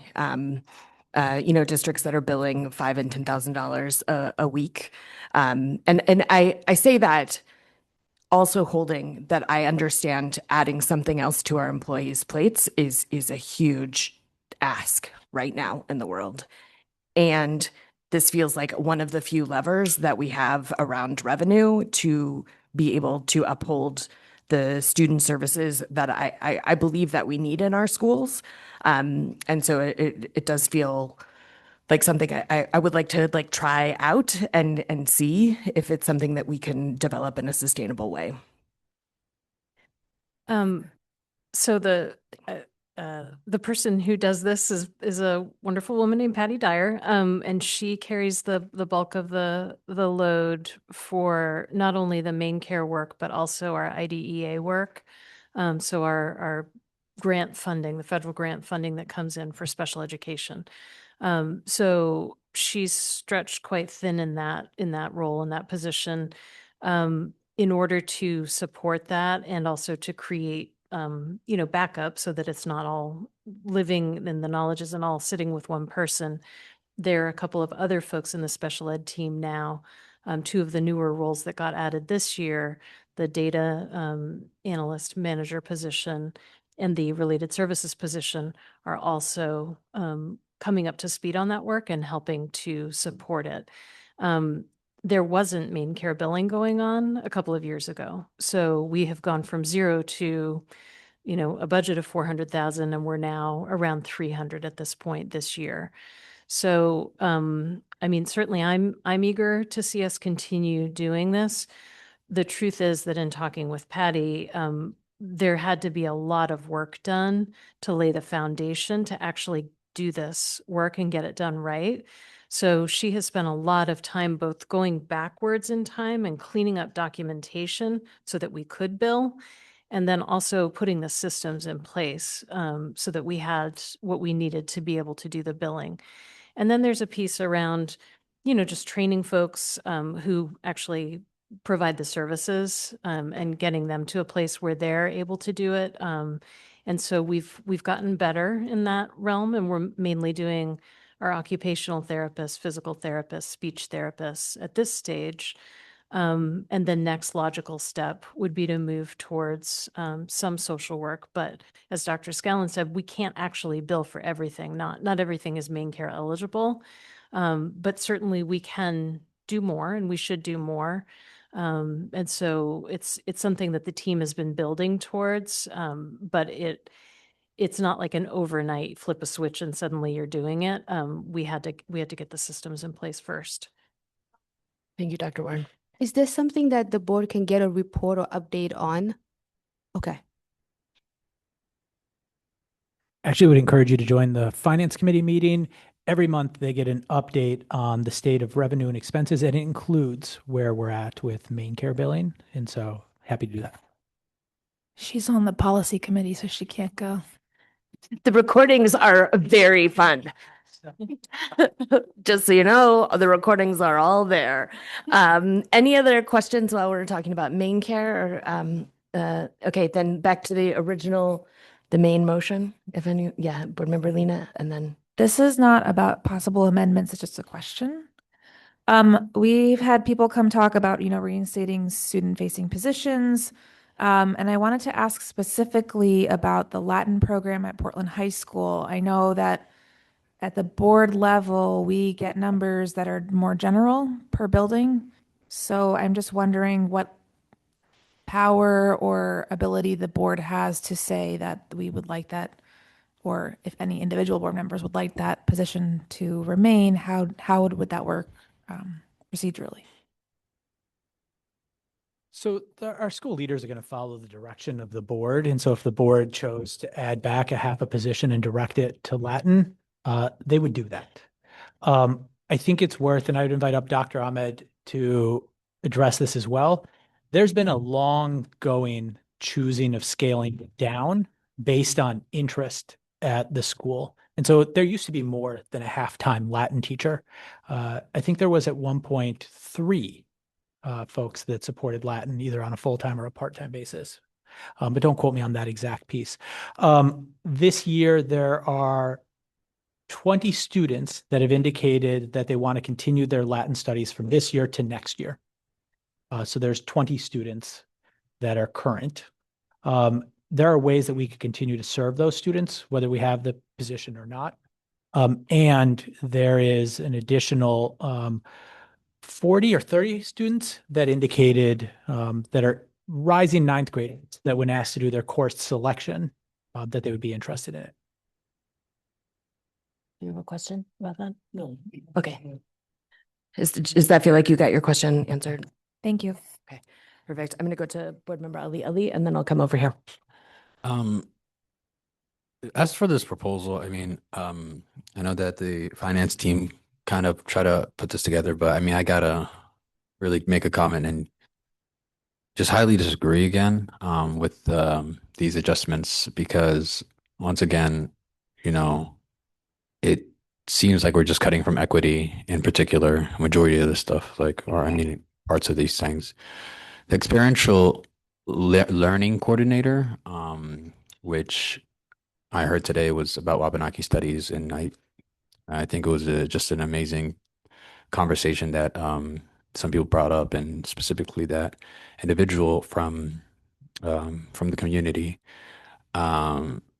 Also, it connected to Black studies. Also, mobile maker space teacher, family and community specialist. I want to know what that is, and why that's being eliminated. Multilingual intake coordinator. That's really another piece. We have a huge percentage, like I would say more than 30%, but I mean more than half the schools are kids of color, as we know. Yeah, so I mean, I would like to know how it came to these decisions to be made, rather than any other, um, any other positions or things or items that we don't, we, everything is needed, but less need. Does that make sense? And yeah, I'm really, I just would like to answers on that.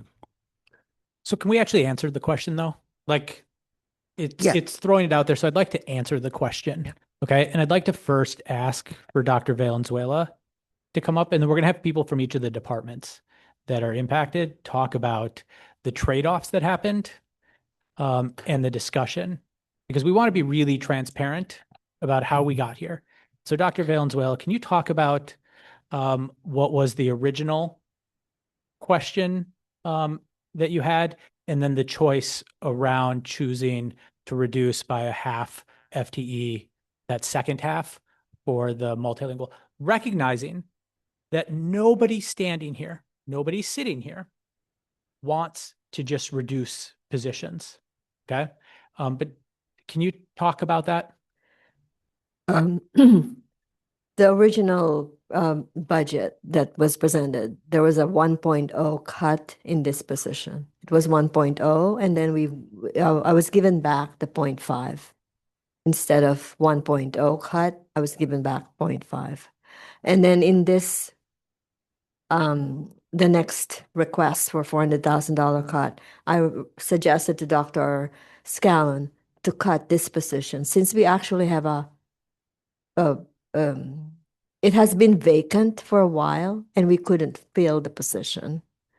And the other thing is that with the loss in numbers of students, we do not, at this moment, I'm not going to say that it's going to be forever. At this moment in time, it's just practical to not have this position. And then the other thing I wanted to say about that is that all of these cuts are very, very difficult for everybody. So we're just making a choice of which one is the lesser cut. We also have money, and that was not changed in the budget. We have money in contracted services that we can use to offset the 0.5 cut if needed. There's just period in time during the year when we really need a lot of family and community specialists, particularly during conferences. Thank you, Grace. Follow-up question. First off, I know that you're working very hard behind in the backspace with a lot of work. Can you just please let me know or let the board know, because I asked this previously, it hasn't been answered.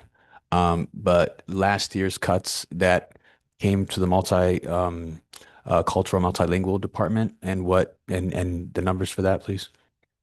I can't remember on top of my head how many positions we were cut, but those were all grant funded. Okay. Yeah. So I think there were two So that were, okay. but two total FTEs cut. Okay. And the year prior to that? Nothing? Okay. So with the grant funding, is it because the grants ended? Yes. Okay. So there was no cuts to multilingual at all? No. Okay. Not from local budget. Nothing from our local budget. So there's been no cuts to multicultural, multilingual, anything like that? From last year, no. Okay. Okay. So those were all grant funded. okay. So the cuts for this year, my question is did it have to come from this department? I can't answer the question. Okay. Everybody's. So can we work through though? There's this space that we sit in where there's accusations made, and I think it's actually really important that we address them, right? And so on the question of the reduction of multilingual, right? And I'm not sitting here saying that this is a decision that Grace would want to make or that Grace alone made. And that's one piece of it. I'd like to ask Haley to come up. But I just want to also follow up what Oh, I'm sorry. Just want to emphasize what Member Ali just mentioned. There's a follow-up question on that cut. If you can just, clarify which language, I think those are the community Oh, yes. specialists, right? Mhm. So just wonder which language are we talking about? And if we have a lot of students on those languages, because we can trade off with a contractor if needed. So I just Yeah. want that clarification. That was, we had a Vietnamese Khmer shared because we really couldn't find somebody that would have those two languages. Okay. And because there's a small number of students with that, Students, okay. speaking those numbers. We can trade off if We can need use the contracted services, yes. Okay, thank you. Thank you. Do you want to call Haley up? Yeah, can our Senior Director of Data, IT, Enrollment, and everything else, Haley Diedrichsen. Haley, can you just talk to the 0.2 reduction on the enrollment team and both the work the team has done and what that impact will be? Sure. So specifically speaking to the intake coordinator position, that 0.2 position is really just in response to a decline in our enrollments overall, including a substantial decline in our multilingual population. The role of the multilingual intake coordinator is an administrative role that coordinates the intake appointments and sets up interviews with families to complete their online registration, as well as sets up the testing that is required for multilingual students. So just based purely on the number of students that we project to continue to enroll, the demand for a full-time position is not necessary in that particular case. We do still have a full-time position that exists to do the assessments, which is a requirement, a state requirement for multilingual students. And certainly we also have some additional resources that if there were to be an influx of enrollments and we needed to respond, that we could sort of adjust our staffing accordingly. But this is based on the sort of projections of enrollment based on current trends. And if you don't mind me asking, what's the percentage difference between, the past and now? I don't know the percentage off the top of my head. I know we had a decrease in 250 multilingual students. Okay, so we had a decrease of 250 multilingual. So do we have any reasoning or anything behind why? I mean, I would hypothesize that the current political climate is the major driver, but Yeah, I think that we've talked about a couple of things that, yes, political climate, but also secondary relocation. People are moving from Portland based on housing. And so people are going to other districts. So you would say that in that position, it would just so that's just enrollment for any also, or is it only multilingual? just multilingual students. Okay. Can we just clarify that we don't have any parallel set of positions for non-multilingual? So there isn't that it only happened in multilingual, the reduction. There's no equivalent on the other side of this. As in, there's no enrollment team Okay. for non-multilingual. It is specifically because, one, to support families in enrollment, and two, Okay. federal law requires testing. Okay. Yeah. So, okay. Well, thank you on that one. And may I continue? Is that the only presentations you wanted? No, I would like to respond to the other Okay, go ahead. position you asked about. The third position that was asked about is the individual that coordinates Wabanaki and field work. Yeah. And I want to put this not as a question of not valuing that position or that work, but the true challenge of what the alternative proposal would be. And I share this to say that when we looked at it, there was questions about whether there are other people that could take on some of that work because of their own shifting responsibilities. And so I'm going to ask Dr. Atkinson-Duena to come up here to talk in a second, and she will also confirm that we don't want to reduce that position. And the thought when we put that forward is that our high school consolidation application is due in October. And one of the things we've heard is that our network teams There's been feedback that they are large. I don't think that they are, but there's feedback on that. And so the thought was that Pamela Otunu, who does that work, could take on some of the work that is associated with summer school and with Wabanaki studies. And that will significantly impact these areas. And so want to say that. And so Dr. Atkins-Duena is our elementary assistant soup, but I'm wondering if you can speak both to the role that Trish has now, as well as just overall support and capacity that exists on the team. Many of you may remember this position was first held by Katie West, and it was whenever we were in the development phase of the Wabanaki and field work. And we also had other supports around science, outdoor education at the time. When Katie left her position to go and teach at Paths, we actually adjusted this position, given that most of the development work had been done. And we adjusted it so that it would increase our capacity to provide out of school time learning. So focusing on summer programming and our after school work. So and we made that adjustment with the recognition that since the development stuff had been done, that we would have some additional capacity to do other things.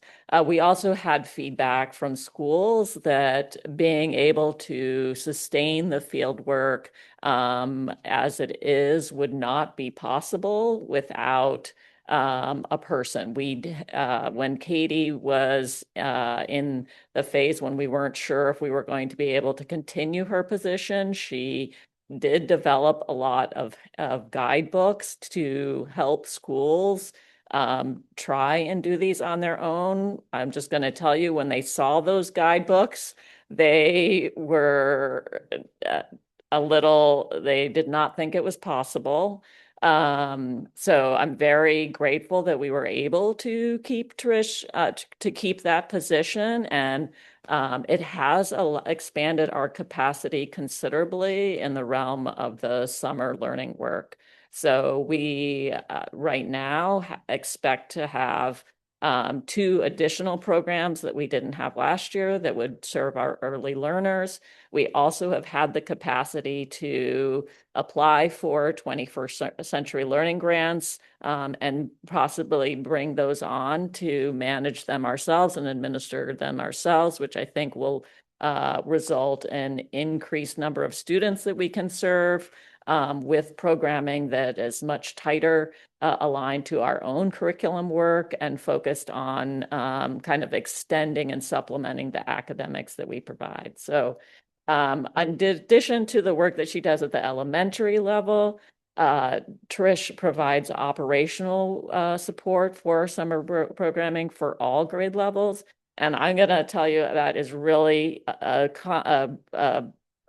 that is Trish going out to do that work, because there definitely have been times when I've said, we've got stuff you could do in elementary, but we both recognize that if we want to continue this position, that we know that it needs to bring value to the district. And so I think if you talk to any of the people who are involved in summer programming, from transportation to food to facilities, that having Trish be the point person has really changed our ability to carry out that summer programming.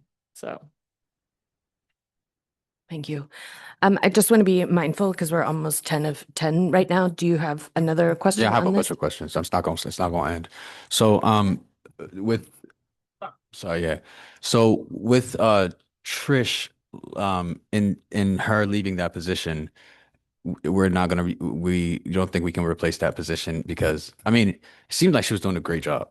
So yeah. Just 1 second. I just want to be clear that this is just a proposal that is on the table. This is not a final, this is the directive that came from the finance committee to cut an additional $400,000. Right. And I'm just discussing it. But the way that you're characterizing it is that it's final and done. And I just want to make sure that people listening are aware that this is part of the process and that it's not at the end. Okay. So I'm just going to ask again. Yeah, keep going.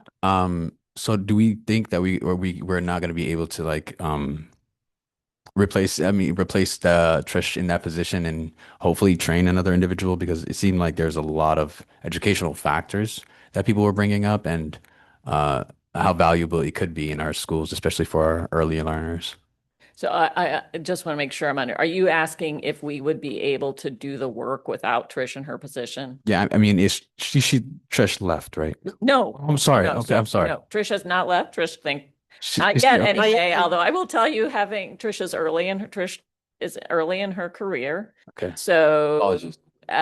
being put forward to have her position cut Yeah. is this is the first time she's had that experience in a school district. Okay. It really does impact how people feel, how they feel about the organization. And so I just want Okay. to say that doesn't, it's not helpful to have, I mean, it's Makes sense. unfortunate. I understand that it's a very difficult budget decision, but Oh yeah, but that's literally why we have to have these discussions. So I appreciate you giving that response.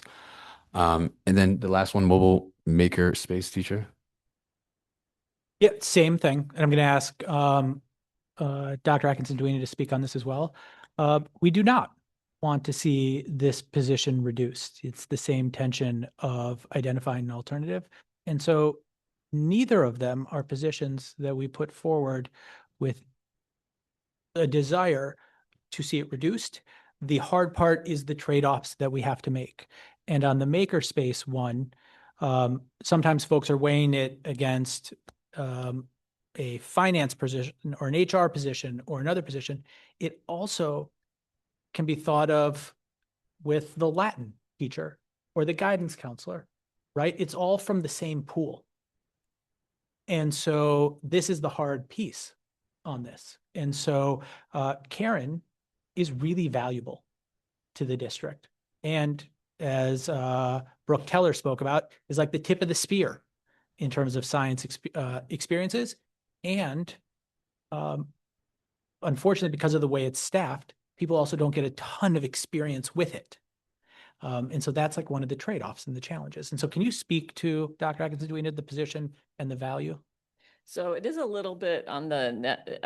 It is one of two PEA positions that sit on the network team. So the two PEA positions that we have on the elementary network team are Fiona Hopper, and her work really has focused on curriculum development. It was a teacher leader position. So Karen's is also a teacher leader position, but in contrast to Fiona's, her position really is in the classroom on a regular basis. She has a full schedule where she is teaching in our schools, co-teaching much of the time with either our library media specialists or with the classroom teachers. And there's a full schedule that she runs so that she gets to see all students in all our elementary schools. And just to say, I recognize that like the experiences are limited, but if you look over time at the impact that kids get to experience from having, Miss Scheibels from kindergarten on up to 5th grade. I think, and if you talk to any students, they know who Miss Scheibels is, and they know that they're excited to see her when she's in their building. And, first day of school at Reiki this year, she was standing out helping with the buses and everything. And a little guy came up and said, Miss Scheibels, are we getting to build the robots right now? I mean, so they were ready, and they know who she is. So I think it's also just to be mindful of the fact that Portland Elementary School has been implementing a lot of curriculum recently. There had been plans to fully implement the science curriculum that had been selected. This was almost 3 years ago, 2 or 3 years ago. Whenever we rolled out the new strategic plan, we were kind of more mindful to take on things one at a time so that we can do them better. So we did pause our science implementation whenever we've collected information about how much of the science we're implementing. We have about 60% of the teachers in Portland Public Schools that are teaching our science curriculum. Whenever we talk to teachers about we know that that's coming up in it's scheduled to be next year where we would focus on science and social studies. So we still have many of our elementary teachers who are concerned about taking on another curriculum. And so keeping Karen actually ensures that we continue to have science in the elementary curriculum. And she focused very much on the next generation science standards to make sure that we are hitting those. The longer that we have her in the position and the more consistent we can rely on her, we are also able to align her instruction with our core units. So a great example of this year is the 5th grade Bridges unit. So even though she's not able to go in and teach with all of that 5th grade, she developed a set of materials that teachers could use. And it's hard to be an expert in everything at the elementary level, even though they often expect you to. So having someone with Karen's experience and her knowledge in science also means that she can be a resource whenever any kind of science topic comes up. Awesome. So thank you. I mean, that's very helpful.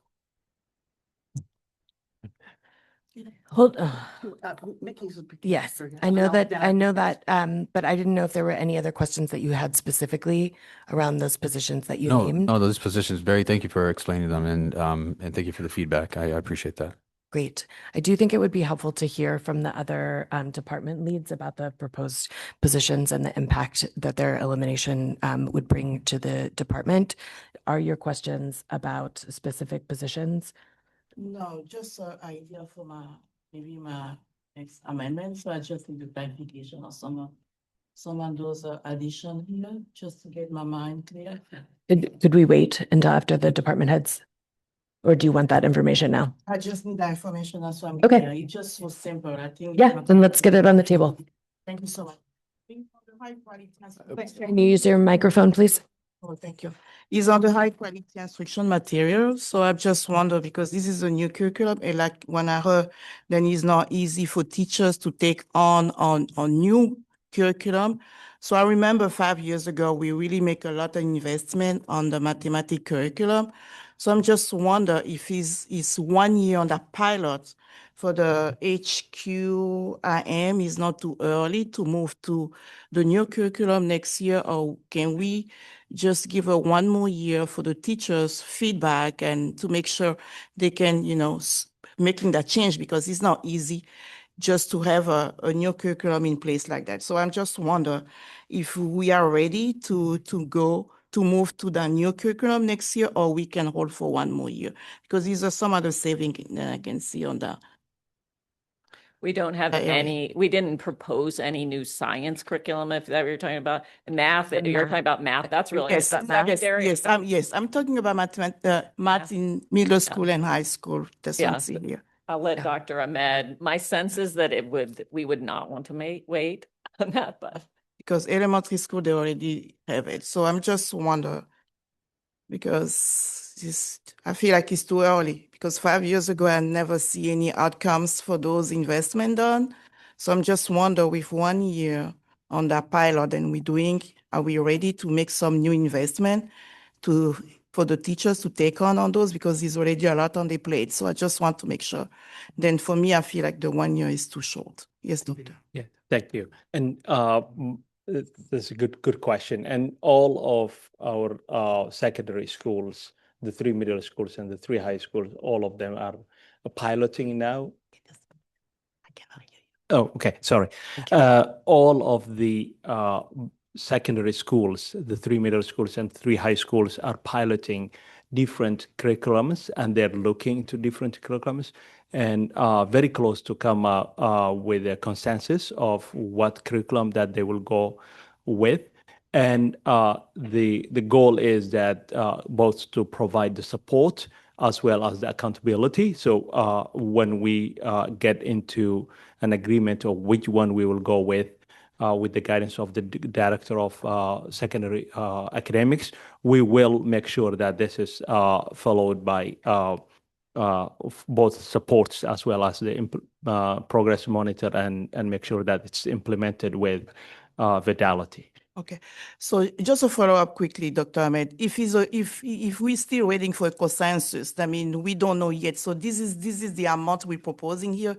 It's just an estimation. It's something that we're holding until we get a consensus, because now they have some pilots on the different curriculum, so we don't know yet. So you feel like, you know, one more year is good enough, so we can have some solid consensus coming, because it has been a lot of investment, but never get any good outcomes for those years back. So there are walkthroughs that are happening, and we are very close to come to the conclusion and make sure that we have the final order of the curriculum. So as the time-wise or the time frame, we're in a good place to implement a curriculum next year with where we are now. But again, it is up to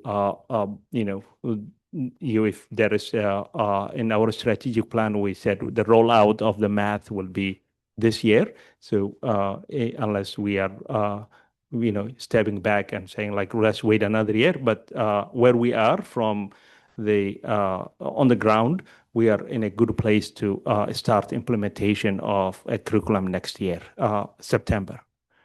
All right, can we get some data? And I really want to see some of those teachers' feedback on those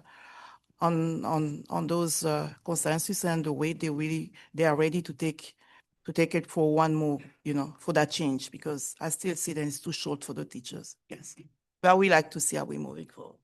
Thank you. Yes, we can get some feedback from the teachers. Yeah, thanks. And so what I'm hearing you say, though, Vice Chair Bondo, is that you would entertain a potential delay of that for the Exactly. and to So move we the can have some. savings Yes, we to the can other get some savings areas. here, so we can get some other. Okay, so spaces. I think that we're going to need that feedback pretty quick. If you So you guys can work with that. So I think in consultation with the superintendent, let's go ahead and just get all the other things out on the table, and then we can call up staff as needed. So Board Member Sawtelle, I don't know if you're ready to jump in with the things you're thinking about. Go ahead. Sure. And yeah, for the sake of time, I don't need responses, and I'll email all of this. I worry when I talk about stuff like this because I've heard people say that there's an us versus them mentality sometimes, and I really need people to understand that I literally wake up at 2:00 in the morning feeling, sick at heart about this. I have stood at that podium a number of times with my position on the line and having to fight for it. Like, I understand. People always used to say to me, like, we're cutting positions, not people. No, I'm talking about people, and I know that, and it really breaks my heart. But I'm going to read this list. These are the things that I am considering offering as amendments, and some of them I'd be really interested in more information before we get there. So now I've done something to my computer. I can't read it anymore. This happens to me all the time. I would like to consider restoring the mobile makerspace teacher and the environmental learning coordinator. These are student-facing positions, and they have direct and positive impact on the experiences of our kids. Depending on possible trade-offs, I'd also like to explore restoring the 0.5 Latin position and the 0.5 counselor position at Portland High School. Before we add a music position, I think we need to look at the enrollment numbers in music courses at the high school level. All music teachers are K-12 certified, and if high school enrollment is low, and from what I understand, in some cases it's very low, teachers could be reassigned to middle school or instrumental music in other places. Some of our general music teachers who are fully certified and qualified at teaching band, et cetera, teach in elementary schools with, 230 students, and some of them teach in schools with 470 students, and to me, that's not equitable. And I think that department needs a thorough exploration before we add any more people. I would like to explore cutting the Director of Secondary Outcomes and Innovation. I have probably 25 hours of research into all of this, and I keep reading job descriptions, going back and forth and highlighting things.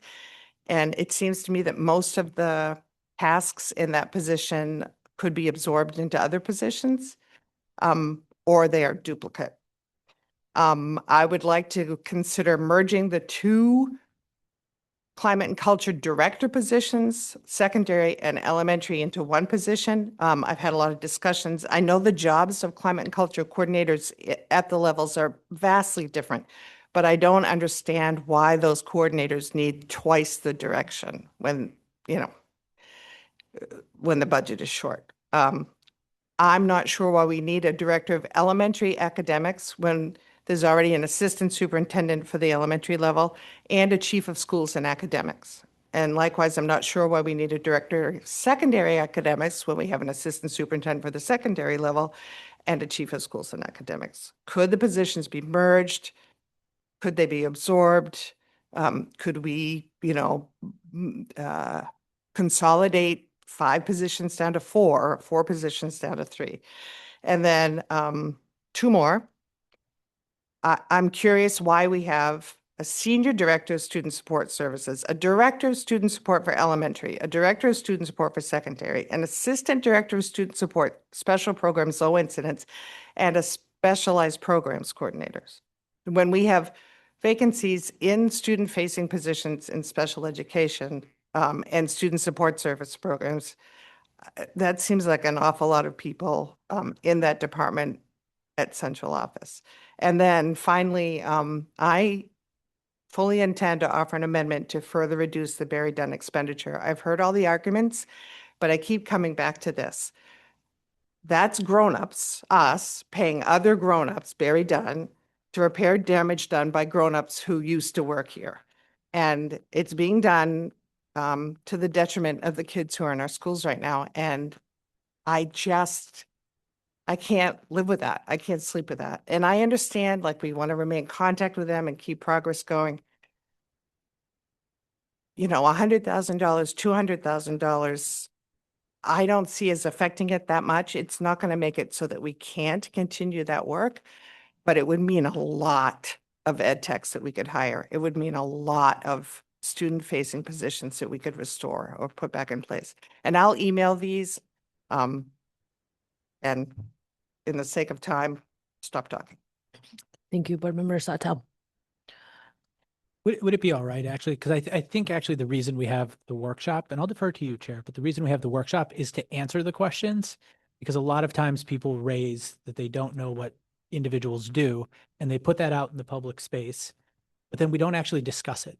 And so I think the right thing to do is to discuss it and then to say, yes, let's reduce that, or no, let's not.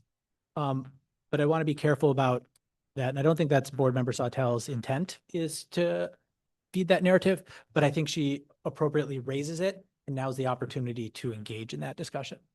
And so I sort of wrote down the pieces as you went, Board Member Sawtelle, but would love for Dr. Ahmed to speak to what the Director of Secondary Outcomes does. And then we'll talk about sort of the pros and cons of merging the culture pieces and the academics. And so I'll have Dr. Atkins and Dwena come up for that. Yeah. Thank you, Dr. Scallon. And thanks, Ms. Sawtelle, for the question. And the Director of Secondary Innovation and Outcomes. Can you get a little bit closer to the microphone? Sorry, it's not picking you up tonight. Yeah. So the director actually undertakes so many tasks, including facilitation of the 9th grade work cohorts for the 3 high schools. Also, there's tons of engagement for the application for the high school, the new high school or high school for the future design. did the wonderful work of the engaging the community and coming up with the portrait of graduate as well as the portrait of the community or the school community. And now undertaking the implementation of this and bringing this to the middle schools, and soon will be going to the elementary schools. Also facilitates the work of the post-secondary education, where this will like a lot, tons of work from working with partners as well as our school counselors and engaging them in from supporting them how to best practices, how to support our students to access higher education and careers. So there are tons of work that collaboration with the teams and creating transitions from 8th grade to 9th graders, which is very critical to just have students just have a clear transition from middle schools to high schools. And so, and again, Ms. Hotel, as you said, we can share also in writing more of the work that the director does. Yeah. And then can you speak, and Dr. Atkins Edwina, could you join just to speak about sort of the role of the elementary or secondary academics and the impact of having a network team versus not having a network team, and what that would mean in terms of support for students and staff? Yeah. So the network teams, it is a new design or new way of doing this, and this has really been very effective. And being in the district in different capacities, this is really very effective model where there is a scope and focus funneling down the work into rather than having an assistant superintendent for all schools for operations or one for the academics, but this is really like drilling down and working with schools and specific schools. And and you have seen and the results actually speaks for itself. Yes, it is infants and building on this as we evolve. But so far, what we are seeing this is really like a significant progress in whether it is engaging the schools and being on the ground and supporting schools as well as implementing some accountability in the schools. So this model it is, as I said, it's infants, but it really shows some promises as well as some results that we can see. So, quick question, if I can just follow up real quick. Yeah. And are you the one that's working on? Can everybody just wait to be called on just so that we can get through this? But go ahead, Board Member Ali. And are you the one that's working on this currently, that co-created this? So the idea of the network teams? Yeah, the network team, I mean, the position, the director's position and all that? Dr. Atkins Edwina supervises the elementary network, and I supervise the... Right. No, but the directors of secondary schools, that's the position we're also discussing right now? Yes, it's one of the Academics. network team members under the secondary. Under secondary, okay. And you're working on that as like right now, currently? The person who holds this is part of the network team members. Ryan. Okay, Yeah. thank you. Yeah.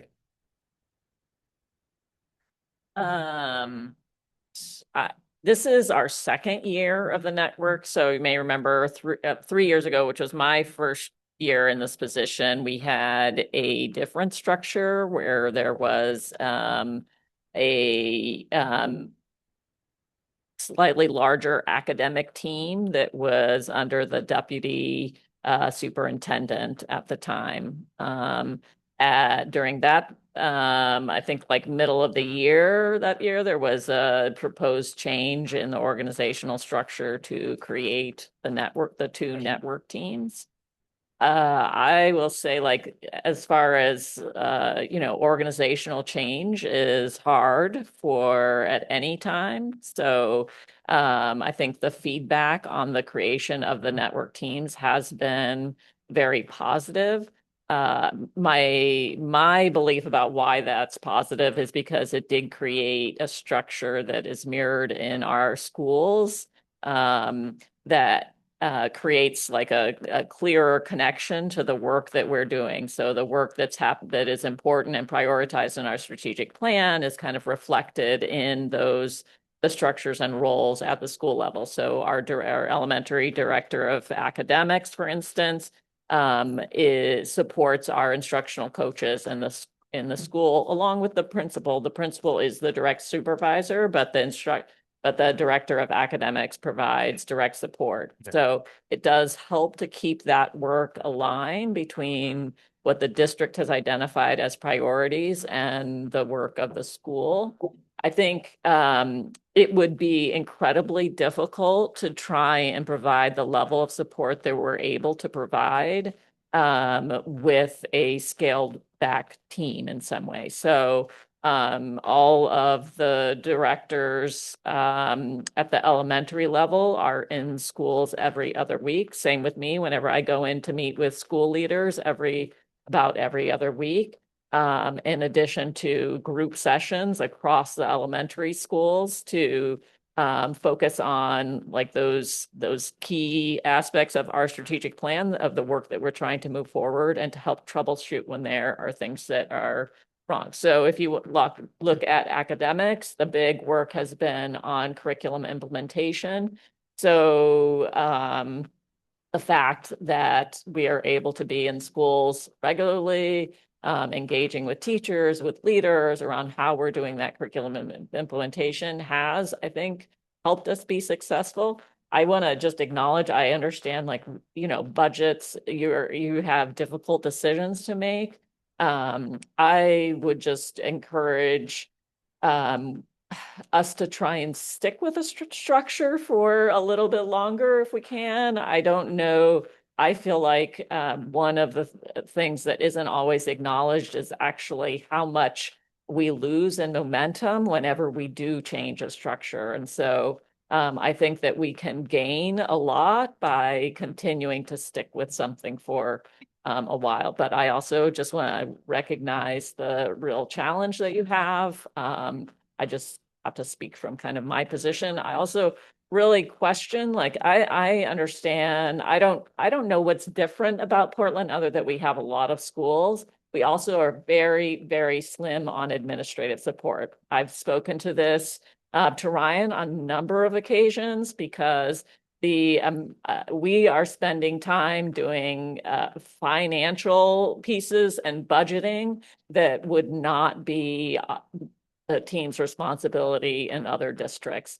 And so we have made significant cuts that puts burdens on our staff to do things that it takes a lot of time to have multiple different people managing all these budgets. So, and it's not just the budgets, there's many other things around administrative support that is more common in other districts. So I just want to. Yeah, the last thing I will add is that and I said it, but I'll say it then. Really, the system or the network team structures is new, and so far it is working. So I want to just put it out there. It just shows the results, and it's new, something to keep, and something that's working. Thank you. And I just want to comment on something that Dr. Atkinson-Duena mentioned that is so true. And that people sometimes think that there's an administrative assistant on the network team or there is administrative support that exists. Our structure is really lean and it puts work on these individuals and every member of the network team. And so there's an assumption that there's additional layers there that there aren't. And, Dr. Atkinson-Duena spoke about the finance team, right? Or the finance work that has to happen. That's because we don't have the administrative assistant capacity and our finance team is really small. We have 2 people for purchasing. The city has 3. Their finance team overall is bigger. And so this is where the tension sits and where people, they sometimes look at the title and think that these 2 individuals are, getting anything and everything. And the reality is that either of these individuals could walk into a much smaller, less complex district and get paid the same or more. than they get paid in Portland Public Schools, and to have more administrative support. And that's like unspoken, but it's assumed. But actually, if you look at the salary for the assistant soup in Brunswick, it is more than what they make. And so I just want to like name that as a piece. And then can we have SPED speak about the special education positions? Just really quick. Oh, yeah. While they're here, go ahead. While they're here. Remember. So I mean, thank you guys for that. I mean, I'm personally not down to make your jobs any harder. So I appreciate you guys giving me and us the team here the feedback as we needed. But another thing that's come to know is another superintendent's position. And personally, I don't really know or see that as a priority currently. So as Dr. Atkinson Duena stated, keeping things moving and trying to see how it is during this budget cut would probably be the best. So thank you, James Otto, for that one. And actually, if we could, because Dr. Ahmed is stepping into that role, could you speak to sort of the visioning of that position and the programming and then work you've already started on? And again, it is not, I want to just put this as preface, and I'm not justifying there's a job that I will do. I'm not saying like this is because of me, but I will just put it out there, the vision for enhancing like the work that is happening, which is about much more comprehensive engagement to the community, whether it is in the form of partnership with other community organizations, as well as to leverage resources from outside and create infrastructures for our students where they can have access to more opportunities outside of the school.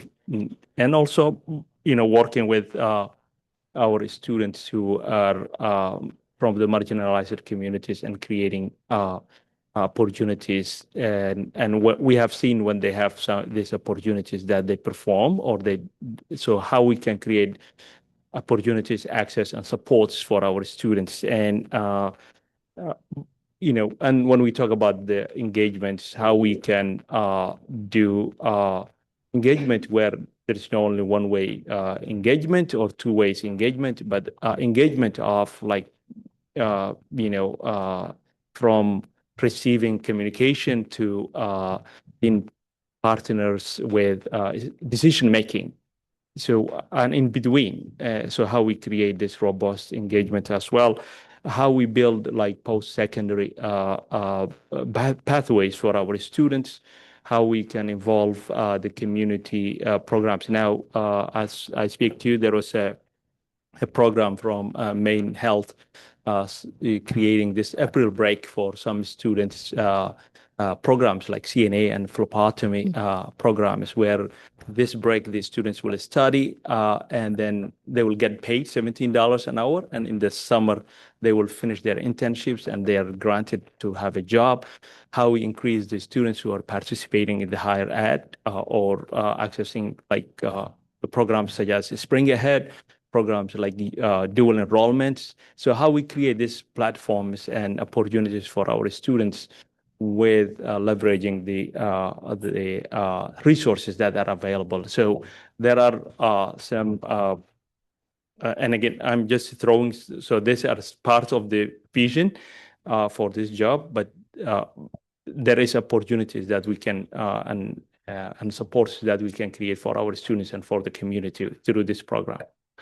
Okay, and yeah, thank you for that. And obviously knowing you personally, I know that you lived in 3 countries, have multiple degrees from different countries, speak 7 languages, and done numbers of things that have initiatives have been created. So I just want to give you that kudos while being the secondary assistant superintendent and creating a whole nother position.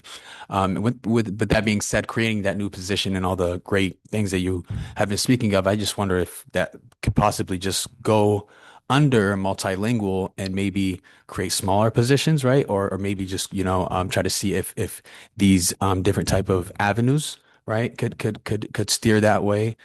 So we can, save just a ton of money on that particular one. So yeah, man, not to put you in a not to feel like I feel like, you have a lot of potential in doing the work and working with Dr. Atkinson Duina. So I appreciate that. Thank you. Vice Chair Bundo, go ahead. Yeah, I just need to, when I heard some of your brainstorming explanations, so that position is communities mostly focused on the marginalized students, or is going to be impacted all our students? Because when we talk about what Ali mentioned about, maybe just moving now under the multilingual folk umbrella. So that means it's like, that position then it has been created is really focuses on the marginalized community. So I just want to make sure the family engagement and everything is for all our students, because that's a high position. So if we are focusing only for that position, just for really specific population of our students, that's not correct.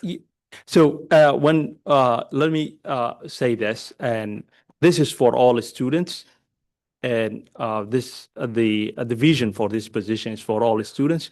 But in education, we need to be very bold as well and say, like in our strategic plan, the first one we named, like, we are anti-racist school. So times when we name marginalized communities doesn't mean like we are leaving out the others. So there are strategies that are designed to, and programs that are designed to support the marginalized students, but the opportunities and supports will be for everyone. So there will be specific interventions, as well as also, like, for example, the Spring Ahead program is open to every student, but there is a deliberate encouragement and recruitment of students who are first generation college students, as well as students who are from multilingual background. So encouraging everyone, but also specific strategies for students who are marginalized. So when I name like marginalized, it is for everyone, but we have to name like some of those strategies that we're doing. And just to add to that piece, So Vice Chair Bundo's finishing. Thank you. So more I'm listening to you, Dr. Ahmed, more I feel like something can go on the innovation and outcomes. So I keep wonder to look at the value of the investment then we want to make under those explanations, because it should be something like you mentioned, really feel bold for me. Then we investing the money for family engagement, or we already doing it at some different capacity. So that's something I try to hear something else. Then he really showing me. Then is really making a high level sense on investing the money, because we have, the money I would like to go to EdTech. I would like to go to, social workers. I do just want to make sure. Then just for a small community, we just need to have one assistant superintendent for that specific line. So maybe we need more conversation. That I don't want to hold the mark, but I'm still don't get it on that clarity to that specificities on the. I'm so sorry, but so I want to make sure that it's not what I'm saying. It's not either or it's not like no, taking away from no. a social worker position or anything. No, So I want to just definitely make not. sure that No, just the definition of the role and job description really related to that position here. Because for me, I feel like it's mostly really going to the marginalized communities, mostly transitioning to the families, unspoken families who never been, interact with the school system.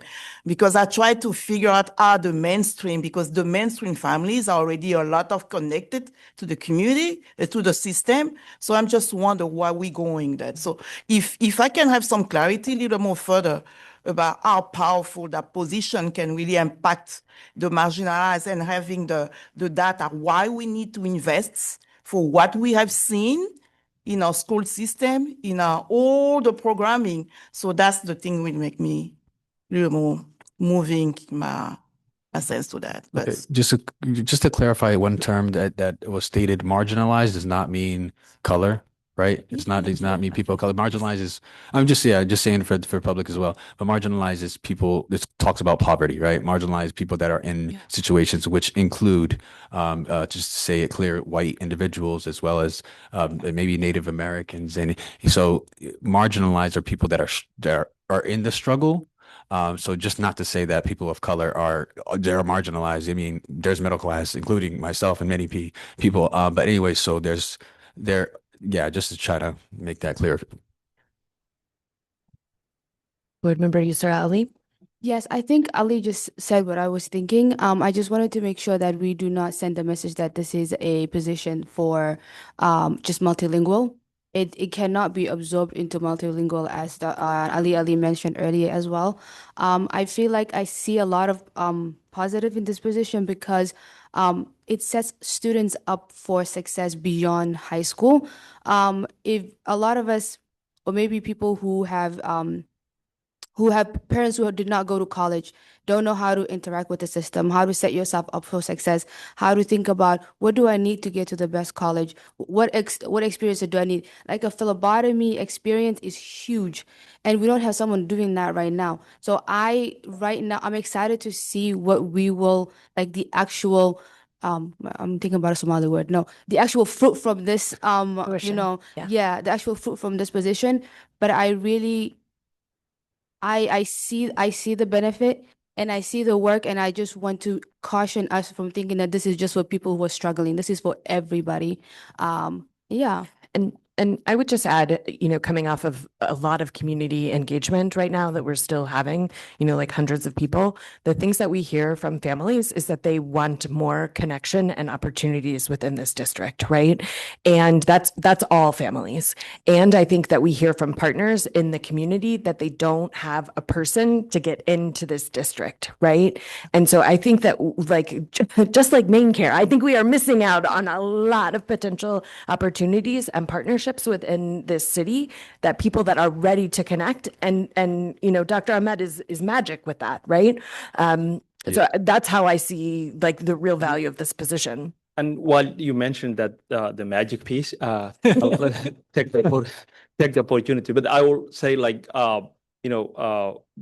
with the collaboration with the Deering High School team, I was able to create the Spring Ahead program where now 75 students go there from all over Maine or Southern Maine, and 41 of them coming from Portland Public Schools. And this is a program that in SMCC actually say their website. It is established by Deering High School and in SMCC.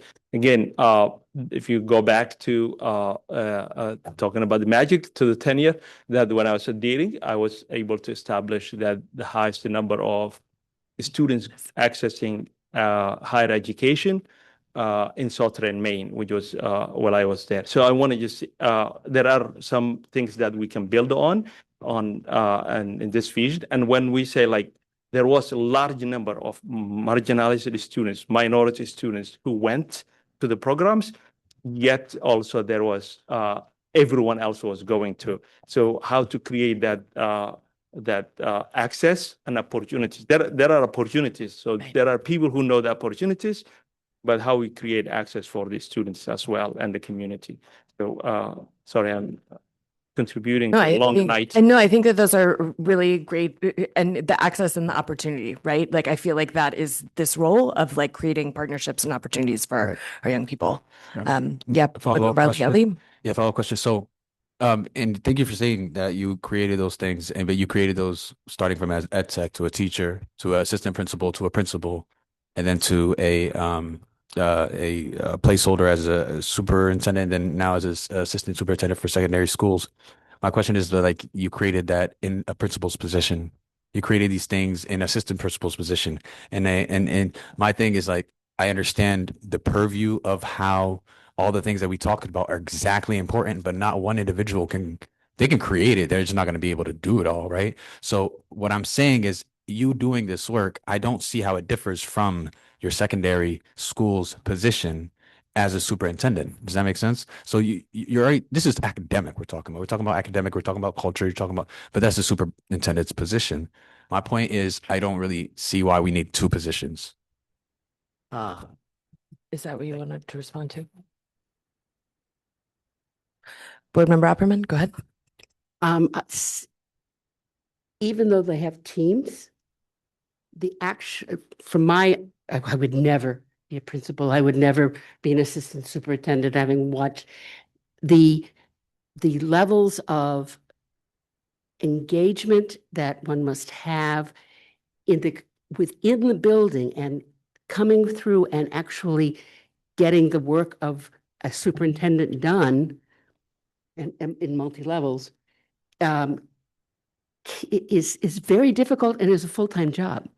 And I think what we see is that Dr. Ahmed has done amazing things.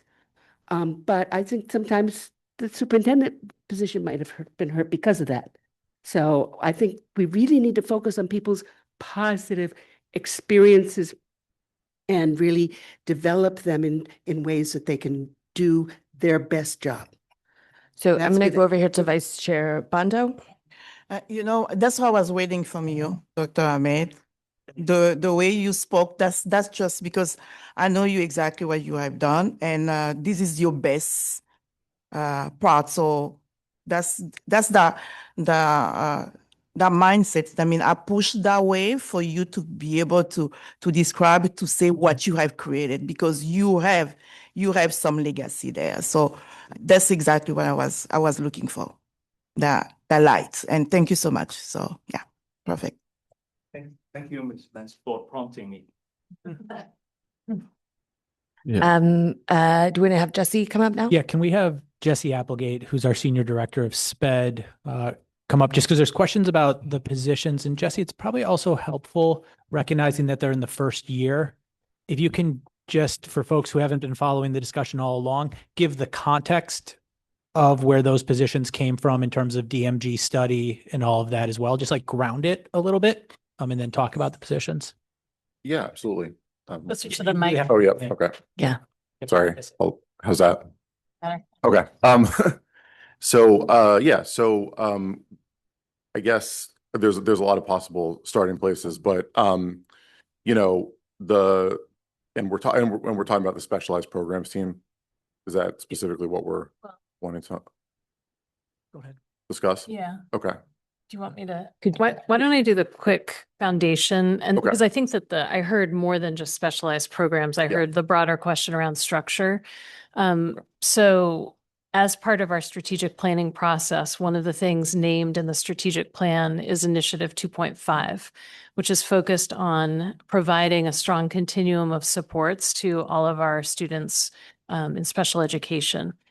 And so last year, we brought in the district management group as sort of nationally recognized consultants in this area to help us take a look at what we are currently doing or were doing at the time and where we needed to strengthen our work and where we had strengths already. And so the plan for this year was built out of that study. There was a lot of engagement across the district with families and with staff. And we came to, for this year at least, to focus on 4 key areas. One being to strengthen our specialized programs. So those are programs that serve students with particularly specialized needs, such as autism or students in our Breathe program who have emotional regulation issues, students in our functional life skills programs. So those types of programs that provide a high level of support, recognizing that we needed to lean into those more and provide more support to those teams, those students and families. So one key bucket. Another key bucket was looking more broadly at our IEPs. So the individualized education program that every student has to have when they've been identified as having special education needs.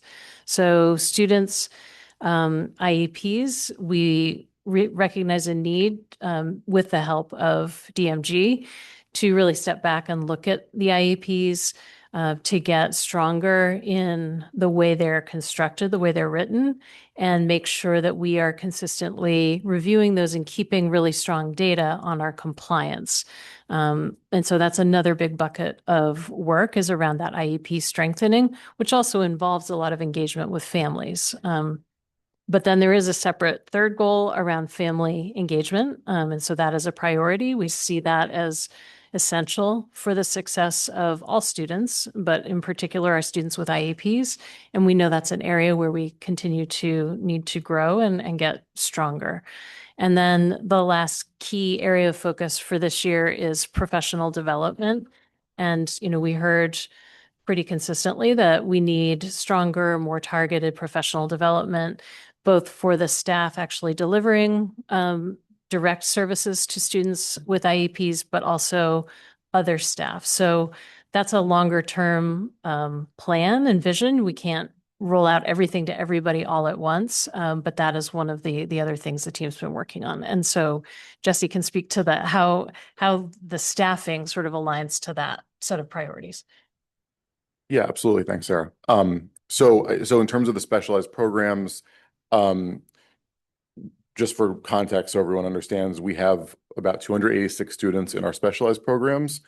We have 31 classrooms of specialized programs currently. So that includes the Beach, the Breathe, as well as the FA programs, FLS, and they're in almost every school. So we're serving a large number of kids broadly across the district.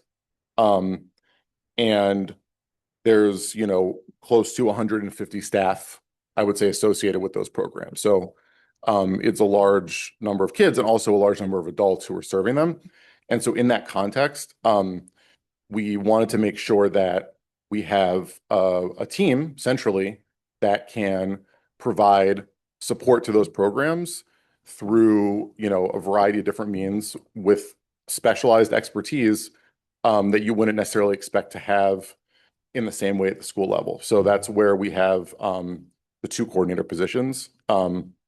We have the one focused on Breathe, and we have the one focused on the other which are kind of like low incidence programs like the Beach and the FLS programming.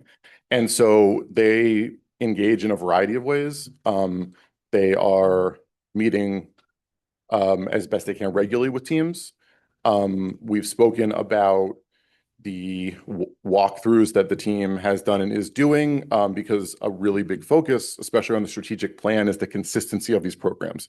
They're so widespread that we really need to make sure for, I would say as a really important equity piece, that we're giving students in those programs at different places a consistent experience. And that has not, that was a key finding from the DM group. So that's the work on that. The professional development pieces I would also connect to that, is making sure that our staff are trained in those things. And this is a big multi-year sort of project to do this, again, because of the scale of it. So the team is doing that piece. And then there's also the what I would sort of look at as being responsive. The students in these programs, by definition, have sort of the highest needs in the district. There are, frequent needs for sort of really targeted support around a specific student, around a program, due to the needs, due to sometimes we have vacancies and the team needs help navigating that. So our team is, around the district supporting with those things on a regular basis, helping to create schedules and programs and all those things, and partnering with administrators and teams. And so, I think that piece with that, again, expertise that we can bring in to support the teams, not as staff capacity in the programs, but as sort of, training and planning and all those things, and certainly spending a lot of time in the programs too, is just really crucial to us making these programs, I think, be as effective as they can.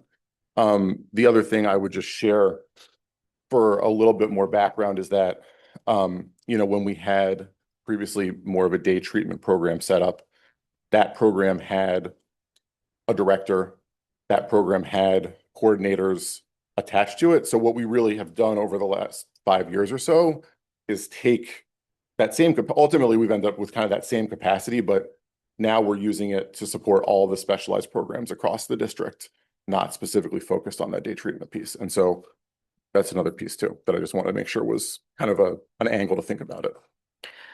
And I just had a follow-up question, and then I'll look to the board for other questions. I think the way that Board Member Sawtelle like read out the position names, like I get that they're very similar in name, and so I'm just wondering if you could talk to like, do you feel like there's redundancy within those roles, or too much capacity? Do you not know yet because it's a newer model? Like, can you speak a little bit more to that like cluster of roles that Board Member Sawtelle named? Sure. Well, and so one thing is, and I'm just looking at Dr. Warren, because I think one of the positions that was named was Director of Student Support, which is a separate piece that maybe we should speak about as well. But in terms of the specialized programs, so I think it wasn't just specialized programs, right? It was the director of specialized programs was one. And then there were the two coordinator positions. Yeah, sure. Yeah. Okay, so these are the ones that I read. Senior Director of Student Support Services, I understand that too. A Director of Student Support for Elementary, a Director of Student Support for Secondary, an Assistant Director of Student Support Special Programs, Low Incidence, and a Specialized Programs Coordinator. I see. Okay. Okay. So the Director of Elementary Special Education and the Director of Secondary Special Education are the network team roles. And so those positions are sort of the first line of support for school-based teams around all things related to special education. Whereas the specialized programs team is that targeted, focused support on the programs. So, we're talking about, several hundred kids at the resource level at both elementary and secondary. And so we're talking about all the processes that go into special education that the coordinators at those schools, the specialty coordinators and the teams run. So all of the compliance, all of the different parts of the IEP process, the special ed directors are again, it fits in with what sort of how the rest of the network team functions. They're like the first support for them. And then the specialized programs team is the two coordinators that you read are as I described them, it's targeted support for those programs specifically. And there is I want to just make sure I answer your question. So I think one of the things that we discuss a lot on the team is sort of the proactive versus responsive work that we do, and wanting to make sure that we are being proactive and working through the strategic plan. What I would say is that, we continue to feel like we are more reactive than we want to be, but we do that from a place of we're hearing from schools and teams that are needing the support and needing help with maybe like very urgent specific situations. So, that's important too. I would say that, asking about capacity, for the reasons I just said, it certainly feels like we have plenty of need and we are stretched thin. But I would also acknowledge that we didn't have those director roles in place last year on the network teams at all, or the coordinator, specialized program coordinator roles in place. So everything is coming together over the last 6 months. And so it will be hard to kind of comment definitively on what that capacity is. I would be concerned about scaling back the level of support that we've been providing this year, because it's, been moving really in the right direction. I think it's felt very different from the feedback I get from school leaders and school teams to them in terms of what we can do to help them with these really acute situations, as well as kind of their bigger picture planning. And so I would be, certainly concerned about trying to step away from that now with some momentum. But that's, I will acknowledge we've put a lot into place over the last 6 months. And so it's a little too, early to tell. Yeah, Board Member Satel, do you feel like you have any follow-up questions for that? Just making sure you get what you need. Not at 10:51 at night. Like, I don't mind. I hope you don't mind if I step in, but I just want to give a couple of good examples of how the coordinators have been. Angela, you need to speak into the mic. Thank you. I just want to give a couple of examples of how the coordinators have been able to help with the work. So even we collaborate with Jesse's team pretty closely, especially on some of our more challenging cases, but not only. So one of the things we've been able to do with the coordinators is have regular principal meetings of principals who help to lead our specialized programs. So we regularly now have a principal meeting for principals that have a breathe program in their school, and we regularly have a meeting now with principals who have a program for students with ASD in their school. And that makes a very the importance of like helping our programming like understand what's working in one place, that where we can help grow that in another place, providing principals with the support that they need to be leaders of these programs. Not all of them come with a special ed background, so being able to rely on a coordinator who has that specialist expertise has really been helpful. And that is something that I have tried to do before Jesse's team was in place, and it just wasn't possible. So that's just one example of how having that full team in the central office has been able to, I feel like, help us serve our students and families better. And so I just wanted to raise some of those. Yeah, I want to add that the coordinator or directors have tons of knowledge, and really like it is to the people that principals, everyone is going to get the support just to support the students and the families.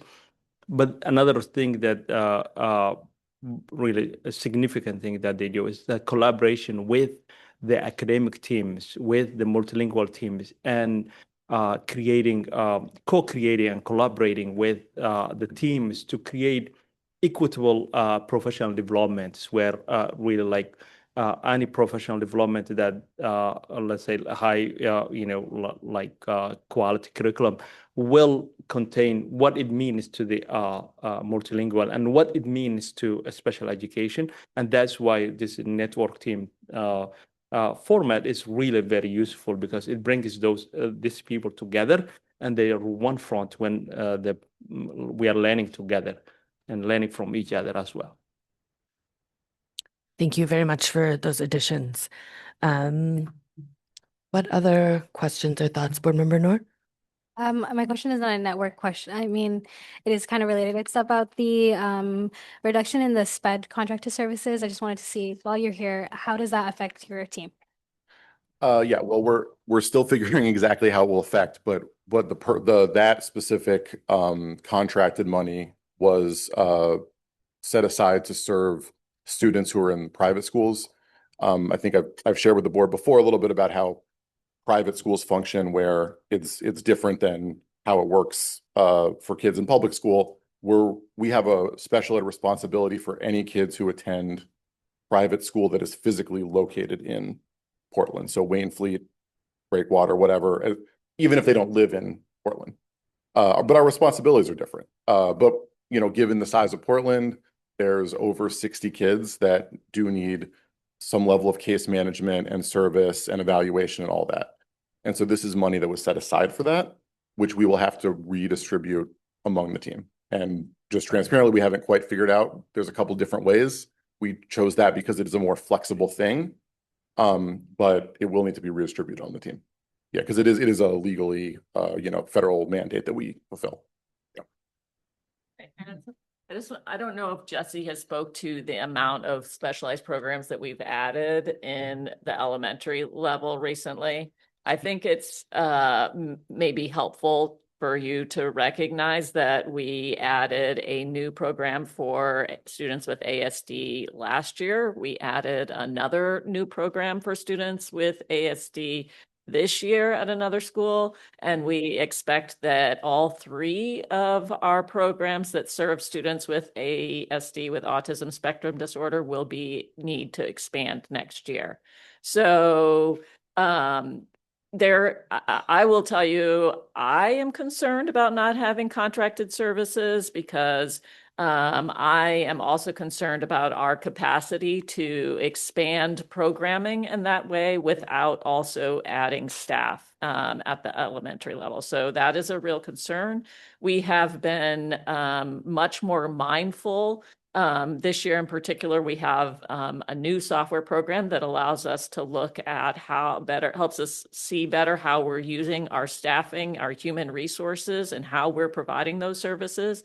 So we're just finding like some ways that we can save some things. I'll give you a good example. We found that in one case in particular, we were scheduling services for an hour when the IEP called for services for a half hour. So when we can look for things like that, where we can help make better use of our staff resources, we can make a little bits of adjustments.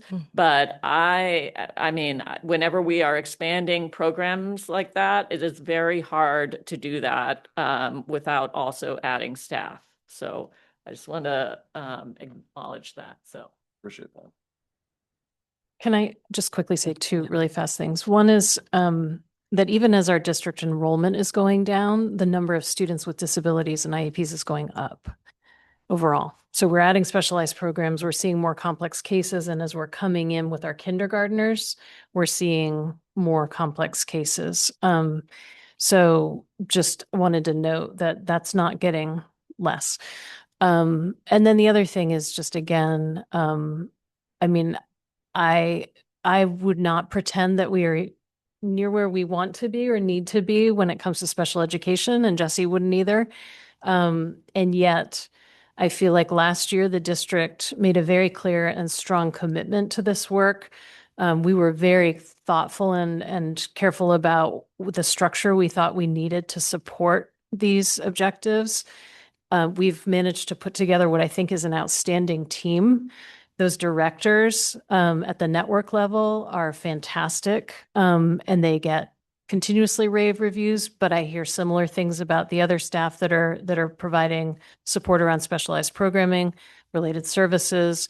And, you know, those folks are in schools regularly.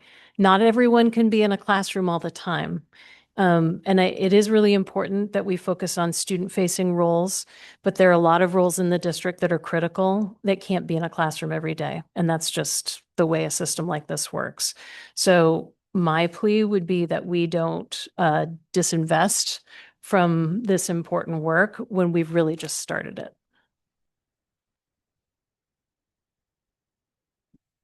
Any other questions for this team while they're there? Okay, is there anything else from the board about priorities or the way? I would just like to throw some thoughts in. Again, I would like to set a modest goal around main care new billing for us. I am also comfortable bringing the tax levy up a bit from where it is. Ideally, I would like to stay under 7%, but I would be fine going up a little bit if we need to. I am worried about continuing to hold central office in the current budget without a guarantee on that. And the last thing that I wanted to just follow up about is Cliff Island enrollment data.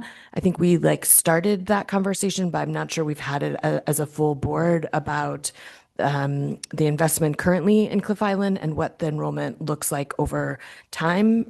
So I would like to be able to get that information to the board. And I just had one question about social workers guidance at the Deering and Portland High. My understanding is that at Deering, there's a social worker that is does all breathe students. Is that also the situation at Deering right now as well? Or is it a different I know that they have less students with IEPs at Portland, but how does that look on their student support team? Yeah, so currently at Portland High School, there's a social worker who serves almost entirely the Breathe and the Beach program. Breathe and In that Beach, particular okay. Beach program, there's a significant need for social work. So she's serving those two programs. Okay, thank you. That's helpful. Anything else from any board member? Yeah. Board member Upperman, sorry, you want to be last. Okay, I couldn't tell what your hand motions were. Board member Upperman, go ahead. Certainly. So at the beginning, I said big ideas, and I want to just bring to point what I think is really, really important, and that is we do bring back into the budget the experiential learning coordinator and the mobile makerspace. I think all of the assistant superintendent positions, the chief of schools position, the superintendent's position are critical for us moving forward in improving student outcomes. They push the rest of us to do well, and communication, at least with the board, is a whole lot better than it was 3 years ago. 3 years ago, to find out this kind of information, it took threatening a FOIA, which is absurd, but that isn't the problem here. And I think we have to appreciate all of these people who've come forward and support them as much as we can. So maybe that $400,000 cut might be just a couple $100,000 cut in the positions that we talked about. And just to reiterate, the fact is when we said we gave the amount of money that we wanted to cut in the from central office, it wasn't the specific positions and all. And so I think the staff has determined those things. Yeah, and I think it's just like I just want to acknowledge how hard this is, and it feels like people all night long have been justifying their work in this district, and it's just heartbreaking. And you know, when we came into the district, some of us things that have been built and changed is really notable, and so I am really hesitant to stop a lot of that work that has been put in place. And, you know, I do think it is really great to critically question this and really understand the roles. Like, I think that is great for everybody on the board to do and to understand. And I think, like, to really think about, like, what is when it comes down to it, like, what is the tax levy that you're comfortable with? Because if you're comfortable with a higher tax levy, then let's stop talking about having to cut more things. So, you know, and I just think, like, cutting for the sake of what? Like, you know, and I just want to highlight again that, like, every district around us is putting up a much higher budget. I think we need to keep below 7 to get through city council, but, like, if people have the appetite for that, then let's work on amendments the next week to follow that. Board Member Lena, I don't know if there was anything that you wanted to say or kind of like how you're approaching it. I just want to make sure you have time to put your thoughts on the floor. I appreciate that. I was mostly hoping to do some listening tonight, so that was my goal. Thank you. Okay. Yeah, Board Member Noor. I would like to bring back the mobile makerspace teacher and specifically look at if that's something the foundation can is my mic working? I can't hear myself. If that's something the foundation could take on, as well as the experiential learning coordinator. I also have some thoughts about combining the secondary position that assistant superintendent of secondary schools, which the one that Dr. Ahmed is currently in, and putting dividing that role into the position. So dividing that role and having it go to 2 different people, which would be Dr. Proctor and Dr. Ahmed in his new position. So that is a suggestion that I had, or a amendment. And Yes, and I would like to emphasize the main care if we could increase that. And if my amendment does not make sense, please let me know. It's late. Yeah. Superintendent Scallon? Yeah, so on the question about the foundation supporting, the foundation does currently support the mobile makerspace position. So currently in this fiscal year that we're sitting in right now, they pay 50% of that position. Next year, their plan was to scale that back from 50 to 25%. And, I had the opportunity to connect with the executive director there, Andy, and they have an appetite to make sure that this position could continue. And so if that is a decision factor, that they're interested in engaging in that. I would say just like two things about that. With again, real positive to both Ms. Scheibels and the position, is the foundation's at some level wrestling with the same thing that we are. And so one of the questions that they have is about whether or not a position has long-term sustainability versus them funding it. And so part of the agreement on this always with the mobile makerspace was that the position would get the seed funding and then step back. And the foundation's been really generous the last couple of years about not doing that. And so one is just want to acknowledge that they have that trade-off. The second piece is that they also have to make the trade-offs. And so they've been really investing in art and the supplies for teachers and the grants for teachers and all of those pieces. And so I think they're very interested in committing to this. I don't think it gets to 100%. I mean, maybe it would, right? And I don't know that it doesn't change the conversation a year or two from now. And that's the piece that I want to be careful about, is because we're making a lot of decisions in fiscal year 27 that we're going to have to come back to in fiscal year 28, because we're not necessarily like wrestling it to a long-term sustainability. We're answering a question about today. We have on the Cliff Island question, right? We're fortunate in the fact that we have a Cliff Island resident and expert here who has stuck with us through the 11 o'clock time. And so I'm wondering if we could invite Cheryl up, Ms. Crawley, to speak to this. And I also want to acknowledge the state in which this Cliff Island question is, right? Which is, there were questions in the creation of the budget process about whether or not Cliff Island should be closed.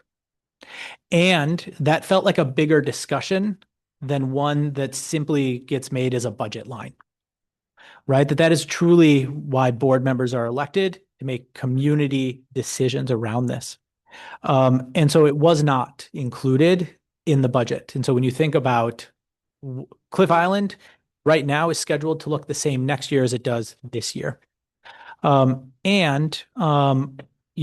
all of the rest of our district, we have a demographer that can project enrollment. In Cliff Island, we're lucky to have Miss Crawley, who can tell us about all the residents and what it looks like next year and beyond. Okay, just a numbers game. Yes, we have 2 students this year, a kindergartner and a first grader. They'll be the same next year.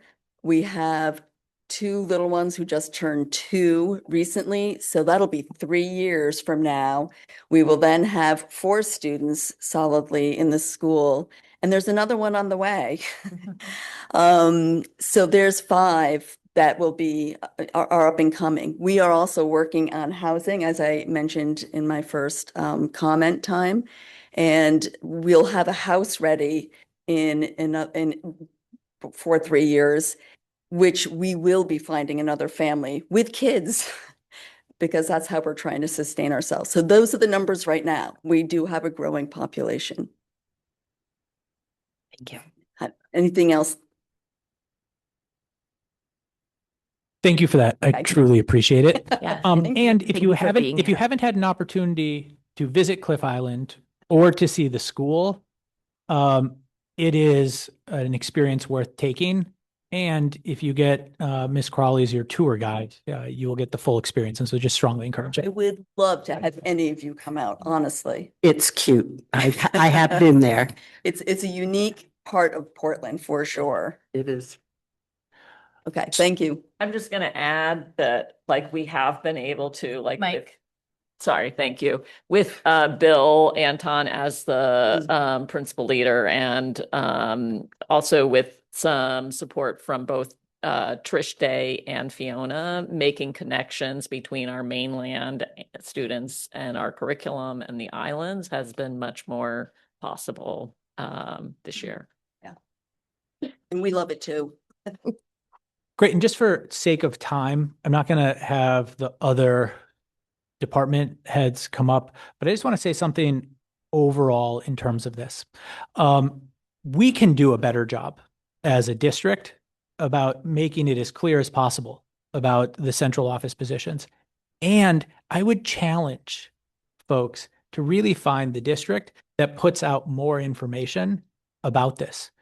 I spent a lot of time scouring district websites, reaching out to superintendents, looking at their budget materials to see, and I couldn't get you the comparison because people don't put it out. And so we can do better. But I would encourage folks to look on the budget website where the frequently asked questions section has a list of all of our current staff and a little blurb about what their responsibilities are.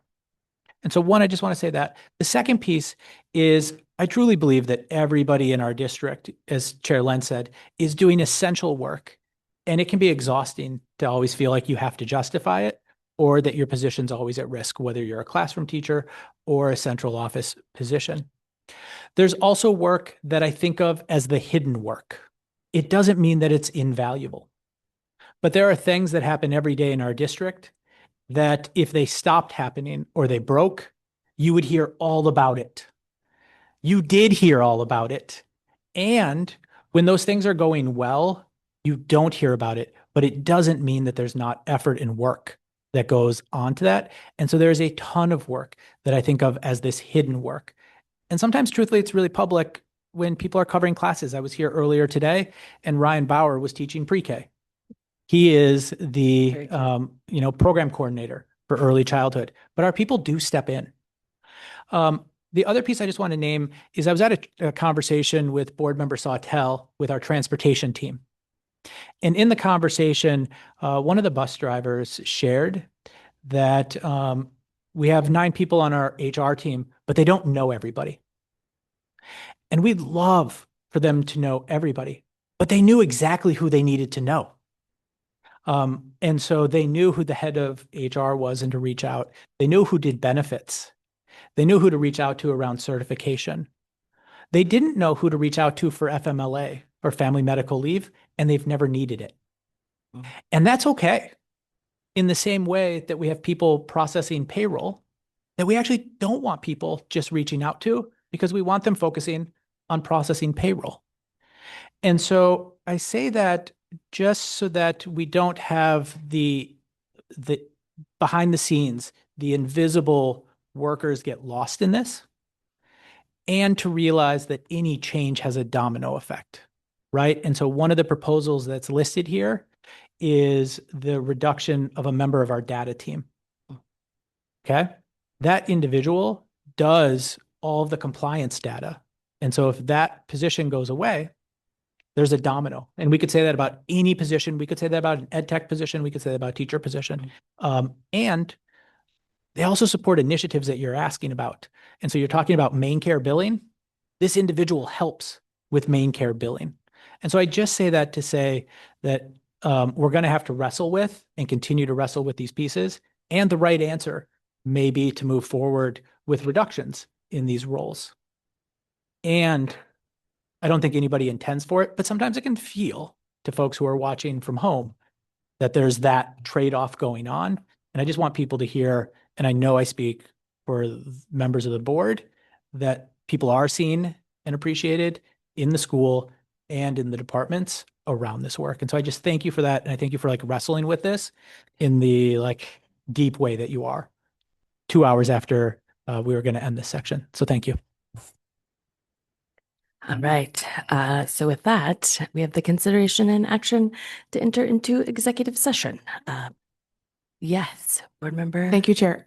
My question is actually whether the executive session is time sensitive and has to be done today. However, the next board meeting, like we are just in the thick of it. Like we're not going to have another short board meeting until the end of April. Well, I just don't know Or- what the nature of the conversation is and whether waiting. Yeah. uh, Okay. Yeah, so well, first, just from a calendar end, Yeah. there's the next meeting is April 14th, which is the board budget vote, and then the next meeting is in May. And so I think it's really a board discussion. One of the things that the board asked for was a high level update around the state of investigations. And so this is not about the specific investigations or details, but that high level. How many Title IX complaints do we get? What type of Title IX complaints do we get? So that is the state of it. Yeah. And Yeah. so I defer to the board about the level of priority setting on that. Do you want to respond to Well, sure. I mean, I would just, I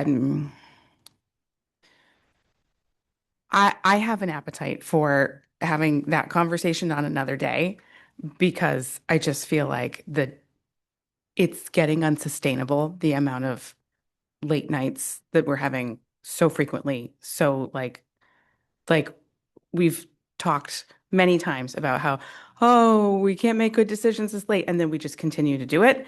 And I'm just naming that, like, I'm finding it very, very challenging. And whether we reschedule this particular one or not, I think it's a broader thing to sort through.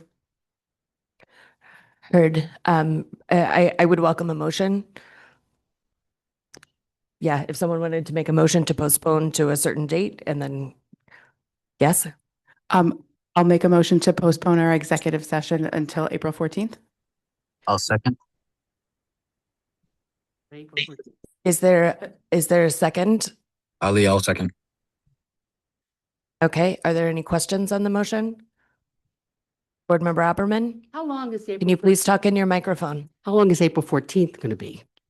It's going to be another late meeting. Is it going to be later than this? I cannot see into the future right now, but I know it will be late. So any other questions? Yes.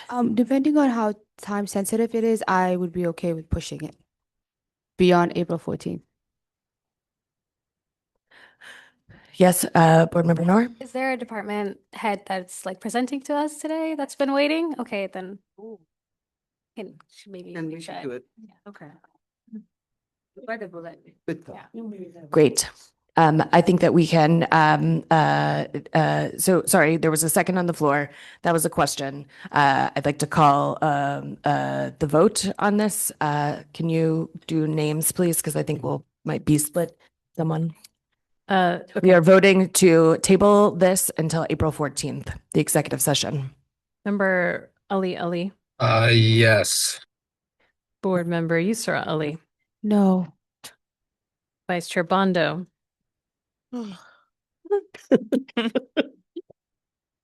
No. Member Bryden. Yes. Member Lena. No. Member Noor. No. Member Opperman. No. Member Sautel. No.